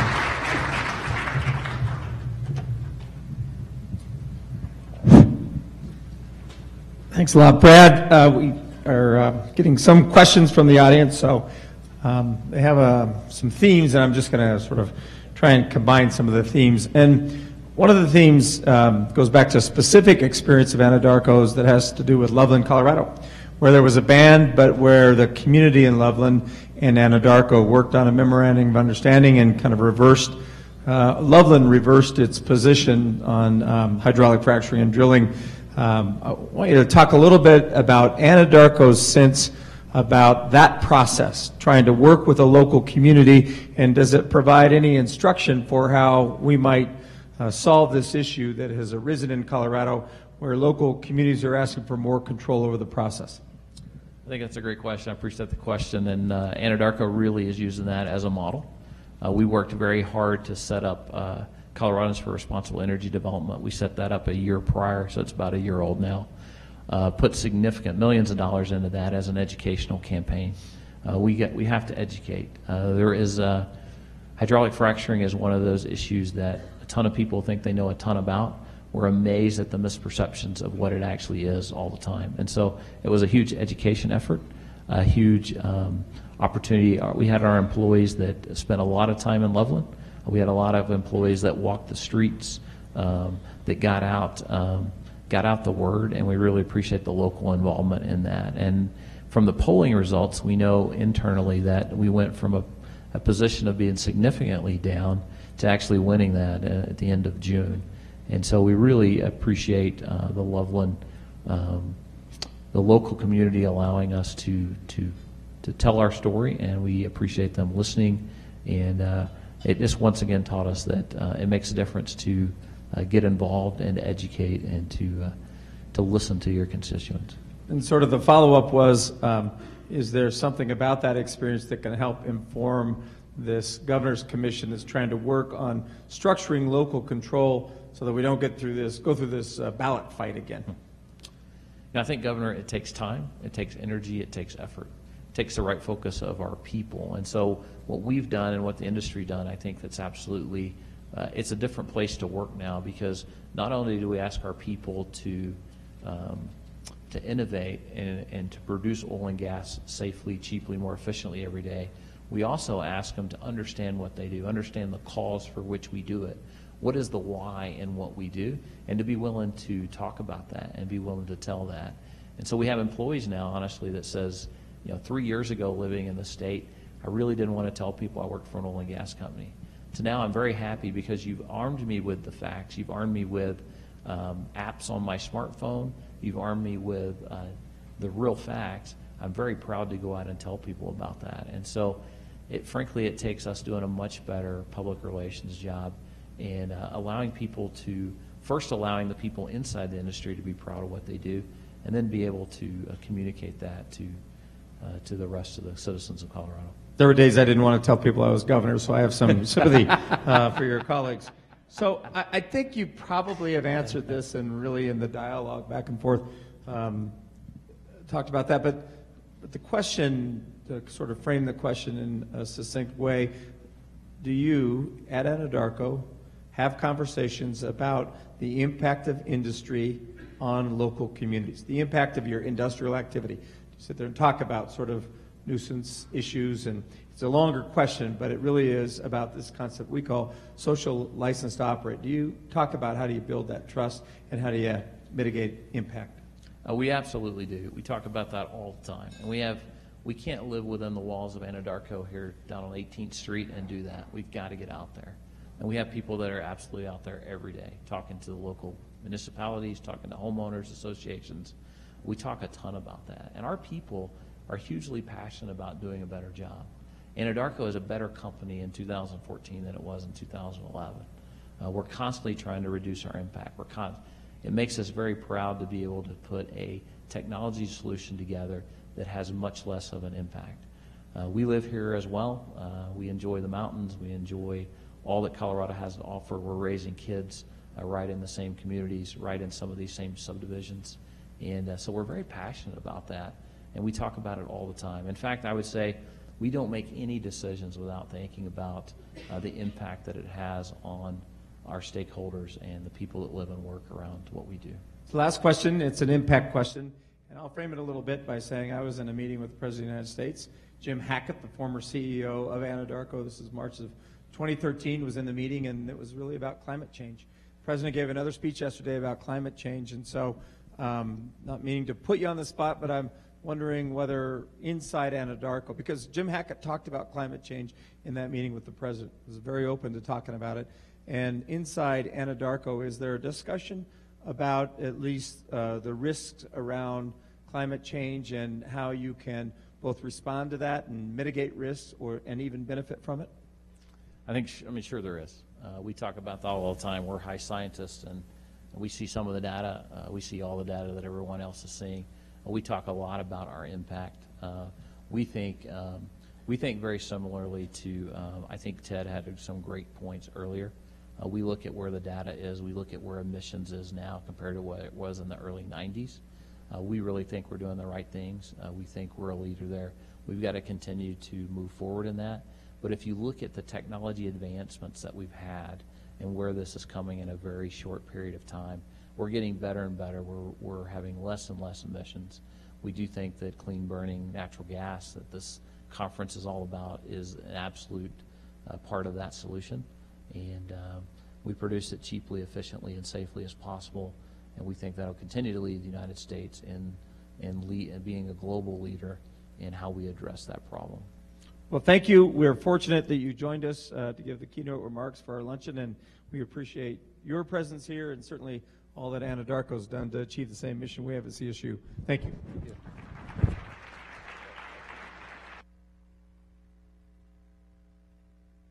Going to take a quick 10 minutes and bring up session 4, the technology panel, and refresh your beverages if you'd like, and we'll be right back. Thank you.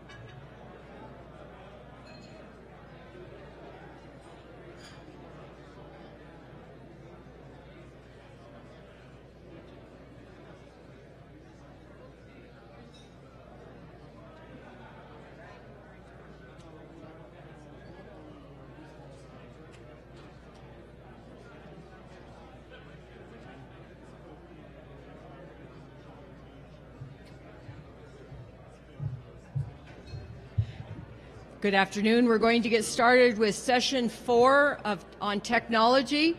If everybody could come in from the foyer, please, and we'll get rolling.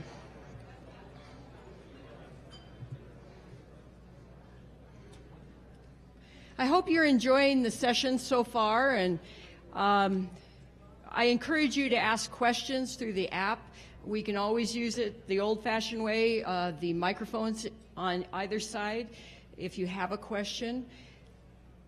And we enjoy hearing from you, so please give your comments. And through the app, you can also give us your feedback on the survey.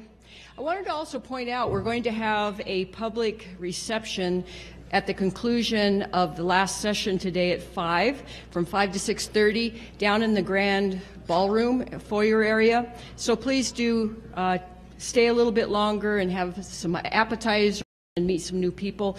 We have some great exhibitors, and we have posters from faculty and student researchers in natural gas that I think you'll enjoy, and I'm stalling because people are coming on in. I know the steering committee is, it really is their fault, our fault, that we only have 10 minutes between sessions. So we go clip, clip, clip between sessions, and I know that it's hard to chat with people when we do that, but we get a lot in a short period of time. So I'd like to introduce Dr. Brian Wilson. Dr. Brian Wilson has been one of the founding steering committee members and has been a part of this Natural Gas Symposium for the last 4 years. He's the founder of the CSU Engines and Conversions Lab. He's currently the co-director for the Energy Institute. And the Energy Institute, as we've mentioned before, is the host of this particular symposium. He is on assignment from CSU, serving as program director at the Advanced Research Projects Agency Energy, which is also named ARPA-E. And Dr. Wilson is a co-director with 2 others, Dr. Morgan DeFort and Dr. Ken Reardon at the Energy Institute, which is a cross-campus interdisciplinary effort that is in operations under the Office of Vice President for Research, and you heard from Dr. Alan Rudolph just a few minutes ago. Our center, the Center for the New Energy Economy, is also one of the centers, the 13 centers in the Energy Institute. So please help me give a warm welcome to Dr. Brian Wilson. Thank you, Maury, and thank you all for coming out today for this exploration. As we, with the steering committee, began planning this year's conference, we reflected a bit on the first conference we had 4 years ago and how different the conversation was than now. There were important issues to discuss then, there are important issues to discuss now, but they have changed over time, and that's really the theme of this year's conversation, what we call vectors. We tend to think that that this is a static industry with static technology and the same set of concerns. But as many things happen, as concerns arise, solutions are proposed, solutions are implemented, new issues arise. As we gather more data, we begin to get greater and greater understanding of things, and the conversation changes. So that's really the theme this year is that change in those vectors and how we manage that continuous process of development. This particular session is focused on technology. How has the technology changed? Where have we come over the last 5 years? What do we know right now? What's the data starting to tell us? We're starting to get more and more quantitative as an industry. And then as we look ahead towards the next 5, 10, 20 years, where do we expect that technology will change us? With the exception of Chris, we have 4 engineers on the stage.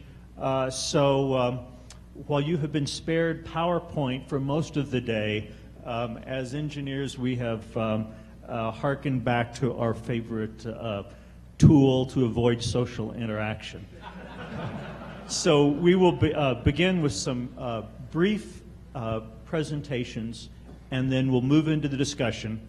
And again, I would encourage you to use the app as we go through the conversation. Send us your questions. We'd really like this to be a dynamic discussion with the audience. So can we have the first presentation? Is that queued up?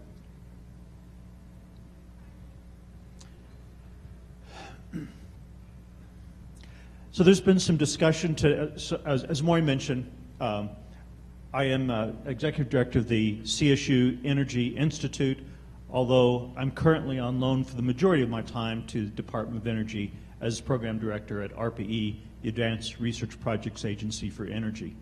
But the Energy Institute is a somewhat unique construct. It's a campus-wide organization of over 160 faculty members working very broadly in energy, with representatives from all colleges on the campus. The building you see at the bottom is our new facility, the Powerhouse Energy Campus. On the left-hand side of that is the old Fort Collins Power Plant, which in 1992, I started the Engines and Energy Conversion Laboratory in that facility. But as we've added an additional 65,000 square feet this year, so at 100,000 square feet, it's one of the largest freestanding academic energy programs. But with the new facility, it goes from being a technology development facility to really being this sort of grand social experiment of bringing together the scientists and the policy people and everyone under the same roof, focusing on how do we do energy better. So we still have the core of science and technology in the lab. Bill Ritter has his office in the facility. His center is there. We have faculty members in psychology and sociology working on behavioral aspects of energy. We have quite a strong program on health, looking at health impacts of energy production and use. So if you ever get the chance, we encourage you to come visit us at Powerhouse. We've got to talk a little bit about technology. We've been involved with natural gas for quite some time. We're just a block or so from the 16th Street Mall. If you get the chance to go down there, there's a series of natural gas hybrid electric buses going up and down the mall. We, the Engines and Energy Conversion Lab, we designed the natural gas drivetrain for those buses over 15 years ago. Although I think those vehicles, they're most of the way through replacing those vehicles now with the newest generation of vehicles. On the left is the world land speed record vehicle for natural gas vehicles, which was set a couple years ago at 331 miles an hour. I designed the engine for that. We tried 2 weeks ago to reset the record up to 350, but the salt gods and the racing gods were not with us. I want to talk about this idea of vectors and how innovation occurs. What's shown here is Alex Crowley and George Mitchell, who really are the fathers of this modern boom of oil and gas production.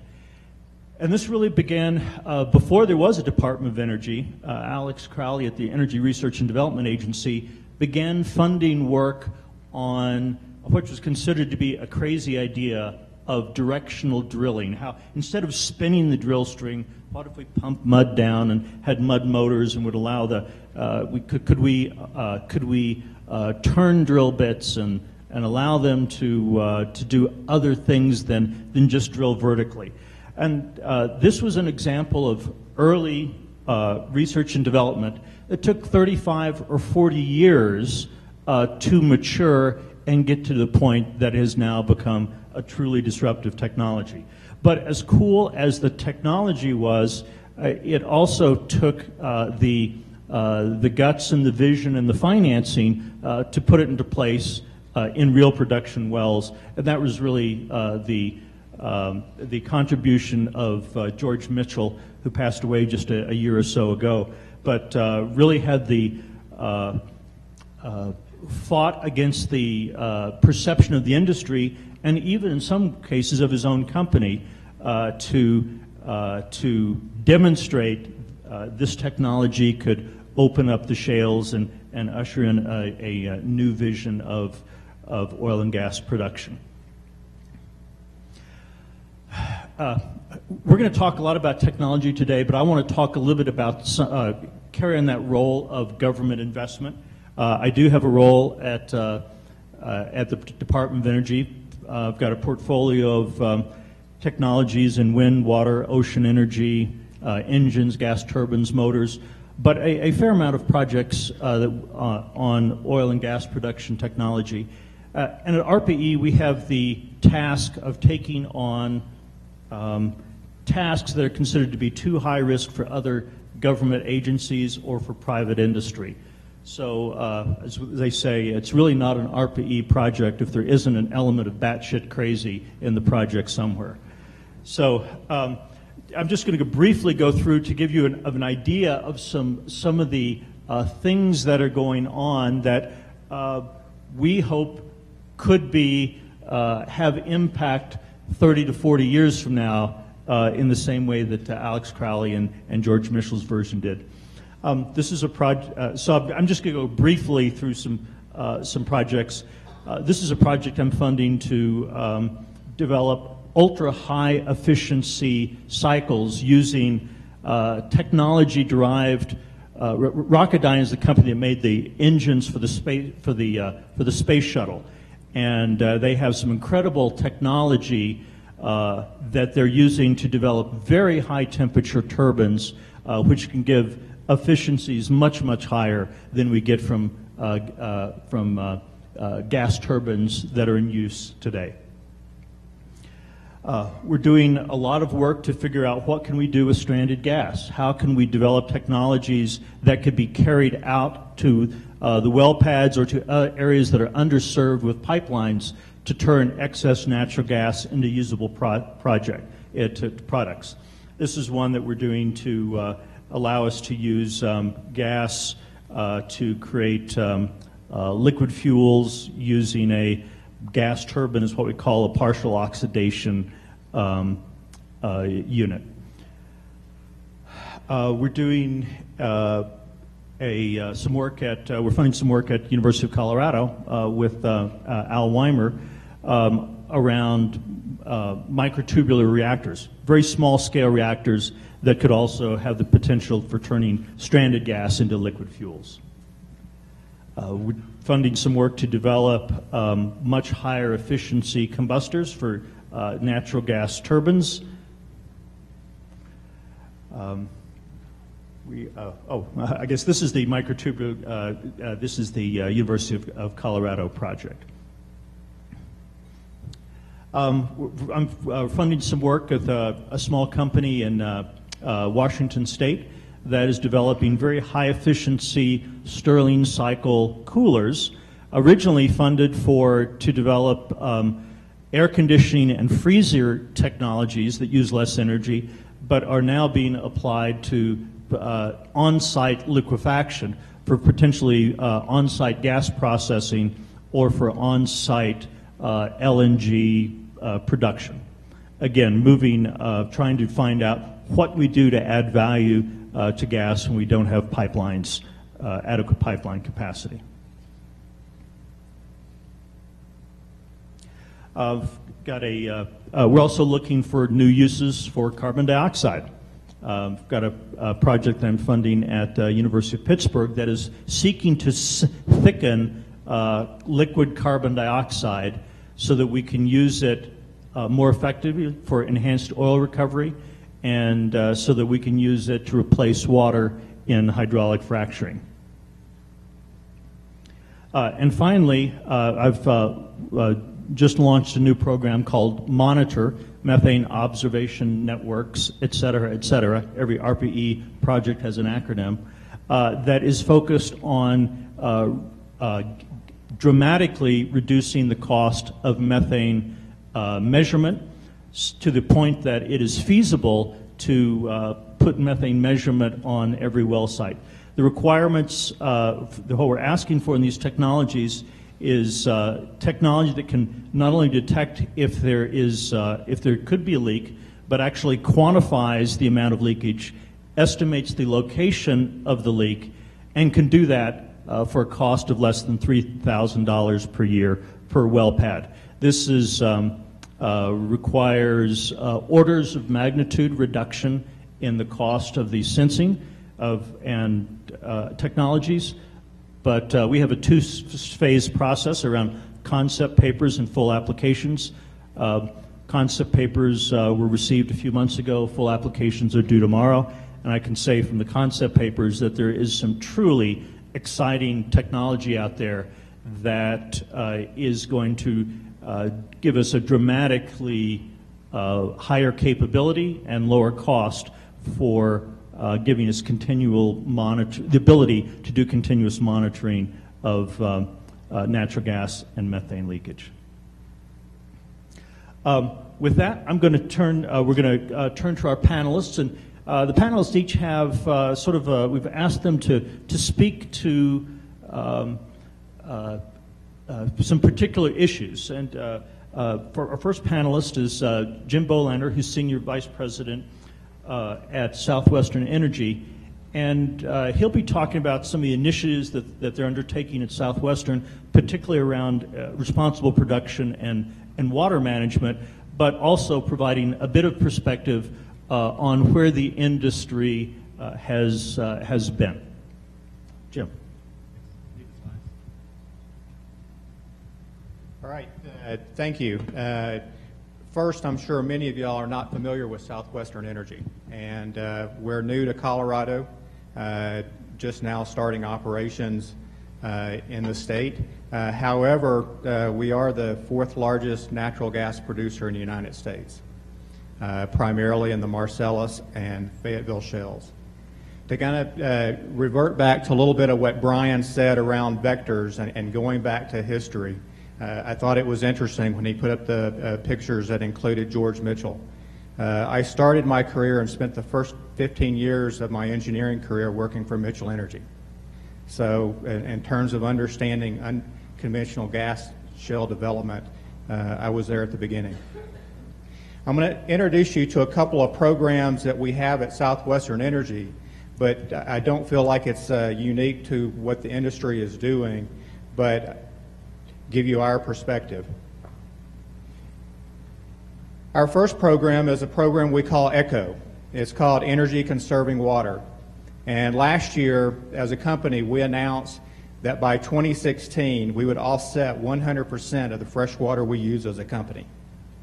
And that's not just in anywhere. We're doing that in the watershed basins in which we operate. And for us, that comes with 4 areas of focus. Protection. We don't feel like that we can accomplish our objective without first protecting the water resources in which we operate in. Second is reduction. Third is innovation, which we'll talk about. And fourth is conservation. Because we're talking about technology, I won't concentrate on conservation, but there we partnered with the Nature Conservancy in developing conservation projects in which the areas in which we operate to offset the water in those areas. When we talk about protecting water resources, to me there's 3 key areas to discuss. One is wellbore integrity. I think in the earlier sessions there was a lot of discussions about the rules change in Colorado. That's also occurred in other states. And about 3 years ago, Southwestern partnered with the Environmental Defense Fund to put together a model regulatory framework that could be used by states as needed. To date, the document has been used in up to 6 states already. In addition to that, in terms of wellbore integrity, we're participating in studies moving forward, looking at the future. We have a project with a company called CSI, which is a DOE REPSI project, to look at cement integrity and looking at where we want to go in the future in terms of, one, evaluating cement performance as well as new cement designs. Second, it was, and this is a project that fits very closely to what Dr. Carlson talked about with the Clean Water Watch. We partnered with Yale University, and we're setting up a similar project in the Marcellus Shale on continuous water monitoring from pre-drilling all the way to post-drilling. We have what we call our Right Products program, and for us what that means is making sure that the chemical additives in which we use undergo an evaluation process to make sure we understand what's in them. We partnered with a third party to be able to work around other companies' non-disclosures to be able to evaluate every chemical in which we use. And in addition to that, we look at alternatives. One alternative is to replace the use of biocides in our operations. There we're using a company called Myox to basically, from an electrolysis standpoint, if you're familiar with saltwater pools, with how they operate, it's a very similar process in terms of bacteria control. Our Stream Smart program is a program in which we've partnered once again with the Nature Conservancy, which is to take erosion control practices and developing a training program that not only can be used within our company but in our industry. We're also training other industries who have construction practices around erosion control.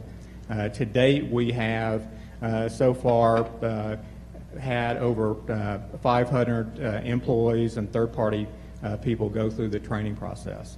So for us, it all begins with protecting water resources.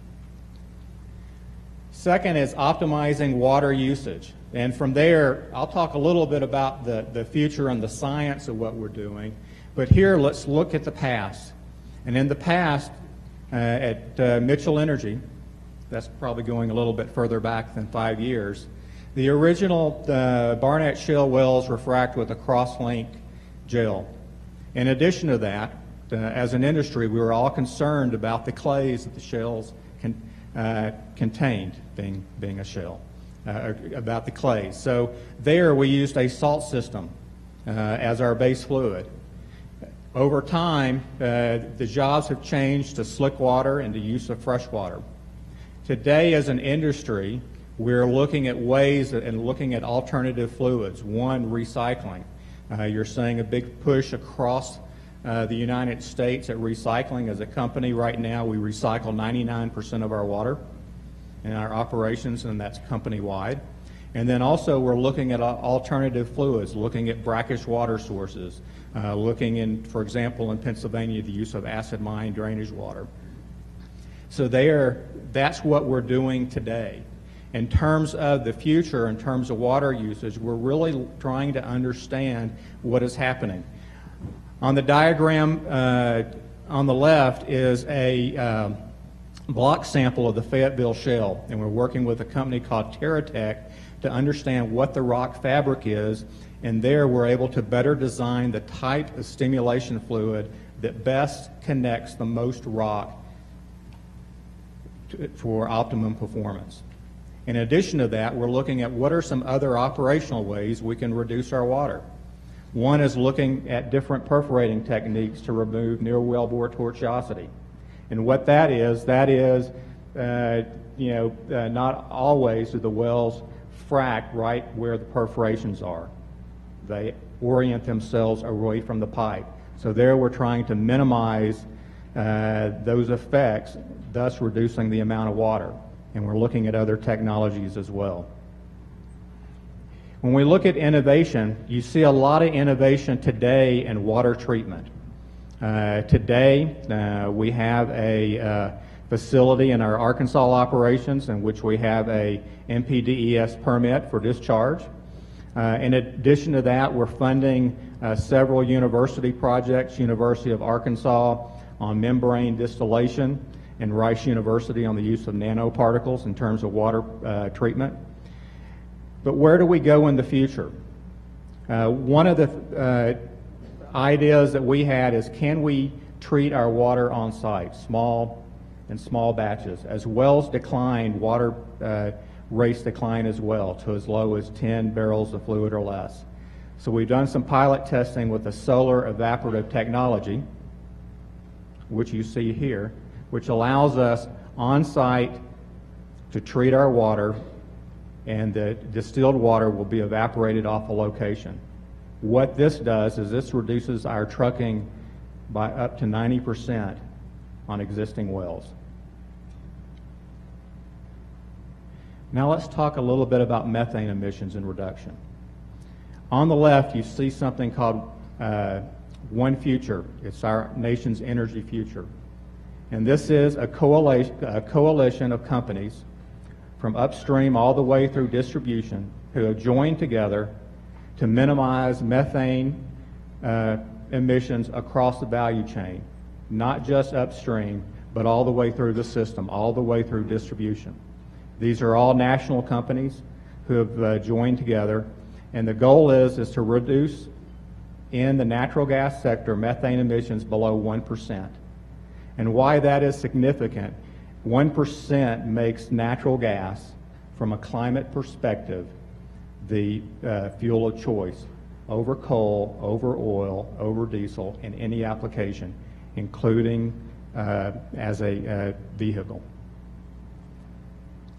I'm going to give you a little bit of update on what we're doing as a company in terms of our emission reduction opportunities, and there you'll kind of see a historical perspective of where the industry has been, what we've done with what we call our Smart LDAR program, which actually is very similar to Colorado's program, and then talk about some new technologies, what we're doing on emissions reductions. And in addition to that, I don't have a slide, and Dr. Allen will talk a little bit about it, but we're also involved with several of the emission measurement projects that are out there. If we think of emissions reduction activities, let's look back at EPA's Natural Gas STAR program, which is over 20 years old, which was a voluntary program for all industries, not just upstream, to look at various technologies to reduce emissions. As a company, we joined the Natural Gas STAR program in 2005, and since then, through various technologies, we reduced our emissions by 37 billion cubic feet of natural gas, or methane, through various technologies. Probably the one that has given us the largest has been our reduced emissions completions, and we do that in all of our operations across the company. In addition, from a future and new technology, what are we doing today, and where we're seeing, as a company, we own and operate our own drilling rigs, and we're in the process of not just converting, but building new dual-fuel drilling rigs to replace our existing fleet. And here's a nice picture of what one of those rigs that we rolled out last year, and we're in the process of rolling out 8 more rigs by the end of the year. When we look at leak detection, if we think back historically, it was all been around audio, visual, and smell. Olfactory, thank you. And then if you found something, you use something like soapy water to determine if you had a leak.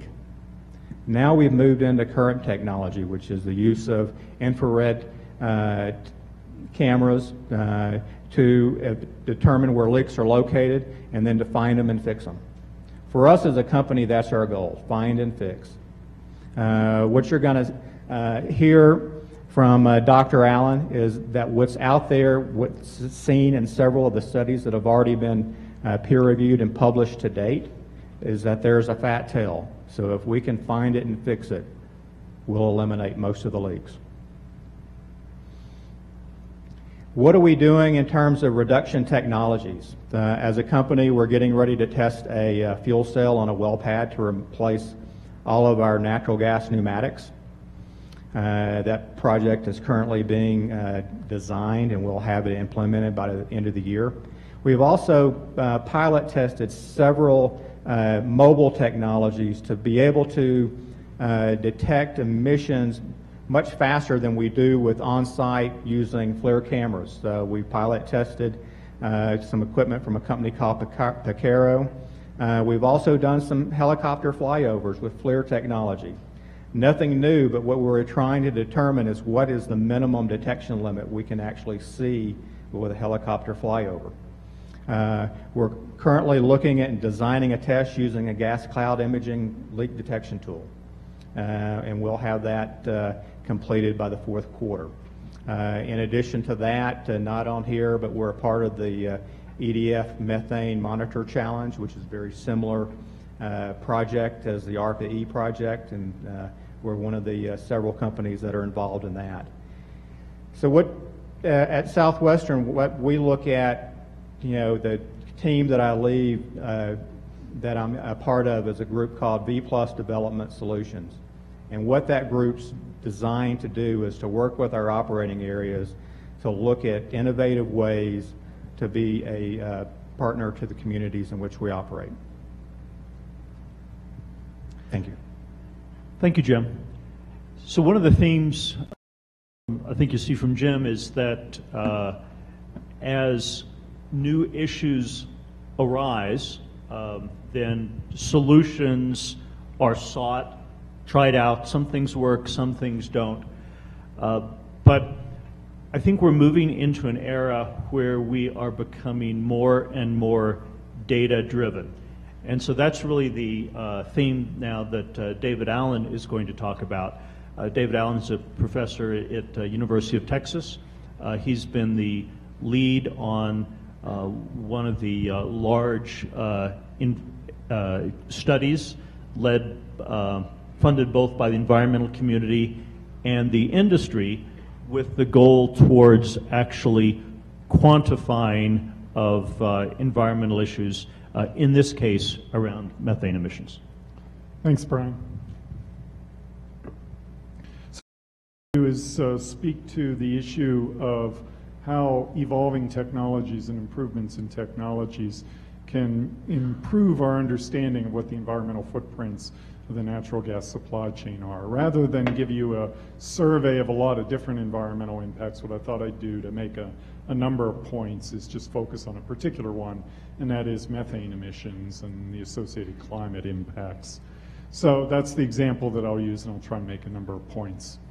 A first point to make is to understand that the supply chain is really complicated, and there are a lot of potential sources along the supply chain of natural gas, and really what we need to do is drill down into the details and understand where the emissions are and what parts of the supply chain they're coming from, so that we can make our efforts as effective as possible. So what I'd like to do is take you through where we were 5 years ago, where we are now, and perhaps one vision of where we might be 5 years from now. Where we were 5 years ago is perhaps exemplified by this intentionally fuzzy slide.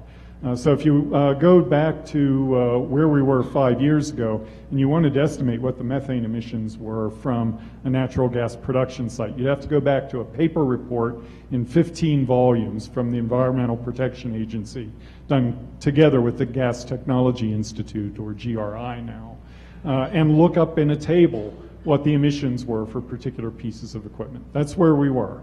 And what that led to was a lot of different estimates of what the methane emissions were as a percentage of the natural gas going through the natural gas systems. And estimates varied from just a little bit above Southwestern's goal of 1% all the way up to as high as numbers like 9%, which the National Oceanic and Atmospheric Administration out of here in Colorado measured in Utah.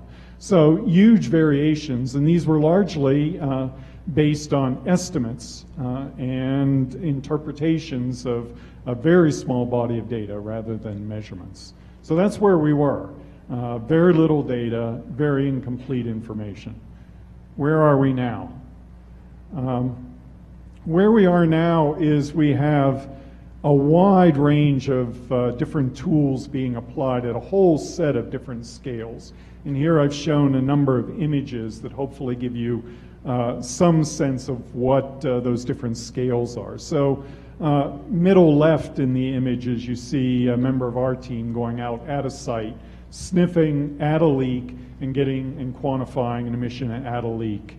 You can then drive sensors, and Jim showed an example of a particular type of sensor on a vehicle. Here's another example in the upper diagram that drives downwind of a site, captures the plume, gets a quantitative estimate of what the emissions are. You can, as is shown in the bottom left, put out a fixed monitor in the middle of a production basin and make measurements all the time. You can fly airplanes over fields, as is shown on the right, and you can make satellite measurements. So lots of different scales. These are collectively referred to as bottom-up and top-down. In some senses, the names are intuitive. Top-down, certainly satellites and airplanes are looking from the top down onto the field.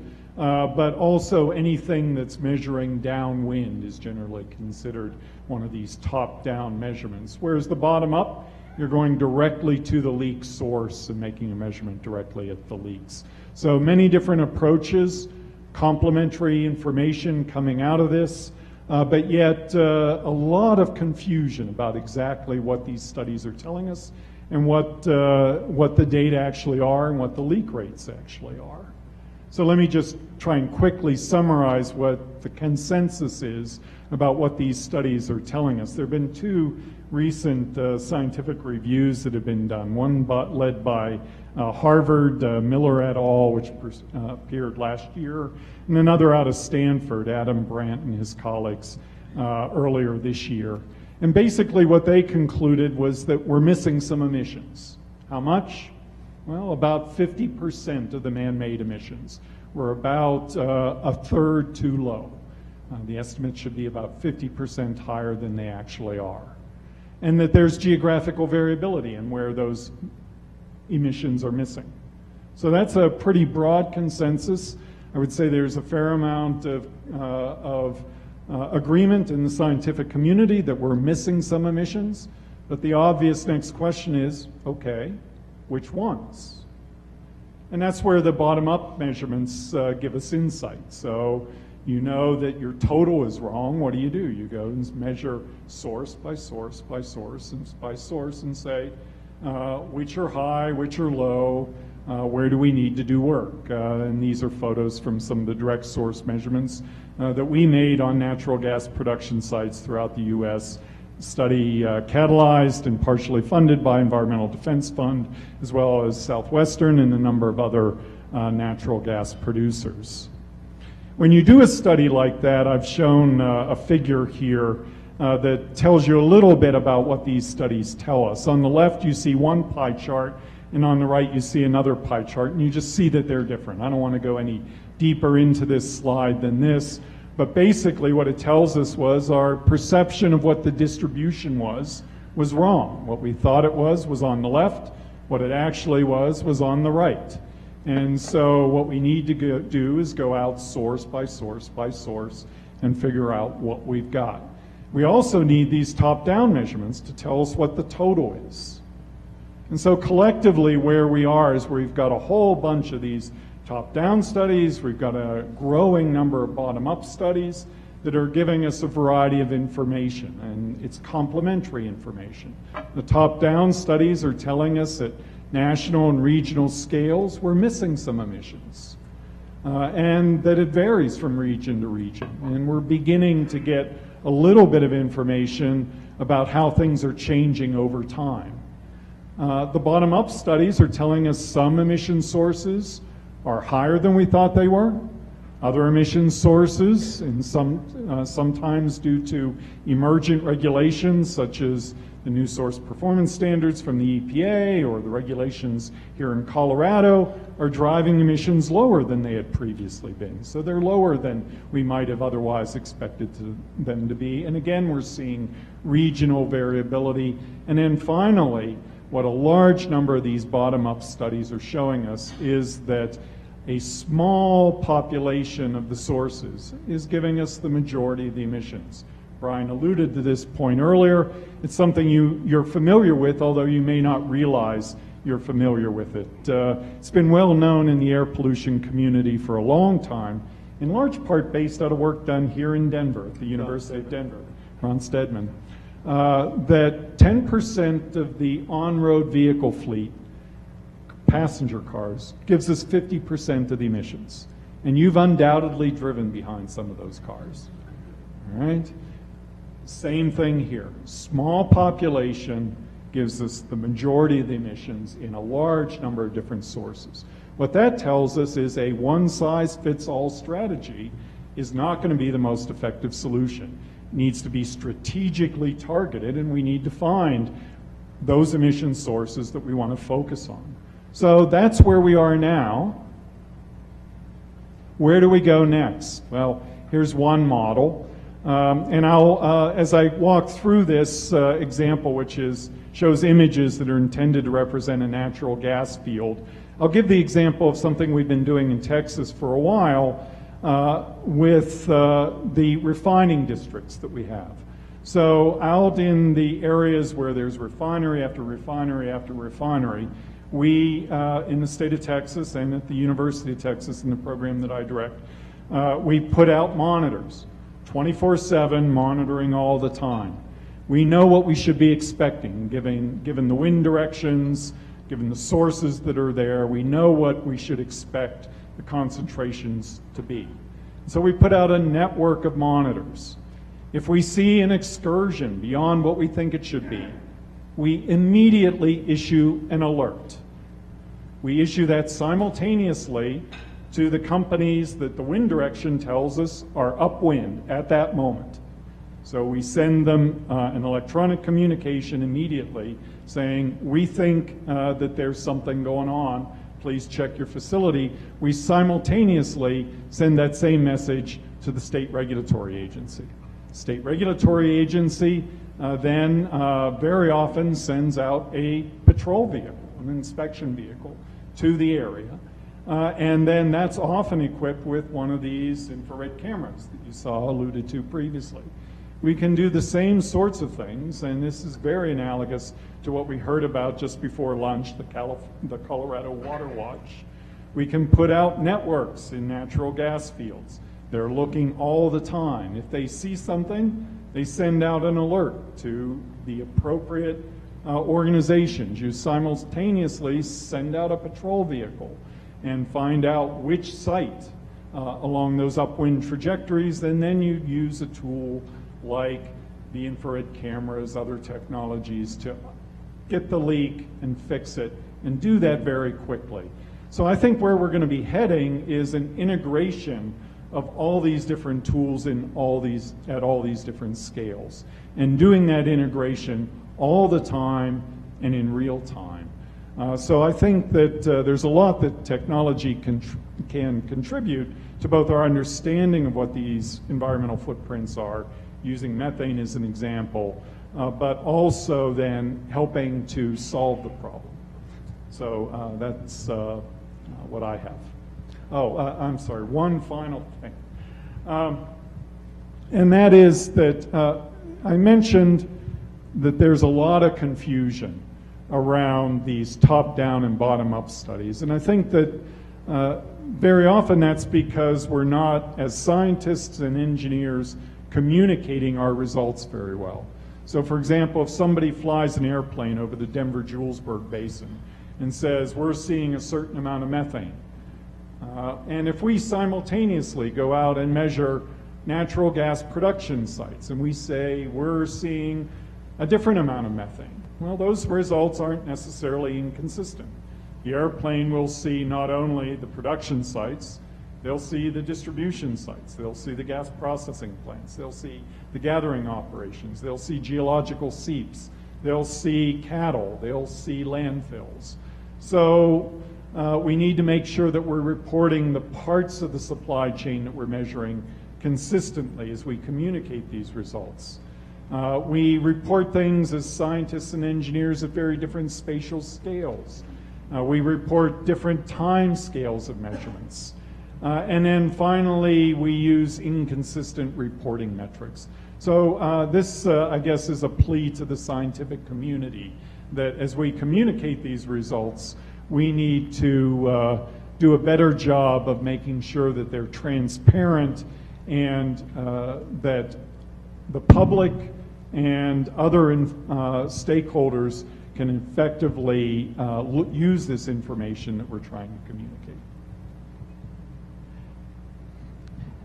Thank you, David. So I think you're seeing here how we begin to, once a problem comes to light, how we can bring scientific resources to bear to begin to quantify that issue. The fact that we have leakage rates somewhere between 1 and 10%, that it has that much variability is stunning.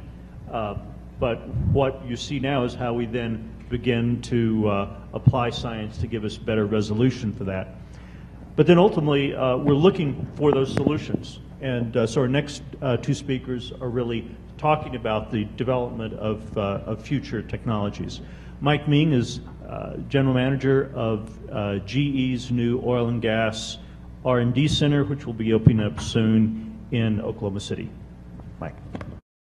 Thank you, Brian, and thanks for the invitation, Governor Ritter.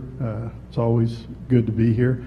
I spent most of my life in Oklahoma, but I was actually born here in Colorado and started my career as a young driller about 34 years ago, and so it's been a great industry to be in and to be where we are today. And I think Paul Gant this morning comments really struck home. You know, we've moved from what we thought was scarcity to abundance, and now this concept of doing it right is so important.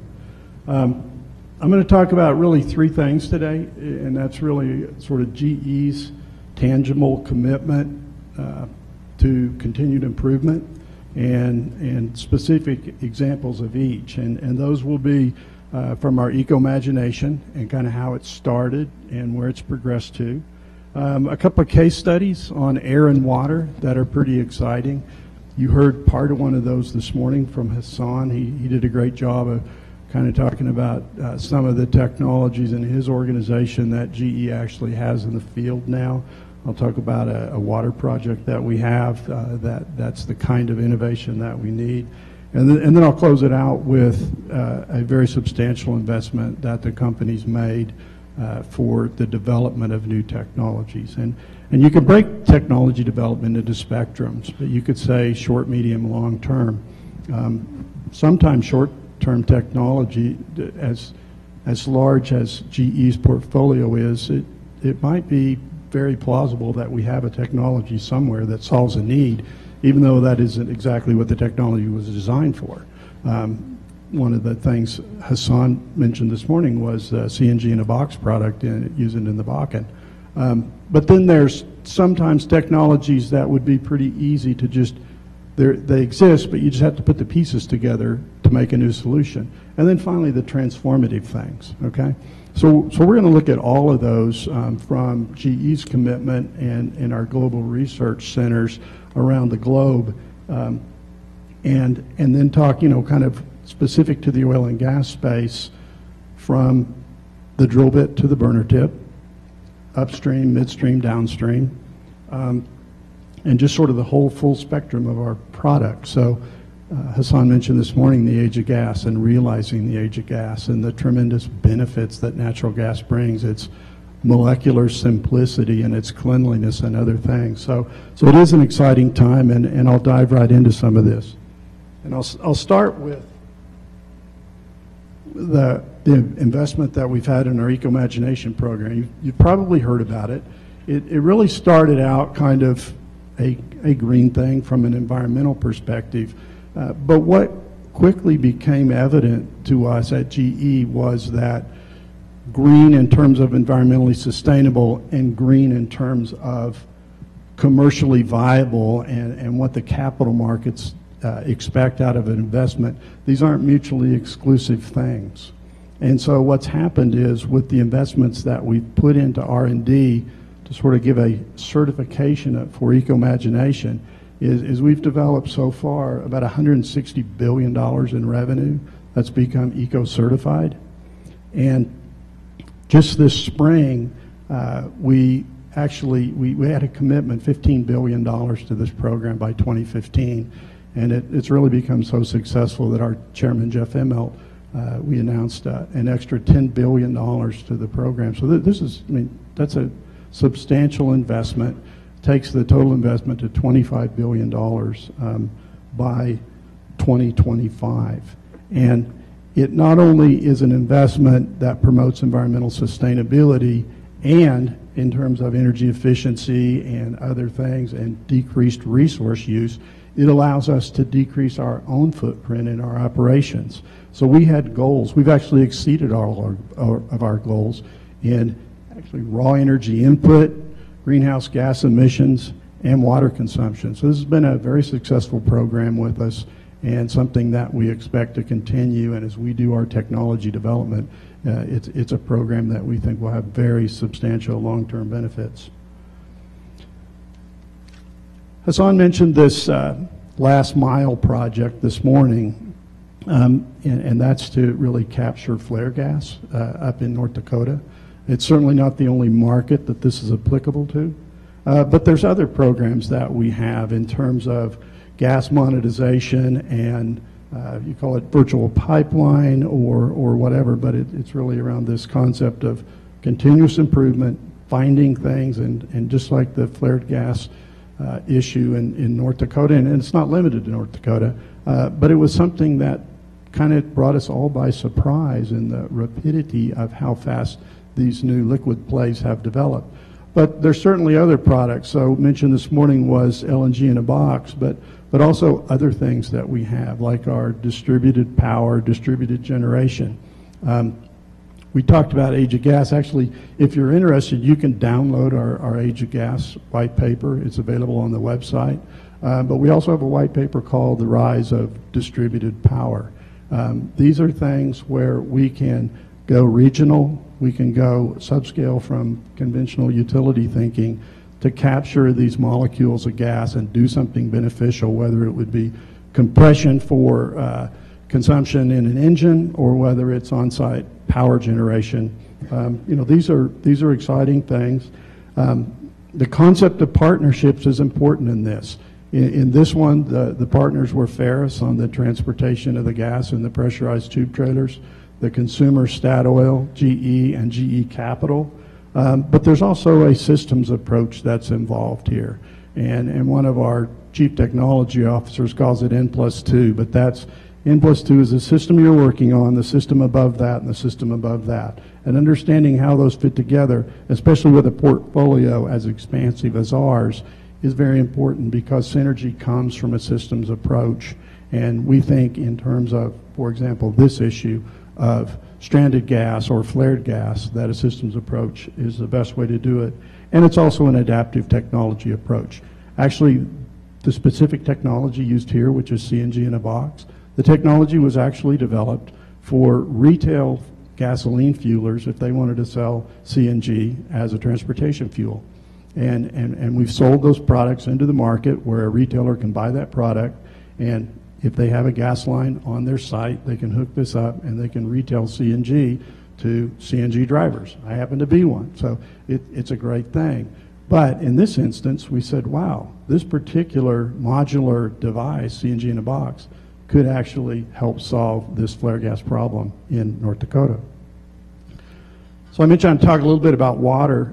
We have an exciting project in Wyoming, and this is around one of the objectives of the work that we'll do at our new technology center in water, and we call it reduce, recycle, reuse, replace, and novel approach.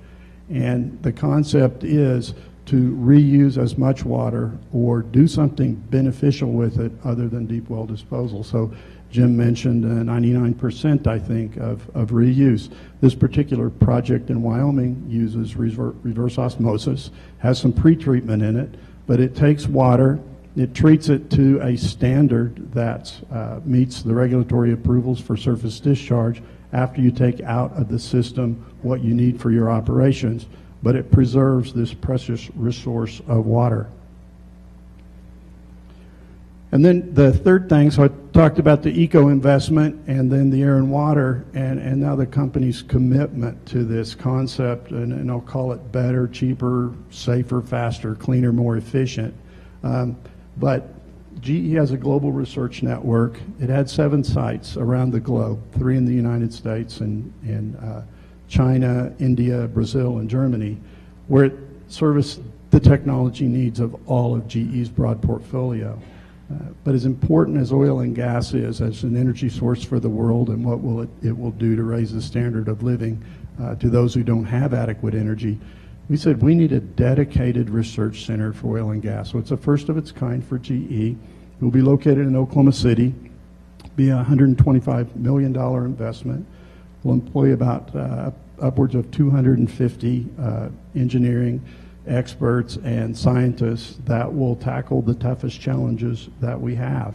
It's an exciting thing, and it again just reiterates the commitment that the company has investing our dollars in something as important as the topic of this conference. The things we'll work on, they're really sort of the blocking and tackling of the energy system that we use. This concept Brian described of George Mitchell, this hydraulic fracturing technology and horizontal drilling, it's really changed everything. It's not limited to shales. It's put almost every oil and gas play back in the money. But there's certain things you have to do to realize that. And some of those are capital efficiency in well construction. That would be, for example, how you drill and complete a well. Production, that would be how you produce the well, but a concept mentioned at the lunchtime keynote was, for example, how you lift liquids out of these horizontal well bores. It's a challenge as a classically trained petroleum engineer. I learned to drill vertical wells in permeable rock, and now we drill horizontal wells in impermeable rock. So it's presented whole new challenges. Water. Water is a critical element. It's a precious element to life, and we have to use it efficiently. We have to develop the solutions, and oh, by the way, those solutions have to be viable in the commercial marketplace. We're also going to look at CO2, maybe different than the way you've looked at it here, but CO2 actually in oil and gas operations is a very astounding material. In terms of enhanced oil recovery, it coaxes more oil out of the rock, so that would be, as Paula Gant described this morning, a way to get more resource out of each straw. It makes oil flow more easily. But it also could be used as a fluid to replace water to stimulate wells, okay? So we could reduce the demands on the fresh water system, and oh, by the way, the fluid happens to pump like a liquid, which has its engineering advantages, and it flows back like a gas, which sort of is a double win for us. And then finally, how all of this comes together in the energy system, and that's making 1 + 1 = 3. Whether it's distributed power or it's gaseous fuels for transportation, or it's, for example, the use of natural gas as an integrator and the balancer between renewable power, like wind. The wind doesn't blow all the time. When it blows, use it. When it doesn't, we have a set of technologies that are fast ramp with no emission penalty that balance the energy system out. So it's an exciting time for us at GE. I think we're making very significant and tangible investments. We have a broad footprint across the globe in 160 countries. Well, a lot of this is happening here in the United States. It's going to happen around the world, and we'll be excited to be part of that. So thank you very much. Thank you, Mike. We think of the oil and gas industry as entrepreneurial, but really by channeling the image of the wildcatter who pulls together some cash, drills a well, and it's rags or riches. It's really not an industry that's we think of as friendly to the technology innovator, to the in the same way that software or that an inventor or an entrepreneur can develop a new iPhone app and get it on the market. But there is, in fact, a growing role for the entrepreneurial community in developing solutions in the oil and gas space.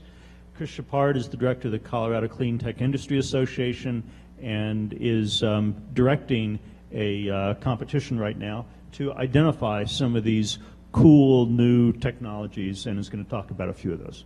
Thanks, Dr. Wilson. Thank you, Governor, for inviting CCIA to this. You guys have been great partners with us since we started back in 2008. So we do appreciate being here today. The Colorado Clean Tech Industries Association has been around since 2008, as I just mentioned, and we represent many different sectors, many different industries. It's not just one cohesive clean tech industry, but we cover the renewables industry, including, of course, solar, wind, geothermal, and biofuels. Also, the technologies in Colorado, the companies in Colorado that use traditional energy more efficiently, and those would be in advanced transportation, building efficiency technologies, energy storage is another one of the sectors that we cover. And then last but not least, the technologies that help minimize environmental impact. And those are normally considered the air and water technology companies. And so that's kind of our ecosystem who we deal with. CCIA was created to bring together the industry, the research institutions, and the policymakers to make sure that we grow jobs in those industries in Colorado. So in the past year or so, I've been seeing growth in our membership and companies that I've talked to, and interest from investors in the air and water technology companies. And then I've also, in talking to other companies in the state that I didn't necessarily consider having impact or applications into the oil and gas industry, but those technology companies said that yes, the oil and gas industry are some of their key early mover partners or markets that they were looking for. So we started thinking that perhaps there was a trend here that we could take advantage of, and with national partners that we have across the country, maybe there was a way to harness this interest in air, water, and other technology companies that have had applications into the traditional energy industries. And then we knew we had good partnerships already with some of the companies that you see up here. We had been working with Conoco and Pioneer in particular in the past on a program that we call the Energy Fellows Institute, where we gave some deep dives into some of the clean technology and natural gas industry for executives who wanted to move from other industries into energy. So we've been very pleased with the response that we've received from the natural gas and oil partners, as well as Norton Rose Fulbright, which is a law firm down in Houston, who's kind of the main oil and gas legal service. Deloitte Altera is the state's, I think, premier oil and gas venture firm. So bringing all of these people together, we determined that what we thought would work best is to do a national call for applications for companies that had technologies that would lessen the environmental impact of oil and gas production and processing. We really didn't focus too much on midstream or downstream, but it was really upstream. And so we've been working with these partners since about May, and in talking to them originally, we put some parameters in place that we wanted to make sure that we were going after the right types of companies and the right sectors. The first thing that we wanted to make sure was that these technologies that we did the call out to were innovative. They weren't already in the marketplace, they weren't already being used, but that they were something that hadn't been seen yet and were needed to be tested or were ready to get onto the market. Also, that they had to be they had to work. They couldn't just be the batshit crazy stuff that you're looking at ARPA-E, but they had to be post-prototype. They were real things that had moved off the bench, moved out of the lab, moved off of someone's garage floor, and that they were really ready to be tested and put out into the field. Lastly, that they were clean technologies. There's a lot of innovation going on in the oil and gas industry on how to produce more. This was really how to minimize the impact of producing more or producing as much as we are. And so as you can imagine, the sectors that our partners were interested in were air and water, remote power and power management. You know, how do you get your generators to work without bringing diesel in out in the field where there's not, power lines? And then materials, and then kind of a catch-all sector that we called other. So that's when we did our call, that's what we looked for. And then, so our partners, Conoco, Noble, and Canna, gave us some ideas of what they were looking for. And a lot of these technologies, of course, as you can imagine, have been talked about all day today. But not only detecting methane emissions and VOC emissions, but reducing them, controlling them, and everywhere along the production pipeline. Also, what are some new improvements in controlling flare and new equipment that doesn't emit as much? What are some improved pressure relief devices, new designs? How to limit and capture the flashing emissions. So as we've all talked about today, very important things for the air quality in Colorado and of course in the country. Again, water, as you can imagine, was another key area that our partners wanted to focus on. The sampling and analysis, how to get real-time analysis of what's in the water back to the industry, the producers, how to reuse the water in a efficient way, how to recycle it, how to dispose of it, minimizing water volumes. I think that came up in a session earlier today, and then monitoring systems. And these kind of definitions or buckets of technologies we were looking for was sent nationally. Remote and distributed power, rechargeable sources like batteries and fuel cells. And actually what was my aha moment about a year ago was a battery company out of CU, very early stage, actually received an ARPA-E grant, and that they're a rechargeable lithium-ion battery that is going to be used downhole to charge the sensors. So that was my aha moment, where there's a lot of things going on that aren't just air and water, but other ways that these clean technology companies can play in oil and gas. Field gas-powered equipment, I think one of these gentlemen mentioned that. And then the generators and engines, how to get more power with less energy, how to use different fuels, combining fuels, to provide power and response. That was another area that our partners were interested in seeing what was out there. Materials, I know that is also an issue of what is put into our soil and into our groundwater. But what are some new novel materials that people are working on that have fewer hazardous chemicals, that are just made of different things that don't have such an impact. And then maybe there was one of our partners was interested in what are some novel ways that we can use the captured CO2 for other things. And then lastly, we just kind of threw in the catch-all, as I mentioned. In the operational divisions, maybe not in production and processing, but within human resources or other places within the oil and gas companies, are there ways that you can mitigate water usage or use less chemicals?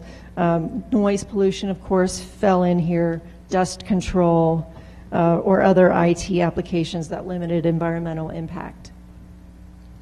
So those were our calls. That's what we sent out. And when we first announced this competition back in June, we had interest from around the world, not just around the country. We had interest from South Africa, from Israel, from the UK. So we could sense that there was a real groundswell, a real opportunity here. And so when we actually sent out the applications and received responses back for the first, for this first type of competition that we've ever done and that I think has been done in the country, we didn't really know what to expect. So we got almost 45 applications. We had people call us and say, oh, can I get mine in later? So I'd say we got about 50 responses of interest.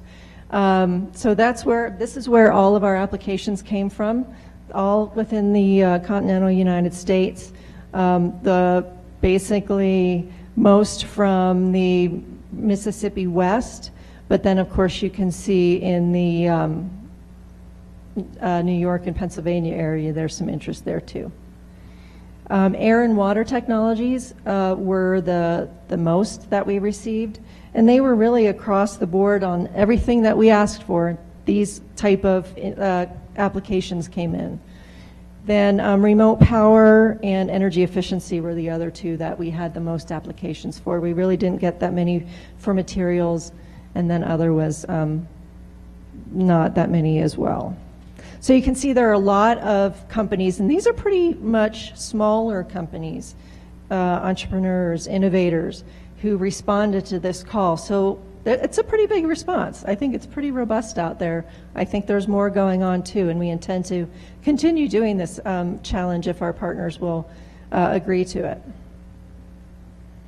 So I'll talk a couple minutes, or a couple seconds, I guess, about a few of the technologies that we are going to look at. So this challenge, it's not just, hey, send in your application, we're going to look at it, and yay, here they are. But we, out of those 45 applications, our partners and CCIA down-selected to 12 companies. And those 12 companies have been invited into Colorado next week to do a full day of pitching to our industry partners. And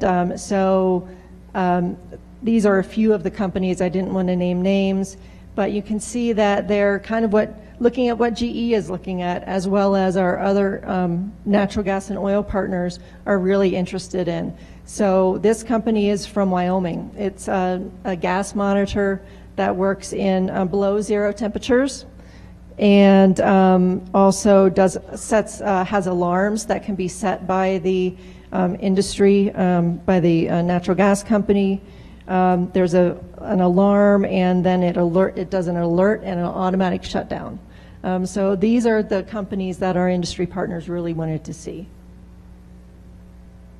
Mitigating methane emissions. This company is from Texas, using a shape memory alloy to bolt onto existing pneumatic devices to eliminate emissions. Wastewater management. This is kind of another area around water. Specialized separators that remove some of the things within water that previously prevented filtration, allowing for the water to be reclaimed for sale. So I think that's a really nice way to reuse that natural resource that we have. Real-time measurement of organic chemicals in produced water and in flowback water, and this actually is a CSU technology that's been spun out. Allows the producers to know exactly at what time, immediately, what's in the water when it comes in, when it goes out, what's in it, and what can you do to remediate or mitigate it from happening. And it's sensors, and it's sent via wireless. You don't have to send it up for testing. So that, I think, makes a lot of sense. Here's a neat one: converting field gas into electricity and then solving natural gas flaring and venting. I am not an engineer, so I am not able to specifically speak like these gentlemen have about the technologies. And then measuring gases that are in shale formations, knowing before you drill what's down there to limit the use of water and minimizing the environmental impact. And this company, I believe, is out of Wyoming as well. So my reaction to this, my perspective to this, is that there's a pent-up demand from the innovators, from the entrepreneurs, from small companies around the country. this type of interest in impact and is not just coming from the large producers or from the large companies like GE or Halliburton. It's coming from the entrepreneurs that are out in the community. There's a robust pipeline, and that there's more than just kind of crazy ideas. There's really real products that are patented, that people are looking to get into the production of oil and natural gas. Okay, thank you. We have minutes left, so we're not going to have quite as much time for the Q&A, but I do want to go through one lightning round. There was a lot of discussion this morning in the opening session around this clear-eyed view towards production, what Paula Gant referred to as prudent production. From the technology standpoint, question to the panel, what are the biggest needs that we don't yet have solution for? What's the silver bullet that you think you would like to see? I know it's putting everybody in the spot, but lightning round, first impressions, Jim.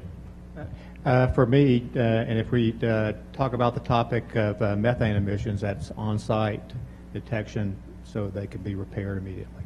Oh, I like that answer. And I'll continue on that theme, but one thing that we found in Texas is that giving the public immediate access to all this various type of monitoring information that's going on is a key component of building that license to operate. Mike. So I would talk around recovery factors, and so I'll give you an example. In unconventional shales, the recovery factors for gas might be around 30%. Conventionals, they could be 90+%. On the oil side of things, recovery factors are probably single digit. And doing more with less, getting more out of these wells. For every additional unit of oil and gas you recover from an existing operation, you can say there's zero environmental impact from that marginal quantity. So this is really important. It goes not only to environmental sustainability, but to capital efficiency.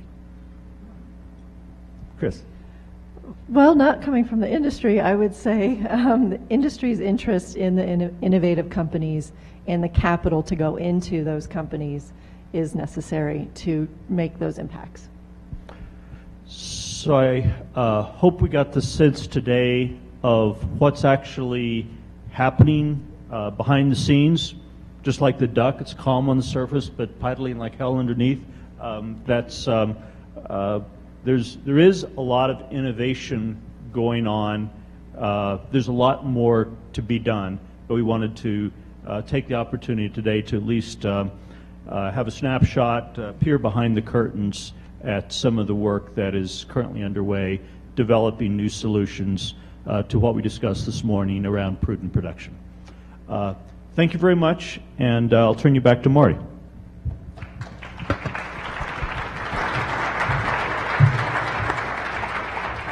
Thank you to the panel. We're going to take a quick 10-minute break and put the last policy panel up, panel number 5. And remember, there is a public reception starting at 5 when we break. Okay? We'll be right back.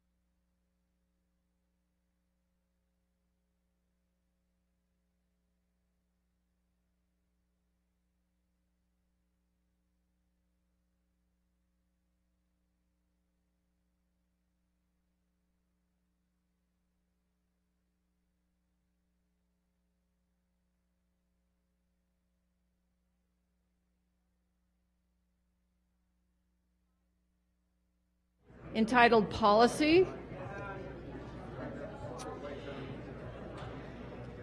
Thanks for visiting with each other. You're doing a great job there. This panel and the wrap-up are in between you and the public reception tonight in the grand ballroom area in the foyer. And we hope you come and spend a little bit of time and look at some of the exhibitors. We do have a lot of Colorado research posters here by faculty and staff as well as students, so I hope you take a moment and look at those. So are you excited for this panel, this policy panel? I would like to introduce Governor Bill Ritter. I'm real proud to say that I'm on the Center for the New Energy Economy team.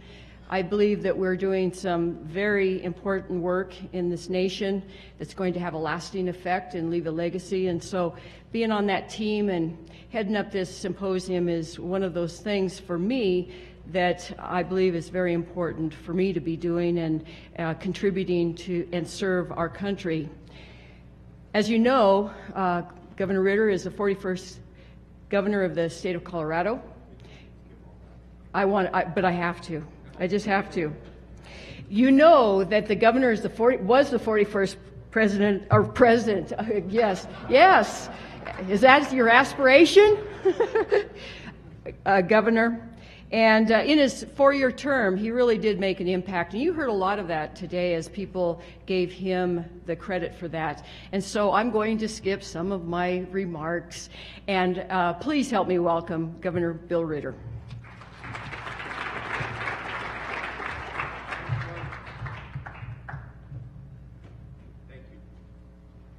Still not sure. There you go.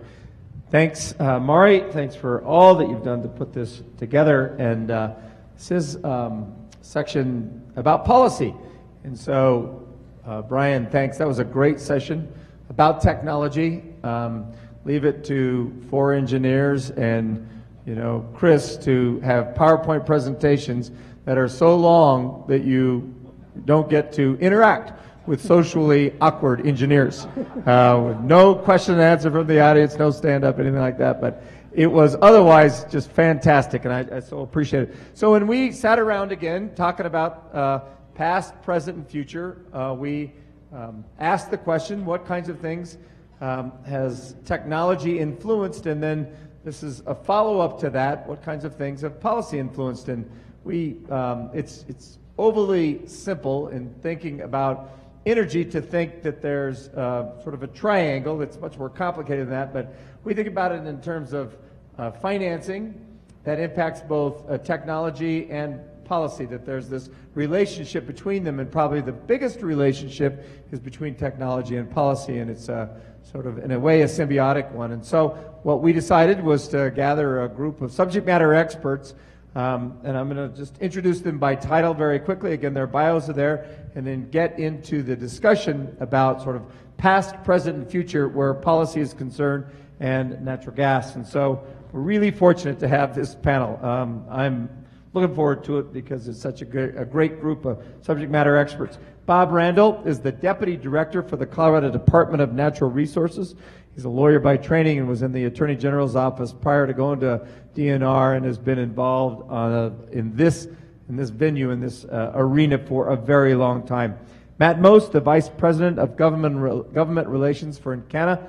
I've known Matt since I was governor and had a lot of involvement with Matt since leaving and coming to CSU. We wanted an academic on the panel, but we decided to go outside of CSU's ranks and get Amy Jaffe. And part of that is because other people have heard Amy in similar kinds of situations, and she just is very eloquent about a lot of things having to do with the relationship between policy making and the energy industry. She is the Executive Director of Energy and Sustainability at the University of California, Davis. And then finally, John Golden Dubois, the President of the Western Resource Advocate.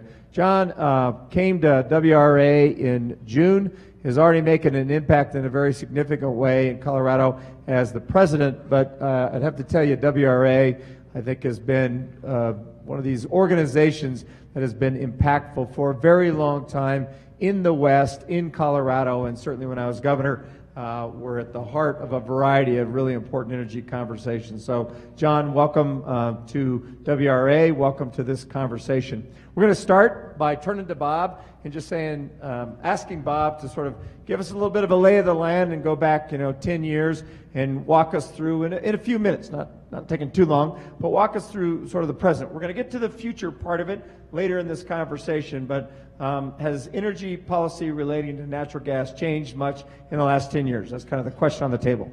Well, thank you, Governor. I appreciate that, and I appreciate your leadership in continuing to convene a group like this. The answer is an unequivocal yes. The energy policy landscape in Colorado has changed significantly over the last decade. I will trace some of that history briefly and just hit a couple of the high points. But it really started in 2007 with the passage of two pieces of legislation.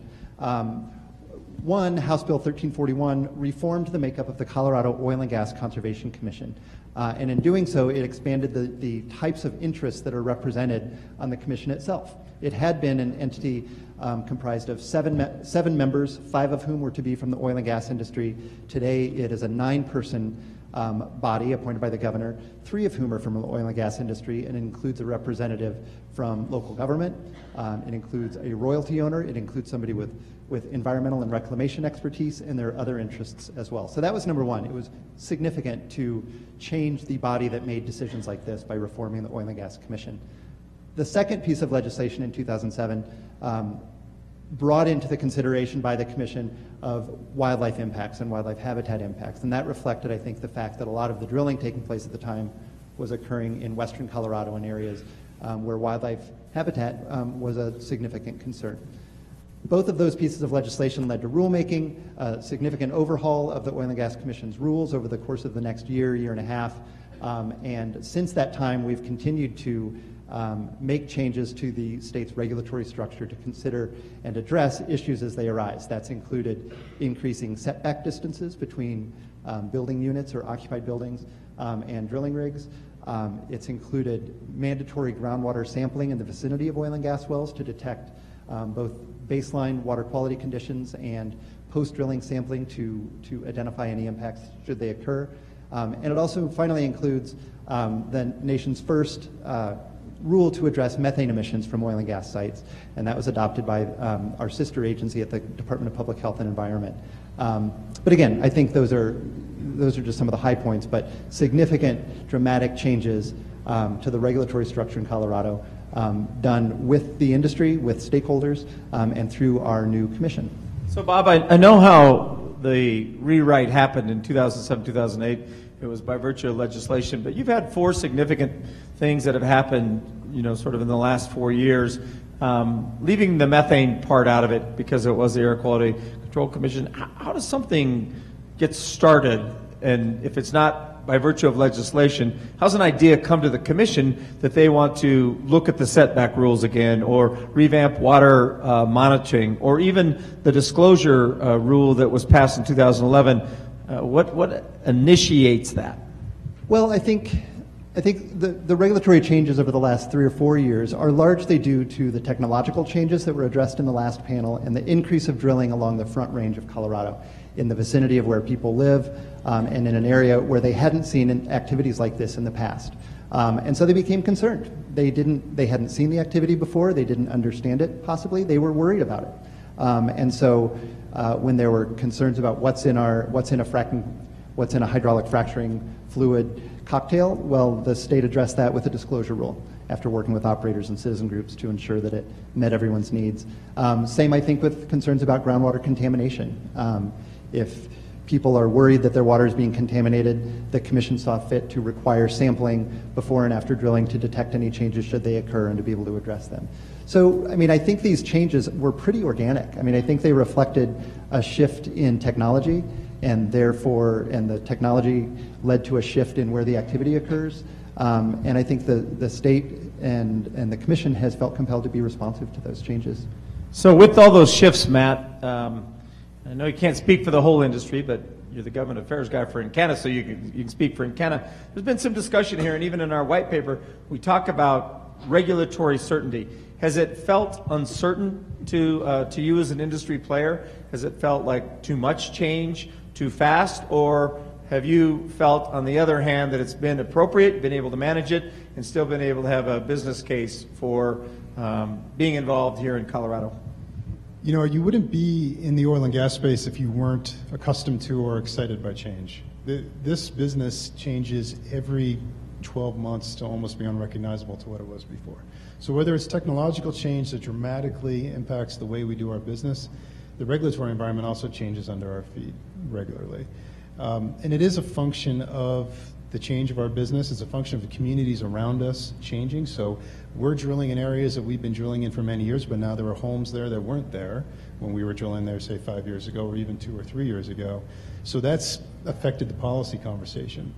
It has required us to be proactive and be willing to engage and find ways to always be continuously improving our operations, having that reflected in policy. So the methane rule is a good example of that. That was a situation where we recognized that there was a best practice that we've been able to use to good effect in Wyoming that we were able to bring to Colorado. That was something we knew we could do. We thought it was the right thing to do, and we had a good group of folks to work with who felt the same way, and it wasn't going to be overly expensive to do so. All those things cost money. All those things do drive up the cost of doing business, but we felt it was a reasonable trade-off. One of the audience questions I didn't get to when Brad Hawley had finished speaking talked about industry considering costs of impact and then costs of reparation. So, you know, putting a methane monitor on vis-a-vis allowing the methane to escape into the air. Are there internal conversations inside a company that have to do with how much this particular policy will cost us or this regulation will cost us, and then, you know, a cost-benefit analysis of that? Well, the way very much so. So the way these things actually work for us dovetails well with the corporate restructuring we just went through. So in Canada, as an example, we were drilling in over 20 different locations as of last year across our portfolio in North America. And one thing we recognized was that we were not getting the maximum benefit of our expertise by focusing in certain areas. So we overtook a review of all of our drilling activities to try to focus where are the best places given the current market environment for us to be drilling. And the reality is that we operate in this business in a relatively frictionless capital flow environment. So we can move drilling rigs from location to location based on where the best policy environment is, the best access to markets, and the best pricing is. So we went from drilling in 20 places down to 5. One of those that was effectively a competition for those was here in Colorado, was the DJ Basin on the Front Range, was where we decided that the risks of the policy environment were worth it based on the expectations of what we thought this play could be. So we made that decision to invest here versus a competition of many, many other places that capital could have gone. Well, every time you change the policy conversation, you have to revisit that analysis. So the methane conversation was such that we thought it actually added some long-term certainty to the play that we thought was important. We anticipated that we were going to be facing increasing calls for bans on our activity. We were anticipating the referendum we expected to be facing this fall. We thought it was very important that we were shown to be addressing all the problems we thought we could address. This was one of them. Certainly, if that policy debate gets out of whack, that capital goes elsewhere, and that's the nature of the oil and gas business. And Denver has seen that based on what happened here in the 80s when the price of oil was depressed. And our great concern with the ballot questions we faced this fall was that we were headed back in that direction, where policy was so onerous that those rigs pick up and move somewhere where they're candidly where they're wanted. So, John, from the perspective of an environmental stakeholder and a conservation/environmental group, characterize how you think about policy. Like policy can be legislation, it can be regulation. You have a great group of people who work on both, but why? Why is it important to an environmental group that you're working on regulations or on legislation? Well, I think I should start by saying that there are a variety of interests within the larger environmental and conservation community, some of whom take very different tacks towards the issue of gas development within Colorado and outside of the state as well. From our perspective, we really came at this vis-a our position on climate and an attempt to reduce carbon emissions. and have seen that carbon emissions can be reduced through use of natural gas and replacing coal-fired power plants.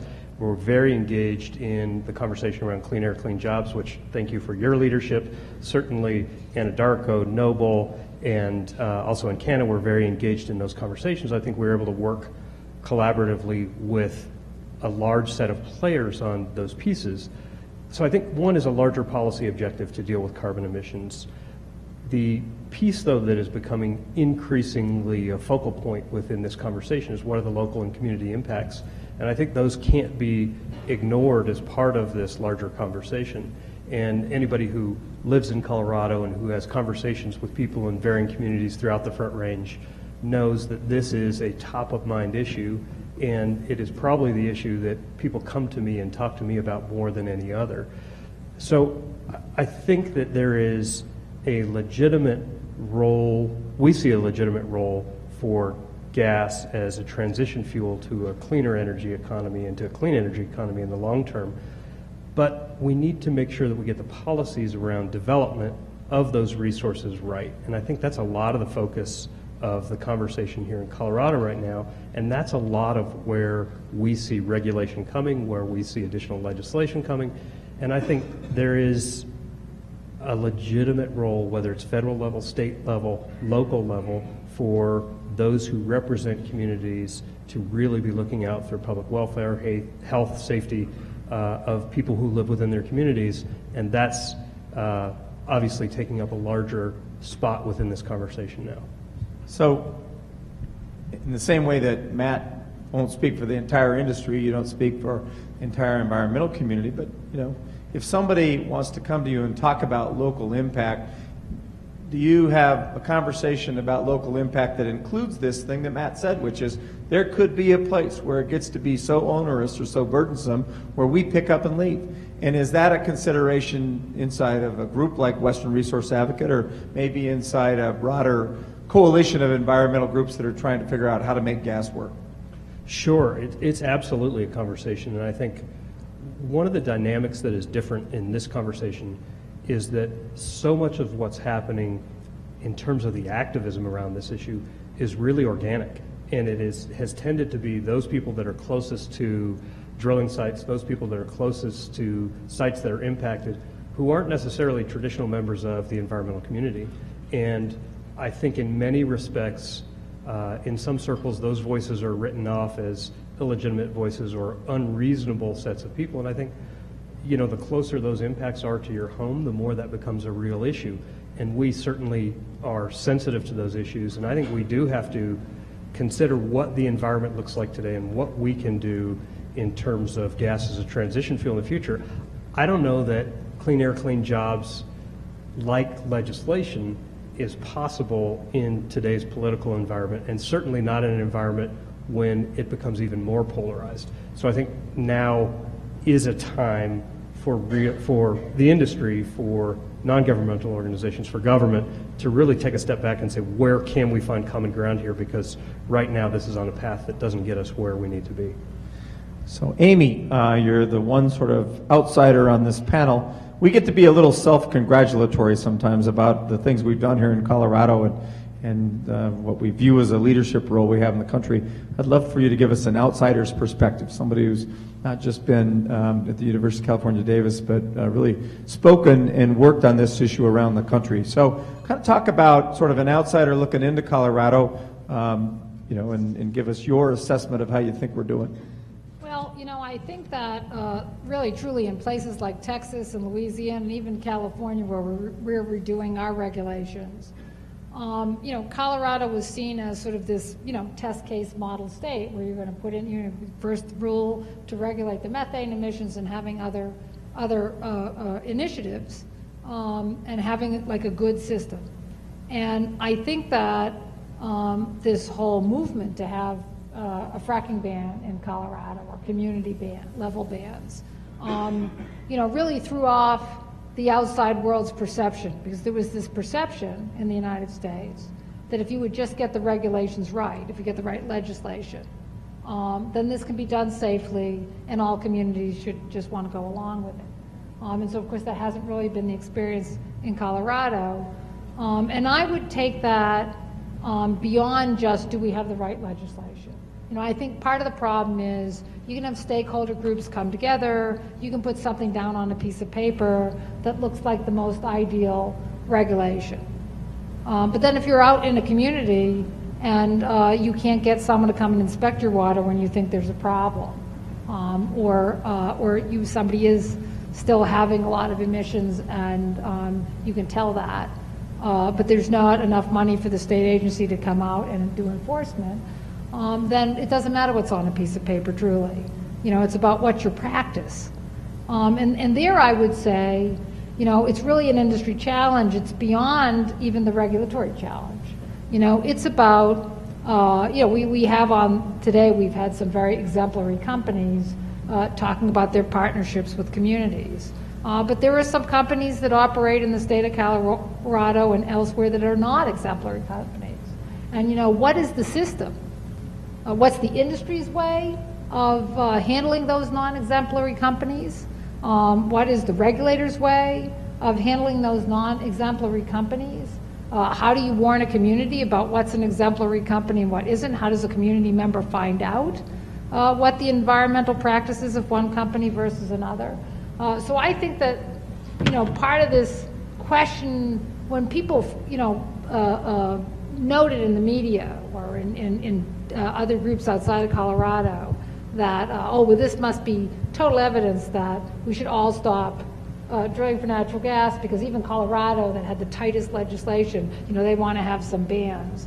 Maybe that's not really the right way to frame the issue. Maybe the right way to frame the issue is to think constructively about what is it that the industry needs to do, whether it's technology or business practices or leadership, to police itself, together with regulators who are going to come out and do enforcement, and what's the partnership in that. And I always use the example, we actually did we did a webinar for the natural gas industry through the API, through the American Petroleum Institute, and we brought the nuclear industry. Because the nuclear industry was an industry that didn't have a great, you know, accident record, and then all of a sudden they did, right? And what is it that they did?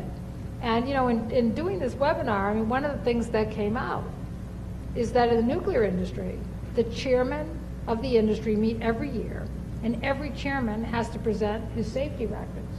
And they rank them. And if you're at the bottom of the list, that CEO has to stand up in front of the entire group. And they have to say what they're going to do to fix their record. Right? And so, you know, because the oil industry is much more diverse, much harder to do that. It's a lot more companies, a lot of little companies. But I don't know if the industry has gone as far as it can to think through, you know, what would be that process. So there are bans in America. There's still a moratorium in New York. Vermont passed a hydraulic fracturing ban, even though they don't have natural gas exploration. They don't have natural gas as a resource there, but they banned fracking. And there's some local communities that have as well. And so in those places where local communities have banned it, what's sort of feeding that? And is there something we in Colorado can learn from the experience of other local communities? I'm asking you, do you have a sense? We talked a little bit about this on the phone. John, yeah, I was asking you as a follow-up. Okay, yeah, I mean, I can tell you, in New York, I think there were some specific things. The first thing is that New York had a unique experience, which may be applicable to certain places in Colorado, where they had some well completions that went back to the 1920s. And operators went in, and so, you know, obviously the cementing industry today is much more sophisticated, as we heard about some of the new technologies, than it was in the 1920s. And so there were some problems with some of the early operations. And so that started a momentum, right? There's a lesson to be learned from that, because, you know, one of the things we're seeing in California, for example, is you really have to map where all the old wells are before you start drilling, because you have to worry about something becoming a conduit underground. If you don't understand those systems underground, that can be a serious problem. Even if your particular drilling is ideal, you know, water can migrate if you don't understand the underground systems for old wells or old coal mines. And so that started a momentum. And then I think that you always tell people, you can hear from my accent, I'm originally from the Northeast, and no amount of living in Texas and California has changed that. No, it doesn't wash off. And, you know, speaking as a person who lived in New York City, I can tell you that post-September 11, the idea that there would be some kind of catastrophe that would somehow pollute the water table, the reservoir that's used for the water for all of New York City, you could just imagine the burden it would be in a place like New York City if the entire city had to bring in bottled water the way we had that accident in West Virginia, right? So it's just like, you had to be 200% sure. You had to be 200% sure that nothing that's going to be done in an industrial process anywhere in New York was going to make it into the reservoir in New York City. And you had companies, like I said, some operators are better than others. You had companies that were inflexible about their drilling plans in areas that might have been too contiguous to the reservoirs that feed the city. So, you know, because people were tone deaf, because people couldn't understand, or people were not knowledgeable enough or not aware enough about these, you know, mapping out the underground, communicating that carefully to the public, people became so upset that honestly, even people like myself are just going to give a speech about natural gas in the United States. I mean, if I go to give that speech at a university in New York City, even if I'm just talking about general natural gas and not in New York, I mean, I get heckled. I mean, literally, you get heckled in New York because people feel so strongly about what the bad things that happened in the early days. So Matt, this kind of brings to mind the question, again, inside the industry, we think there should be strong regulations, a strong culture of willingness to comply on the part of the industry, and strong enforcement when there's a lapse of compliance. So talk about that middle section. Do you think there's a culture of compliance to the kind of policies that we have in place in Colorado?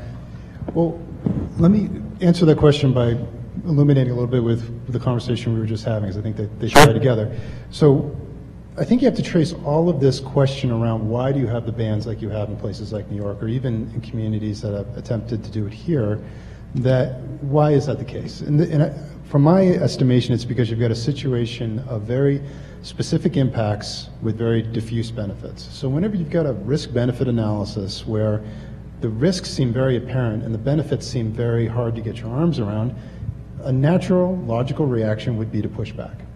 So if you've got a situation where we're providing 10% of Colorado's GDP and we're employing almost 100,000 people, and yeah, you kind of get it that this is a very big deal for the state of Colorado. But what about me? What about my house? I look out my kitchen window and I see the mast of a rig. You know, why am I okay with that?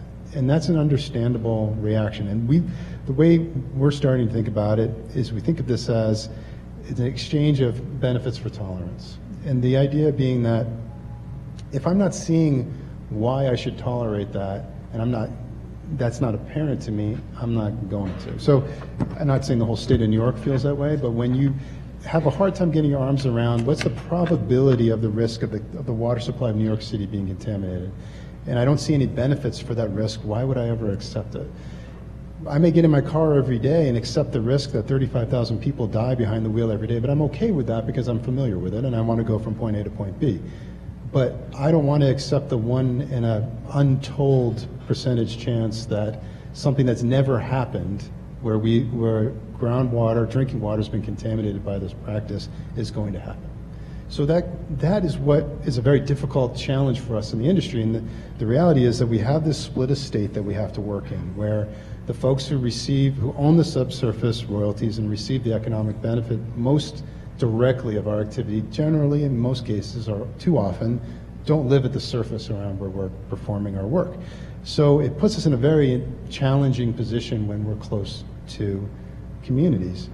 The reality is that the folks who own that subsurface have rights also, and they may have been there long before those houses encroached on their leaseholds, and their rights have to be respected also.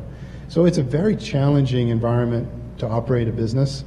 Our approach is to do the best we can to minimize those impacts, make those education around those risks as apparent as possible so people all understand that all energy production involves some type of risk, and the risk value proposition in our industry we put up against any. In that context, when you think about regulation, regulation gives you an opportunity to take your best practices, make them as cost effective as possible with some of the most creative engineering talent I've ever seen, and come up with things that can work and you can put into practice and law like we are doing with the methane rule or with the groundwater monitoring rule, and get better and better at that over time so we can continue to produce this product. But sort of that conversation on regulation has a role to play, and in some cases it can be helpful.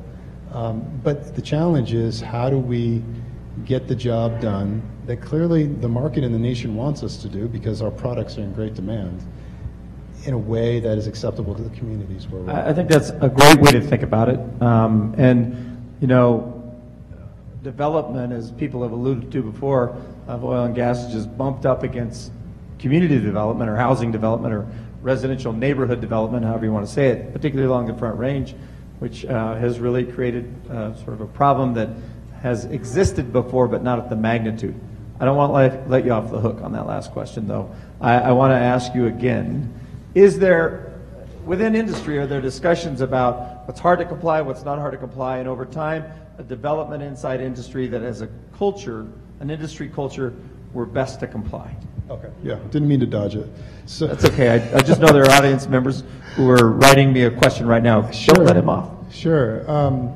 So culture of compliance, you know, the point Amy made is absolutely right. We're a very diverse industry. So Encana is the, I believe we're now the 4th largest natural gas producer in North America, so U.S. and Canada combined, but we only have in the ballpark of 4% market share. So you've got an enormous number of players at the table. So it's hard for me to speak for how the whole industry feels. I can tell you that culture of compliance in the large players, and you heard from Noble and Anadarko, and I know Encana were very similar minded in that compliance is extremely important to us. And the bar for compliance continues to get higher. So inspections are more often, rules are more difficult, thresholds for reporting are more numerous. The effort that goes into that compliance culture is an enormous part of what we do. And it's not just environment. We talk about the environment an enormous amount, but it's also safety. The safety of our workers and the folks who live around and pass by our facilities is an enormous focus. So I don't think you can be successful in this space without a culture of compliance. And I think you see that from the larger players, which you're more likely to come in contact with. That doesn't mean the smaller players don't also feel that way. So Bob, let's say there is a spectrum of behavior inside the industry. You're a regulator that's trying to develop a policy. Are you looking at sort of the end of the spectrum that are the people who are sort of not very compliant or misbehave or constant misbehavior? I think you said bad actor. Are you looking at that part of the spectrum and then regulating that and everybody else gets taken up in it? Well, I think it is fair to say that we've sought repeatedly to codify best practices of the best operators or the most responsible operators in the state. I think we've sought to do so with performance-based standards that allow the ingenuity that Matt talked about, the engineering ingenuity to develop new ways to meet those, and we try to do it in a way that will work for the broad spectrum of operators that do business in Colorado. But yeah, I think it's fair to say we look at what some of the best companies are doing, and we try to figure out if it's fair to others to require, to develop those as statewide standards. I think those efforts have been largely supported by the industry. They see the benefit of doing business right in the state. Another example is, it was mentioned briefly about enforcement. I think inherent in the public's sort of trust in government and trust in the industry is effective enforcement and pursuit of penalties for violations of our rules. And we have in the last year significantly increased the maximum penalty for violations of our rules and of the statute. And we did that through legislation last year, and that was a measure supported by the conservation community and also by the oil and gas industry. So I just think that's another example. So John, back to sort of Western Resource Advocate and the community that you represent, do you think that that Bob's response, that they follow best practices and that hoping to pick up sort of bad practices, but they also look at enforcement. Do you think that's mattered to like a variety of folks in the environmental community enough? Is there something more they're looking for than sort of the current approach that we've had here in Colorado? I think that's one piece of a complicated equation. I think those that are compliant should be lauded for that compliance. I think they have to do it. I think that there are bad actors, as we've discussed, and I think those probably reflect poorly on the industry as a whole and in a somewhat undeserved manner. But I think we have to go beyond existing compliance. I think what we need here is real leadership. I think we're at this specific moment in time where we're going to determine whether or not this industry in the long term is something that is viable as a transition fuel to coal and other more polluting sources. And I think that's a complicated equation. I do think that some within the industry treat this as a PR problem rather than as a real problem that really impacts and concerns people in their day-to-day lives. I think there is this organic movement of people who are very concerned about the impacts within their own communities, and that is, to some extent, in spite of what their community leaders are doing. You know, I read last week in the paper that there was an MOU agreed with a county government and an operator that's setting a new drilling operation 311 feet from homes. And anytime that type of activity takes place, the industry is creating more people that will become fractivists. They are creating more people that are going to fight against the industry as a whole, whether fair or unfair. I think, you know, in that same article, there was an industry executive who said, look, we wouldn't want to see anything that we wouldn't be okay with in our own backyard. I guess I challenge people in this room, I challenge people within the industry, if there were a rig coming 311 feet from your house, how would you feel about it? I know I wouldn't want it, and I know that it would change the tone of my engagement and my activism around this issue. So I think we have to go beyond simple compliance, and we really have to look at ways that communities and the industry can coexist, and I don't think we're on that path right now. So I think something has to change in order to get to that equation. So let's talk about the future and really ask what's still left to do. And we can put this in the national context outside of Colorado, but also even here in Colorado. And I want to leave aside for a moment local control, because we're going to come back and deal with that on its own. So let's leave local control aside and ask, okay, we've got methane monitoring, we've got water monitoring rules, we have setback rules, we have wellbore integrity rules, we have pit lining rules, we have wildlife comprehensive development rules. And so I'm going to start with you, John, just come back to you. So leave aside local control. What else is there? Well, I think there are several issues. I think, you know, around the methane rule, I think there's still some issues around volatile organics and how we deal with air quality and some of those issues. So volatile organic compounds, which is an air emissions issue and largely can be about emissions in the field, but can be about methane and other exhausts or emissions in the field working together, right? I think that's right. And then I think the other piece that is that we have to talk about, and I think the white paper really dealt with this at some level, is how do we deal with carbon emissions? It is true that natural gas has less of an impact than coal, but I think carbon emissions and climate change have to be a motivating principle in how we deal with this issue, and how does the industry respond to that? What does the industry do in order to address those specific issues? And how do we get to a place where the climate impacts are not so huge over time that it's simply not acceptable? And I think there's probably an ongoing role for natural gas, but at least in our view, we see that diminishing. We feel like we have to get to clean, renewable energy sources, and that's our hope. And I think that's a real challenge to the industry, to our communities, and we have to face that. So, Amy, how do you react to that? To thinking about a future, and again, you can think broadly about this in other parts of the country. What's Texas still have to do in this arena, or Louisiana, or places like that, to have what we call that social license to operate? Well, you know, I think the first step is most states don't have the regulation that Colorado has. I mean, we even allow unlined pits in California. That should definitely be changed, right? So there's certain things we know that lower or raise the risks. And as Matt was talking about, I mean, his company's doing things to lower the risks. So the industry shouldn't be fighting any regulation that lowers the risk. And I would question, given how many billions of dollars are being made in the oil and gas industry today, the prices we have today, and the fact that companies like Encana can move around to areas that are most productive, that this 20 cents or 30 cents that adds to operations to capture your vented material or stop flaring, some of these practices are not that expensive to remedy, so I'm not too sympathetic to the idea that it's going to cost something to do this compliance. When it comes to the climate issue, then I think we have to focus in on first, second, and third order priorities, right? So absolutely, Colorado, you have the National Lab for Renewable Energy. You're a leader in renewable energy. California's a leader in renewable energy. We need to stay that course.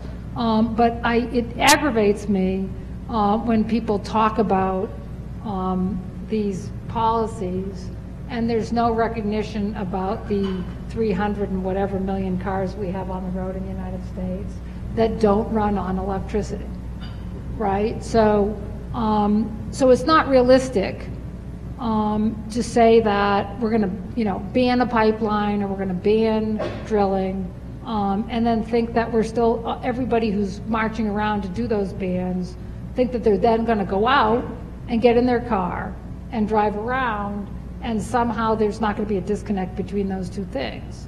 So I'd like to tell the communities that they need to put their money where their mouth is. Now, it's easier for me to say that now that I live in Davis, California, because I live in a net zero energy community, right? And it's commercial, and people pay rent, and their electricity doesn't go off just because it's solar, and we have all kinds of systems, and we have biodigesters, and communities that really care can do that.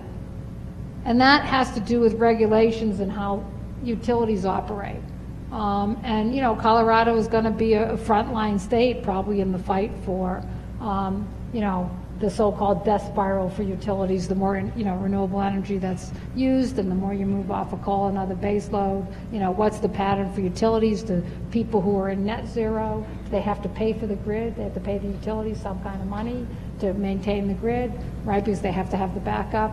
I mean, these are complicated issues, right? And I think that when we complicate our demand pattern today with our aspiration to change it, we have to not have a disconnect between what we're able to do today and the resources we need today versus what's our plan for 5 or 10 years or 20 years, right? And I personally think that the focus on the focus has got to be, I have to come up with a business model where clean energy is not only desirable, but I as a citizen take the responsibility of using it, right? So everybody in the room, raise your hand if you have a plug-in car, if you have any electrical ability in your car.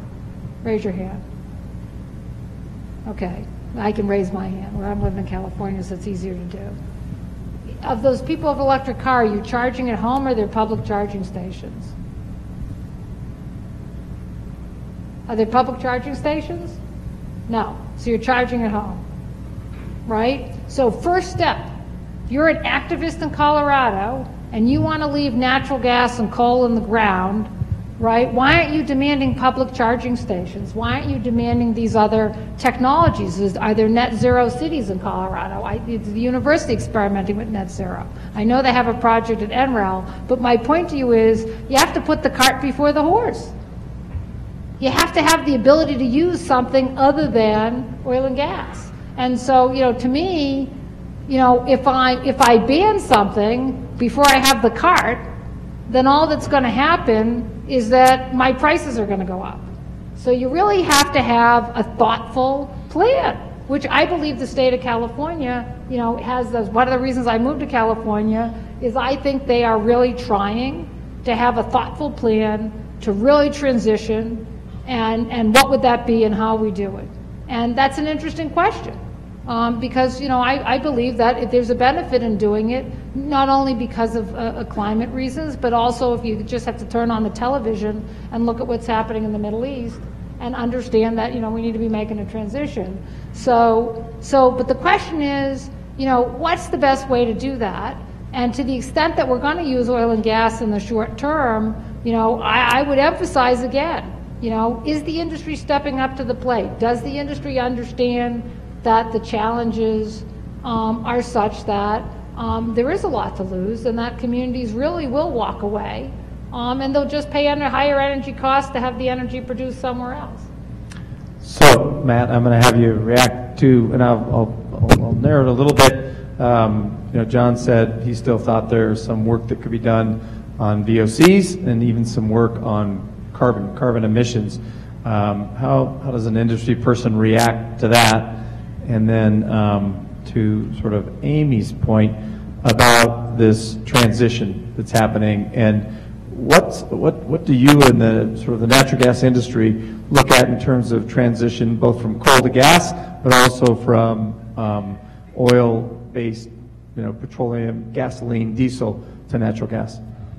So, okay, so to start with that, I mean, as far as VOC regulation and greenhouse gas regulation on our industry, I think we would look at it a couple ways. On VOC, I mean, I think we feel like we've come a long way with the Quad O rules. I think that we would say that is something that we need to see how that plays out before we certainly look at additional rules in that space.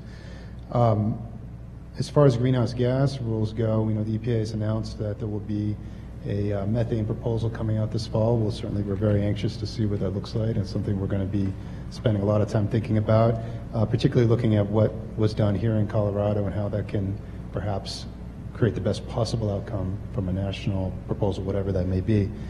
But we have a different slate of policy objectives that are a little different than the ones that have been talked about. And the ones that drive, there's two sets of policy objectives, and ones that can drive additional costs on the industry. And to react to, Amy, what you said, you know, the reality is when we move rigs from place to place, it's really not a function of how good we're doing. I mean, when I look at in Canada specifically, I mean, we went through a near-death experience, laid off 1,000, you know, 25% of our staff last year. We were cash flow negative like most of the natural gas industry was, because the price of our product is so low historically that it made the enterprise nearly unviable. So it's been a very rocky time in the industry. That's why this policy stuff matters so much, and it is a big deal in terms of how viable natural gas itself is, as we have produced so much that we've effectively flooded the market and crushed the price. So that brings me to the policy objectives that are high on our list. The vehicle side of it, so you mentioned transitions from other fuels. Natural gas vehicles, we think, are a fantastic opportunity for both environmental benefit as well as significant economic benefit. It's a real twofer for the consumer. We've worked enormously hard to create opportunities for natural gas usage to replace diesel, more expensive diesel in many applications, not the least of which is our own business. So running our drilling rigs, running the trucks that serve our operations.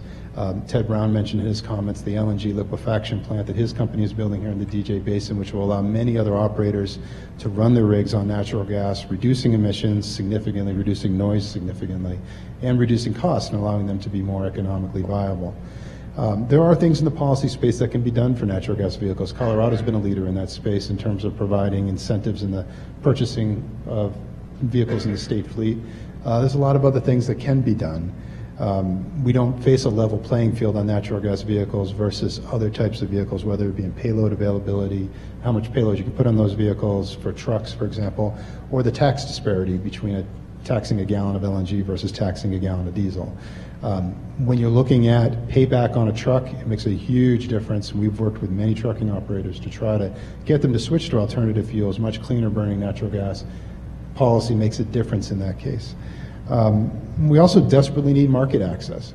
As we're growing our production side, as we're bringing the cost down of our operations and producing more and more product, we need customers for that. And these are not, with the exception of the electricity industry, most consumers of fuels are relatively rigid in what fuel they can consume. So the electricity industry can dispatch coal units or gas units based on which one is less expensive on any given hour. It doesn't work that way for industries, it doesn't work that way for vehicles, certainly doesn't work that way for people's homes. They don't have an oil furnace in their basement and a gas furnace to choose from. So we have a relatively slow-moving transformation to more utilization of natural gas in industry and other applications. Policy can help in those spaces. One area that can smooth out those issues is LNG export. There's been a very healthy debate around LNG export over the past year. It seems to think it's largely being resolved. But access to international markets for our commodity is critical in order to be able to maintain the economic drive that we're creating. It looks like that's happening. We don't expect LNG export to be an enormous business compared to others, but it's critical to take some of those peaks of supply offshore where they can be used. Same story with crude export. We don't allow the export of crude. We're going to have a very healthy debate around crude export also, and that's also very important. And both of those play critical elements in getting more out of this energy security story that we're already experiencing. So we're seeing lower and lower energy costs here, which give us great benefits, and we're seeing how the rest of the world is suffering through not having those benefits. And those are important places to the world to us, whether it's the Middle East or whether it's Russia and how they're treating Ukraine. We can influence those by taking our energy commodities and putting them into the world market, which candidly we don't do today. These matter. You know, when I was a commodity trader before I did what I'm doing now, and it used to be that natural gas was an extremely volatile product. It was one of the most difficult products to trade, simply because it was affected by everything. It was affected by economic news. It was very heavily affected by weather news. Hurricanes were an enormous impact, and we would regularly have blow-ups, as we call them, where someone would lose a lot of money betting against a hurricane. And we have not had that impact for 7-8 years now. Hurricanes largely don't matter to natural gas prices anymore because we're not so dependent on the Gulf like we used to be. Can you imagine what energy prices would be today if we did not have the growth that we have in oil and gas here, and we were suffering through multiple international crises in the Middle East and Europe and other parts of the planet where we would see historically high energy prices today, and we don't because of the supply that we have. So policy has a very significant impact on us from a demand creation point of view, and allows us to really make this a sustainable business long into the future. So, Bob, I'm going to shift gears with you and talk about something we've alluded to, haven't talked much about, which is the role of the federal government in making policy that impacts this industry. And again, we're going to save for a little later local government because that further complicates it. But from a regulator's point of view, you've been very involved sort of on the state side. What do you think the role is of the feds? Is there an appropriate place for them to be involved in regulation, and is there a place where they do things that might actually undermine your work as a state regulator? Let me think for a second. I mean, I think one of the difficulties in regulating the oil and gas sector at a federal level is the complication, the complexity of the activity. It depends on depth of resource, it depends on depth of groundwater, it depends on a number of geologic factors that, as a lawyer, I don't understand all that well. But I'm told that they're significant. These geologic and geographic differences that make setting federal standards difficult. What we've seen the federal government do is look to states as incubators of good ideas and try to find places where states have done something that might be exported in a way to other states via a national standard. We saw that with the sort of first test balloons of hydraulic fracturing disclosure. They looked at Colorado and looked at the rules that were adopted in 2011 for disclosure of fracking fluids as an example.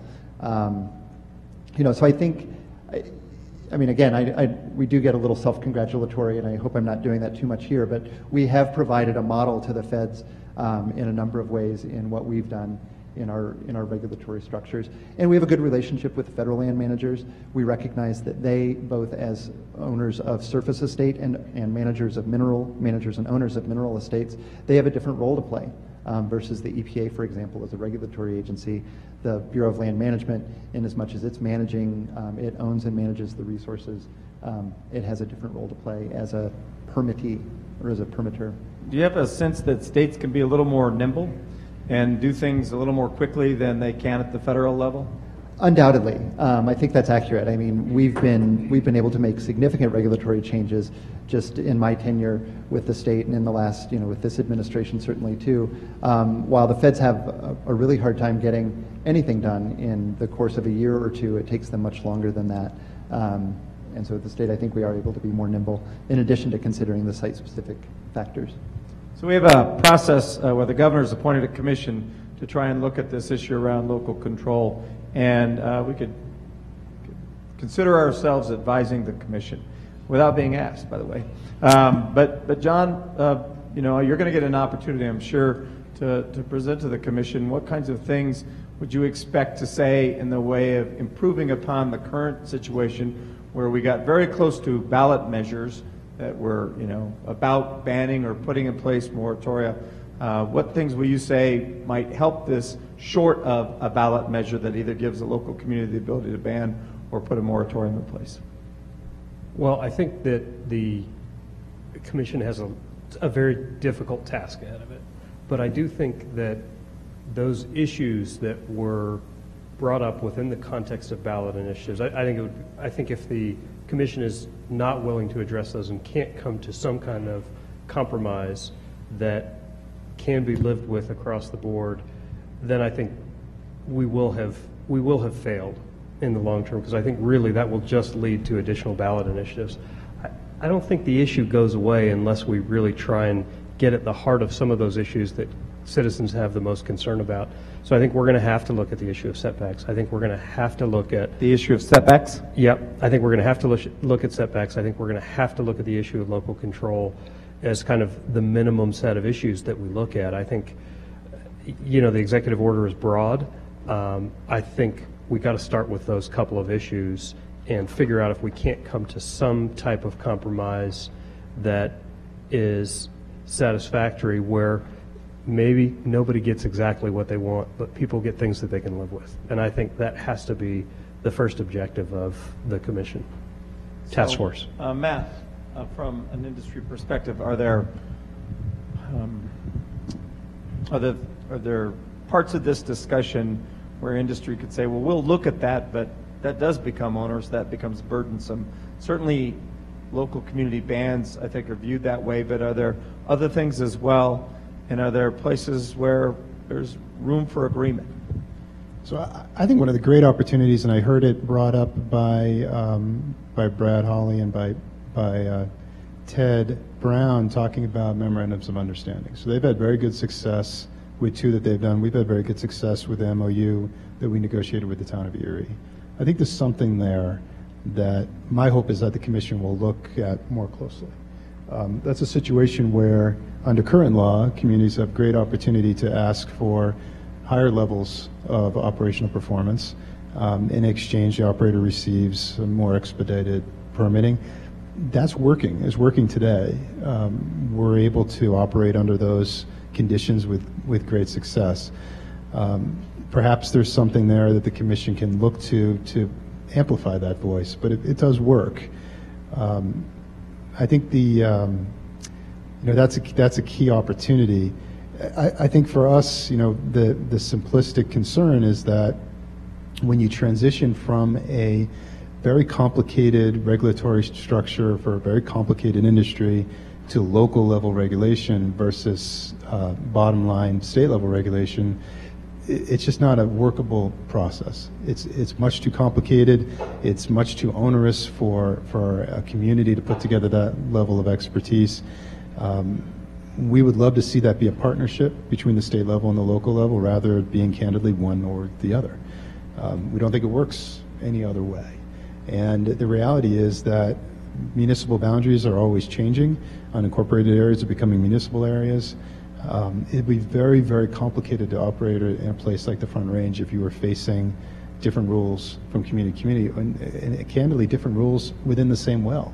When you're drilling a horizontal lateral that is 2 miles long, you may well face more than one jurisdiction as you pass through that. I mean, the complexity and onerousness of that, facing that from a local level, would be extremely challenging. The state primacy is critical. So, Bob, now putting you on the spot because I think you're going to be involved probably in trying to craft whatever rule emerges from legislation that emerges from recommendations. So that's probably how this process is going to work. But just given your own sense, is there a way to mesh these serious local concerns with the authority of the state commission and still come out with something that's workable and satisfies local government? I mean, I hope so. I'm sincerely hopeful that it can. You know, our desire is to see this task force, while the members of the task force were appointed because of their experience or their perspective or maybe their affiliation with a particular interest, we really do hope that they sit on the task force and seek to represent the best interests of all Coloradans. I think if they take that charge seriously, I think if they work through it with the best interests of the state in mind, I think they will come up with recommendations for legislation possibly or regulatory changes that will ultimately be workable. I want to echo what Matt said about the ability of MOUs to address local concerns without codifying or without significantly changing who has the authority to regulate what. One element, I don't know if Ted and Brad brought this up earlier, but an element of that is that when a local government reaches an operator agreement for activities within a certain jurisdiction, those measures are then incorporated into and become an enforceable term of a state permit. And so there, you know, that I think represents the comity between local and state jurisdictions on some of those matters. And those are involved in how many of the permits in last, say, there were 4,500 permits issued in 2013, I think, total? Just over 4,000, yeah. 4,000, okay. How many of those do you think might have involved MOUs just as a percentage? I can't give a reliable number. I think it would be a relatively small portion. This is a pretty new tool. I think it's viewed askance by some local jurisdictions because the idea of entering into an MOU would be to acknowledge the state's primacy in these matters. And so I think there's a conflict there where some jurisdictions might be afraid to begin that discussion because to do so would concede the jurisdictional boundaries. But on the other hand, we saw some big MOUs between communities like Aurora and ConocoPhillips that were negotiated in that time period. I think Encana and Erie was 2012, maybe the preceding year, but Arapahoe County has a set of conditions as well. And so there's a variety of places where at least local government has been willing to use those, even with the build-up to these bans. So, Amy, how have local communities tackled this in California? And let's put this in a little bit of perspective. California passed its hydraulic fracturing law last December, I think, and before that it's had drilling regulations of a variety of types, but there's been more local concern about this than before. So I would say, you know, in California, there's still talk about having local bans. I mean, Los Angeles is interested in having a local ban. And there have been some questions about permitting and whether companies went and did fracking activities without getting special permits. So there's a lot of issues that have come up in California that are still, like, you know, have to be debated and cleared. I guess my perspective is, you know, this issue, local versus state, I still feel it really comes down to actual practice and inspection, right? So say that again, actual. It still comes down to inspection and practice. I was telling somebody an anecdotal story today about a oil industry player who decided that they wanted to do a traditional well outside of school. And they made a negotiation with a school, very wealthy community in Hollywood, and they put a drilling rig on the site of this school. It's a high school. And everybody was happy with it. The students even went out and decorated it psychedelically and so forth. And so, you know, it was like, looked like the sort of perfect example of a community getting the benefits from the, you know, leasing and doing all these things. and then there was a water accident, right? And you had very important people whose kids went to that school, and now they're having this accident right on their site. And maybe the company that had the accident didn't like jump ahead and in with good plan for what to do to fix it. And to me, it's we didn't have a good plan for what to do to fix it part that I think starts it. And I understand there's some people who are just ideologically against, we're facing climate change and we should just be eliminating all fossil fuels.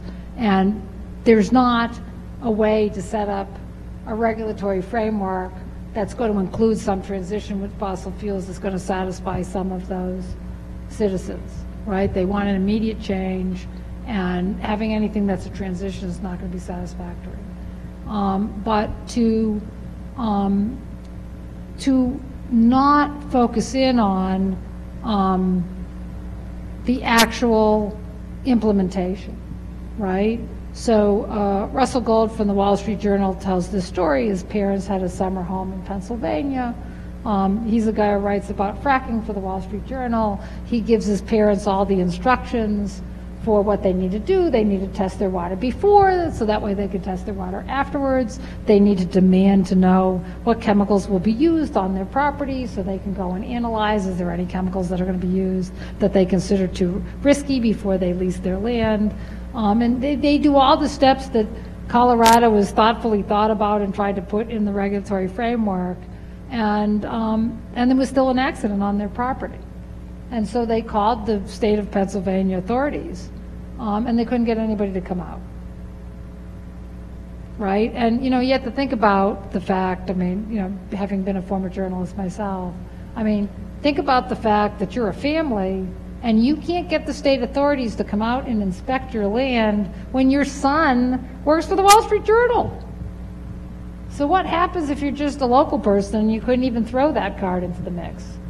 Right? So I think it's fundamentally what experience have people actually had, right? If everybody's having a positive experience, then you have a lot of testimonials for the fact that, economy's growing this much and we're using the natural gas for, new industry. And that storyline would trickle to the top because it's compelling. It's compelling for our foreign policy, it's compelling for our economy, it's compelling for our balance of trade. And what I find, because I do a lot of public speaking, is that, if there's somebody out there who can say, yeah, but this is what happened to me, right? This is what happened to me, then, there has to be some kind of a response to the people. There has to be some kind of effective public government response and industry response to the people who can say, honestly, this is what happened to me. Yep. So, thank you. We're going to go to some questions, and the first one is to you, Matt. A question to Matty: tell us how we benefited from low energy prices here in the States, particularly for natural gas. Wouldn't liquid natural gas exports cause an increase in prices, opening up natural gas to the global markets where prices are higher? Why not control supply for the United States to use and benefit in the long term from low prices? So the reason is the same reason we export many products in this country, and we generally have a non-protectionist policy, that open markets tend to have benefits for all consumers everywhere. And the reality is that if we don't have access to those markets, if we don't have the markets to send that gas to, the rigs won't be deployed to drill it. So it's a self-correcting mechanism. If you don't have a place to sell that gas, the price in this country would be about the supply cost. If you're able to have an opportunity to sell it to an overseas market, you're going to have the opportunity to do that, but that you're not going to have a dramatic impact in price. I can't tell you, I really shouldn't be talking about what price would be or what it wouldn't be, but the reality is if you look at many of the studies that have been done, this is a situation where it allows us to grow production without having a meaningful impact on price. The reality is that it costs a lot of money. It's a very expensive process to liquefy natural gas, and it's a very expensive process to put it on an LNG tanker and move it to an international market. So even though you may see, I don't know exactly what the prices are today, but something in the ballpark of $15 prices in Japan, and something in the ballpark of $4 prices here, the fact that you're going to start exporting LNG doesn't mean the price here becomes $15 because I can sell it to a market that's worth $15. The fact is you need $5, $10 worth of capital to go into building LNG liquefaction terminals, pipelines to reach those terminals, ships to bring it overseas, and it's a very, very challenging market. The companies that can compete in that space are very large, much larger than ours. Companies that can absorb those types of capital projects where an LNG terminal is a $5 billion investment. It's a very, very challenging space to operate in. So our expectation is that a handful of these terminals will get built. It will create some opportunity to export. It will not have a meaningful impact on price because it will be a relatively small part of the U.S. market. So in rough numbers, the U.S. market is approximately 70 billion cubic feet a day. There's been many, many proposals for projects, but our expectation is that well under 10 billion cubic feet a day will eventually be built, and not enough to have a very significant impact on price. So we don't see it changing the value proposition at all. Thanks. I'm going to put this one to you, John. It says, most policy discussions today appear to focus on environmental issues, but how about long-term energy resource issues? And I just ask you because, and the question's actually longer than that. It talks a little bit about, are we getting too cozy with energy independence? Should we be conserving more? Is there, a resource discussion that should be part of this policy discussion where it's not just about environmental issues? And so, because your subject matter expertise here is around the environment, what about that? Oh, I think there's tremendous potential to think long-term about what the mix looks like overall, and I think there's a great role for conservation. There's a great role for looking at alternative sources of energy, and I think, there's a great article that appeared last week in the New York Times that was about Germany's kind of experience in terms of how they're expanding in wind and solar in particular. And their solar resources is nothing close to what we have here just in the southwest of this country. And I think there is a real opportunity for investment in a portfolio that includes a lot more clean, renewable energy resources. I think that, at least in our vision, that means that gas plays a role, but more of a transitional role and potentially some smaller role in the future. I know that differs significantly from where the industry is, but I do think that we want to get to a place where we are looking at these different sets of resources, thinking through about what that means for our long-term energy independence, but also how we address climate. I think to talk about energy independence without bringing in the conversation about climate is, I think that ignores a key issue that we're going to have to prepare for in the future. I think certainly the President's Clean Power Plan takes us a step closer on that piece, but I think we have to be more creative and more ambitious about what we do in the clean power sector. So in EPA rule that was announced, the proposed Rule 111D in June, they give a building blocks approach that states can take. They can do things beyond just what's suggested there, but cleaning up your coal plants, building block A. Second building block is like maximizing your natural gas resource, or actually it's trying to get up to 70% in your use of plants, some of which are peaking plants that lie around and don't, they do single-digit percentage. So natural gas has a real part in the EPA's power plan. What was sort of the reaction, again, the Western Resource Advocate or inside the environmental community about natural gas being such an important building block in the EPA plan? I think we've focused in particular on looking at how coal is phased out as a source of energy in the utility sector, and that certainly natural gas is preferable and has an important role to play. I do think that over time we would like to see much more ramp up in the renewable sector, and we think there's a lot more possibility there. So if you were to take a look at wind as an example, just here within Colorado, but within the West as well, we're at 10 or 11% right now. We think that there's great potential there for that to play a much larger role in the system. We think similarly that solar has that possibility, both from utility scale and distributed generation, that those things are really in their infancy right now. We think that natural gas is a substantial improvement over generating power from in the utility sector over coal, but that we hope that it's temporal. So this may presage a conversation we're going to have tomorrow about renewables and natural gas. But Matt, you know, when you hear about sort of market share, does it make people inside the industry nervous that there are folks who want to grow the market share for renewables, or even, as Amy sort of talked about, a shorter-term transition to a clean energy economy might involve far more renewables and actually less gas in the market? That's certainly one way it could play out.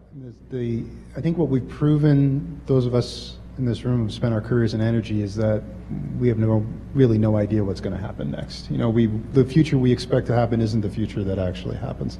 I can envision many different ways where we can get to a low carbon future, where we have carbon capture and storage technology, we have energy efficiency technologies, and many different ways to get to where we need to get to. We are big users in our industry of solar, for example. I mean, we deploy solar at our well sites. For a time, we were one of the largest purchaser of panels in our industry versus other industries. So we don't see a reason to really disparage any of the technologies. The market's going to sort this out. If it turns out that we have a carbon-constrained future, that's going to be reflected in market pricing. Market pricing will drive the best answer to that problem.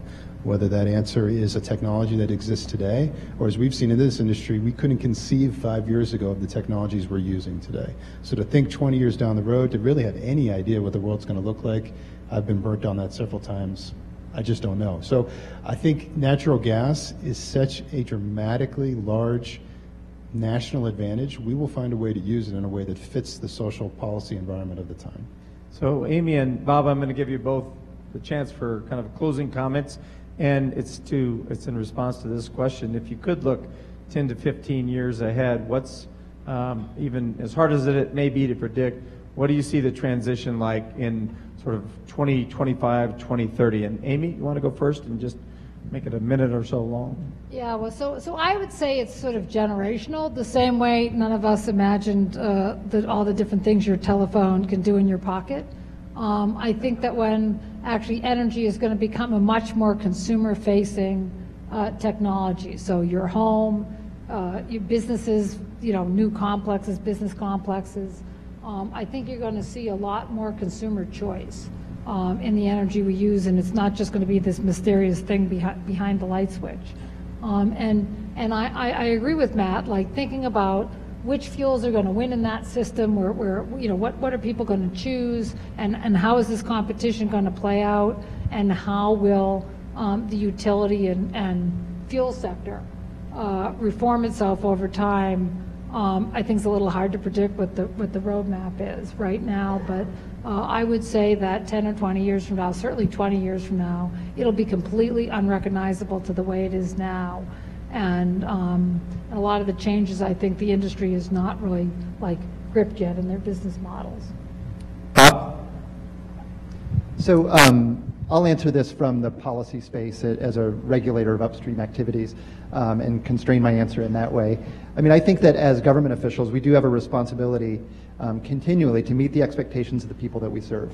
My prediction for 2020, for example, is that these situations, the circumstances that we deal with today that are difficult, that involve hard choices and a balancing of a lot of different interests, my prediction is that those are going to get only more difficult. And you know, the legal and regulatory and you know, the property rights that are at issue that we see today and that we wrestle through every day are not going to get simpler. In fact, they're going to get harder.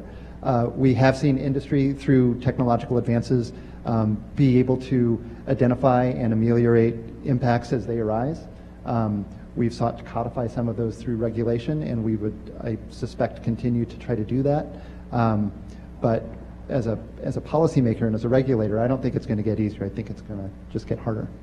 Well, on that happy note, thank you to all the members of the panel. Thanks for your input on this, and I'd love you to give them a warm round of applause for their work. Thanks.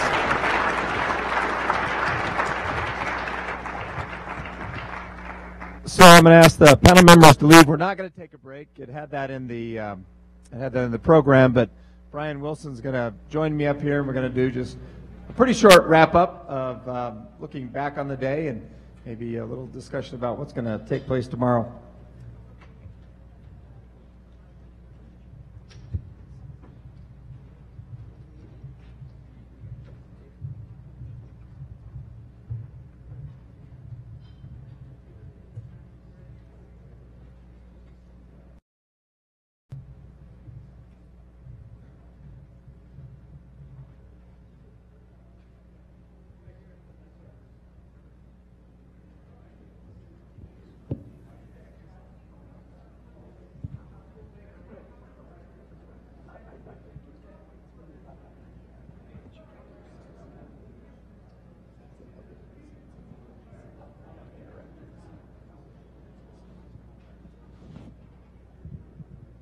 Okay, so this is going to actually, the program is 20 minutes, but it's not going to take 20 minutes. We're going to begin with Brian sort of reflecting on the day. I'll offer some reflections as well, and then if there are people that want to offer reflections from the audience, we might do that as well, but it's going to be 20 minutes and we'll be done.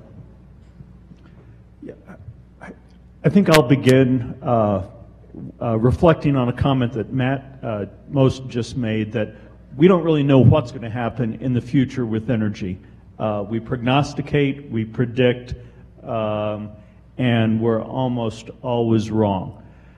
So the throwing that dart on the wall is and predicting what's going to happen is difficult. But however, we do know what's going to happen in the process.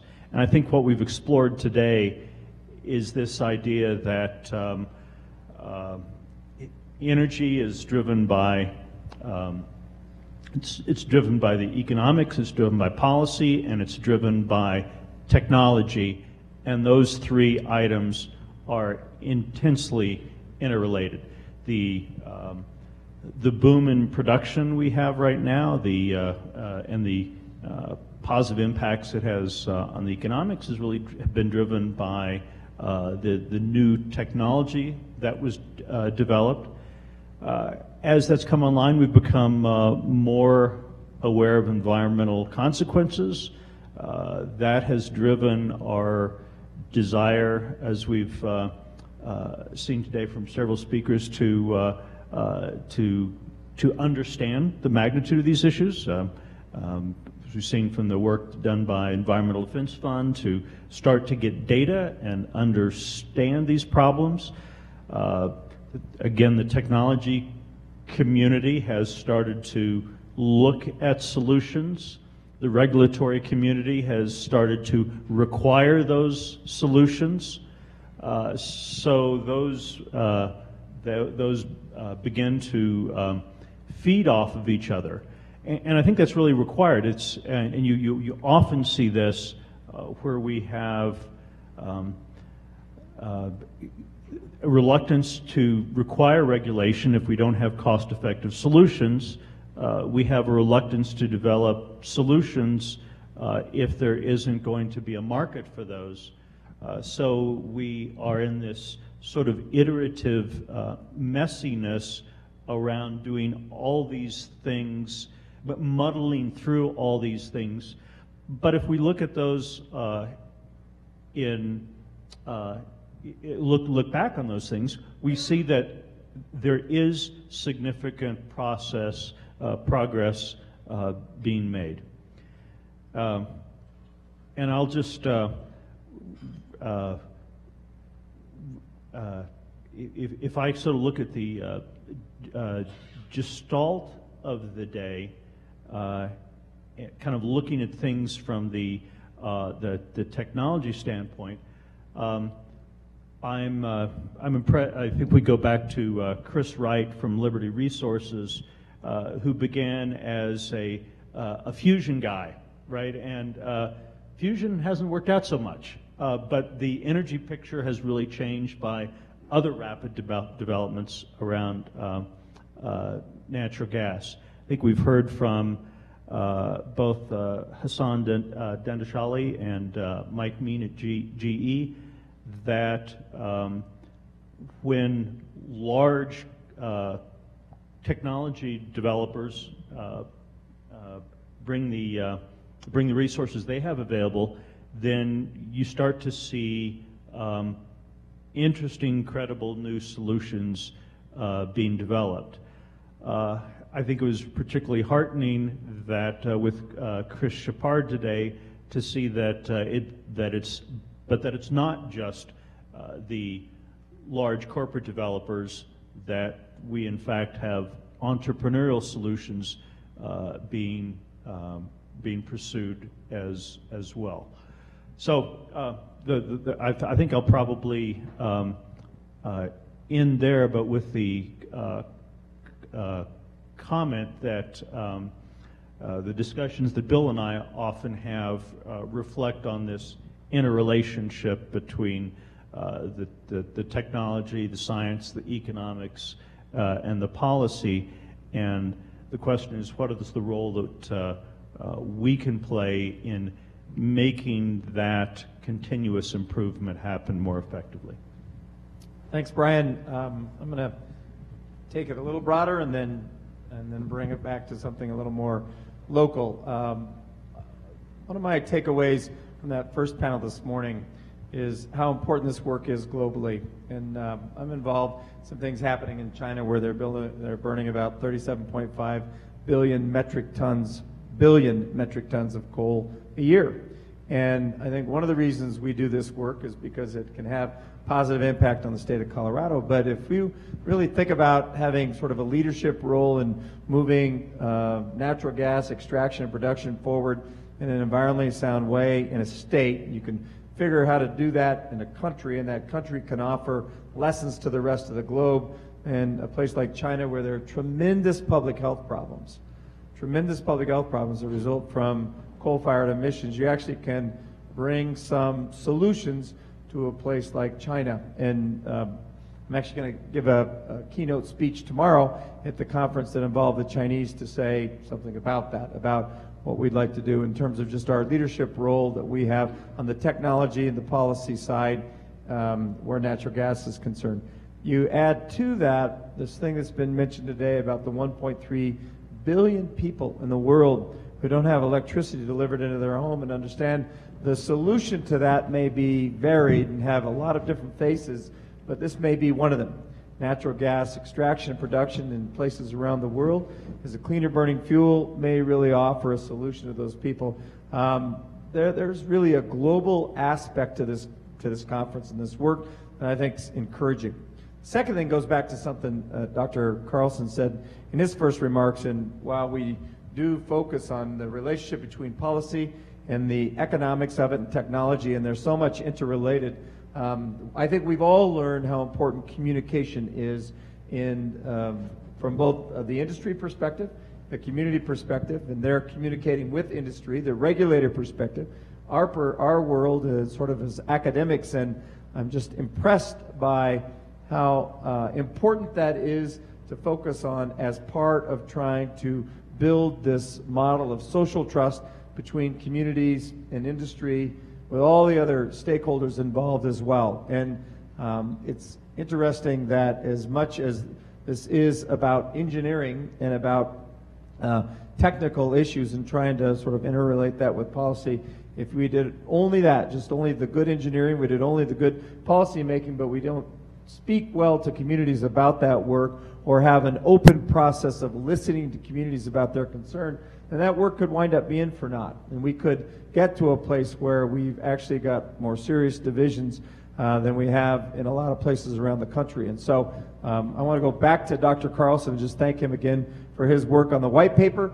And I thought today there were a lot of people who referenced that and sort of built upon it. Elise Jones, the Boulder County Commissioner, said, well, I've got a list of things that they didn't put in. You know, those things very much will be there because we're not trying to say we have solutions for all the things that have caused some of the divisiveness, but they certainly should be part of the list to say, no, these should be considered as well because they're out there. So I think we heard some things about why this matters globally, and we heard some things about what we could do here in the state and even with local governments. And you know, tomorrow we move sort of to this discussion about public health, but also about disruptive technologies that could be out there that could change a lot of things. We look at the international picture with more detail. We'll have a keynote speech from Drew Nelson from the Environmental Defense Fund. And so it's going to be sort of varied again tomorrow, but it'll be a format not unlike today.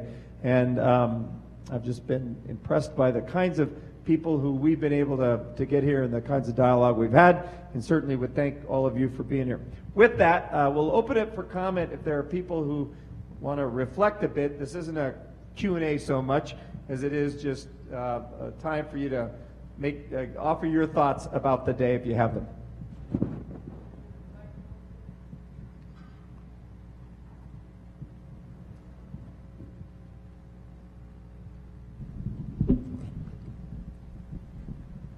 Is there anybody? If not, we're okay. Your comments stand between us and a beer as well. So Thank you very much to all of you. Thanks for being there and being here today, and we hope to see you back tomorrow. Thank you.